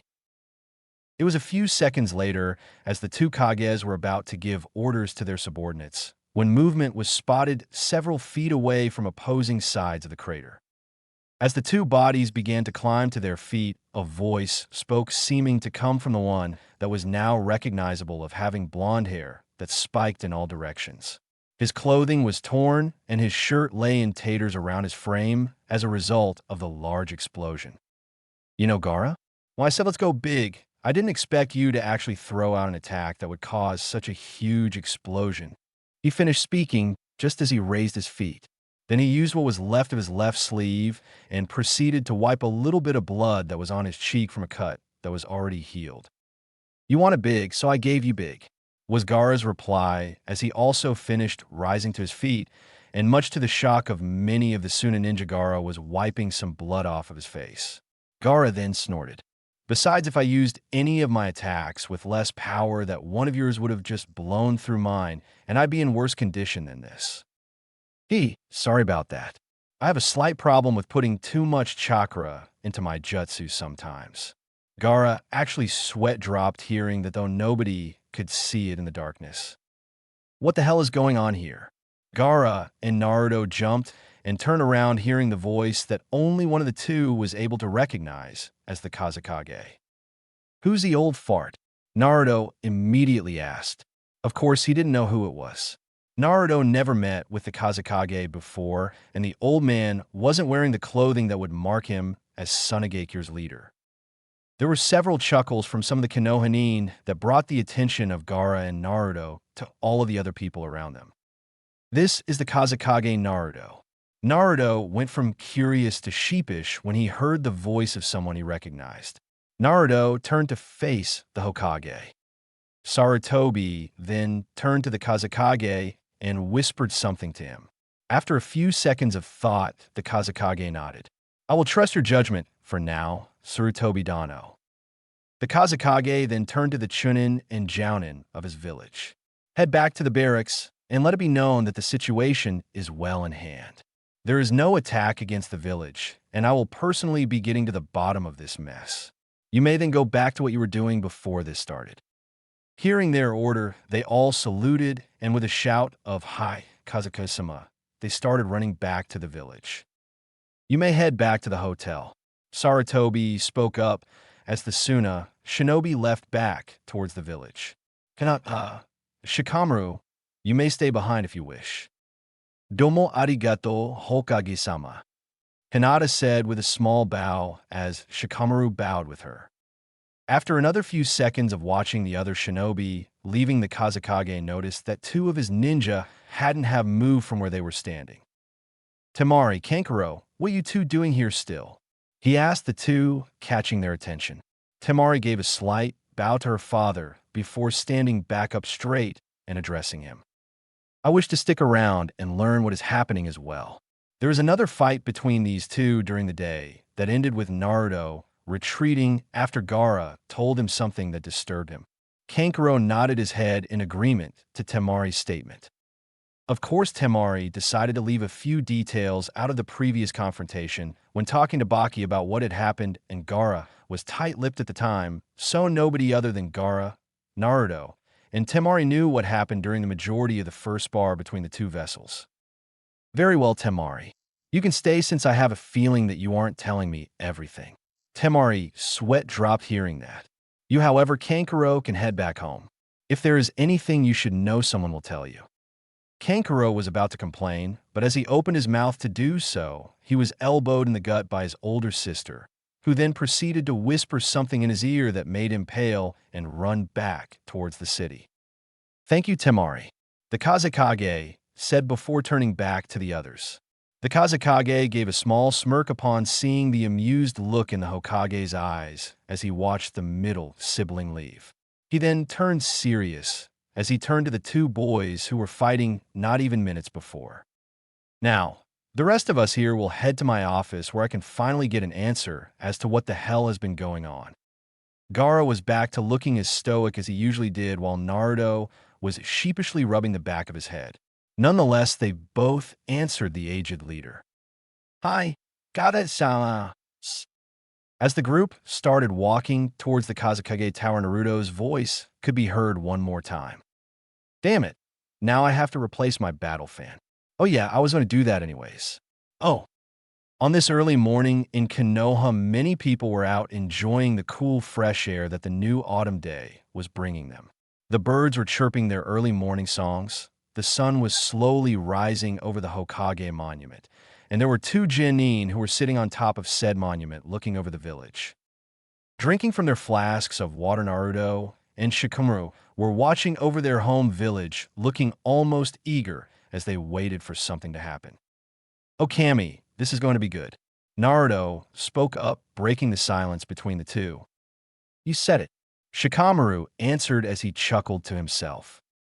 Hey, how about we have a toast to our first act in our new alliance?" Naruto suggested as he looked towards Shikamaru with a sparkle of humor in his eyes. Shikamaru outright laughed in reaction to Naruto's suggestion. "Sure," Shikamaru said, lifting up his own flask of water as Naruto did so too. "Then here's to the debut of Konoha's legendary prankster duo," Naruto said with a grin on his face as he moved to bump his flask against Shikamaru's. "To Konoha's legendary prankster duo," Shikamaru parroted as the flasks connected. It was right at the moment that the flasks bumped against each other in a toast that there was a loud explosion within the village. Naruto and Shikamaru watched as a plume of green and pink smoke exploded upwards from an apartment building that was only 8 rooftops away from their position. Following the explosion was the loud scream of a familiar cycloptic jounin. Naruto and Shikamaru both burst out laughing when they heard the scream. After the few minutes that it took for the two of them to calm down from their laughter, Naruto lifted up his water flask towards Shikamaru again with a huge grin on his face. "And here's another toast to our first successful prank as business partners." Shikamaru laughed again, hearing that as he bumped flasks with Naruto again. "Enhanced paint bombs, a prankster's best friend," Shikamaru said as he continued chuckling to himself. "And the best thing is that the villagers would never be able to pin this prank on me," Naruto said with a chuckle. "Yeah," Shikamaru replied, "especially since they would never think that we were working together, so they would never think to check my place for our prank supplies. And past events tells me that they will certainly try to pin the blame for this on me." Shikamaru frowned in thought when he heard that. After a few seconds, he went back to smirking. "Well, this time they can't do anything to you, so you get to enjoy this all that much more." Suddenly, Naruto had a huge grin on his face that in all honesty scared Shikamaru when he saw it. "You know what this means, don't you?" Naruto asked. Shikamaru thought about what Naruto was saying, and a similar grin started to spread across Shikamaru's face. "Yeah," he said slowly as his grin grew larger. "It means that since this was just our debut, we will only be expected to pull off bigger pranks from here. If anyone was there to see the two grinning genin, they would more than likely be on the verge of running for the sake of their sanity." The grins on their faces were positively evil. Oh. It was later that day when several high-ranking ninja were in a meeting within the Hokage Tower. Snickers were heard after Kakashi entered on time for the meeting for a change. Kakashi obviously wished the Hokage didn't order him to be on time, for sure, to this meeting. Due to the prank earlier that day, everything Kakashi owned was currently covered in green and pink paint. Sure, Kakashi managed to get the paint off of himself and the set of clothes he was currently wearing since, but he was unable to get most of it out of his hair. Kakashi's hair was currently tricolored with pink on one side, white in a strip down the center, and green on the other side. Guy was silently crying about how hip Kakashi looked, and that was the cause for the many silent snickers around the room, which were accompanied by glares towards the snickerers from Kakashi. "I swear that if I ever find out who did this, that the person will learn that I picked up more from Obito than just how to be laid back and tardy." A few minutes later, the meeting started. "Now, as you all know," the Hokage spoke up, "the Chunin selection exams will be starting at the end of the week." "Oh, drop him now." After hearing the statement from a familiar voice that in all honesty scared him as much as his brother, Kankuro dropped the annoying boy that bumped into him immediately. Turning around to face Naruto, Kankuro scowled as he looked at the blonde. "And what the hell do you want, Gaki?" Kankuro asked in what he thought was a confident voice. Temari, who was behind him, though, was just watching amusedly since she was able to tell that Kankuro's confidence was being faked. "I was just giving some advice that would help you avoid trouble. After all, I'm sure that the jounin on the building behind you wouldn't be happy with you if you hurt the Sandame's grandson." Naruto said this with a big smirk on his face. Kankuro turned around, seeing a sunglasses-wearing jounin standing atop the building behind him with a frown upon his face as he stared down upon the situation. It was at this time that Hinata and Shikamaru quietly walked up to Naruto and looked at all of the people present.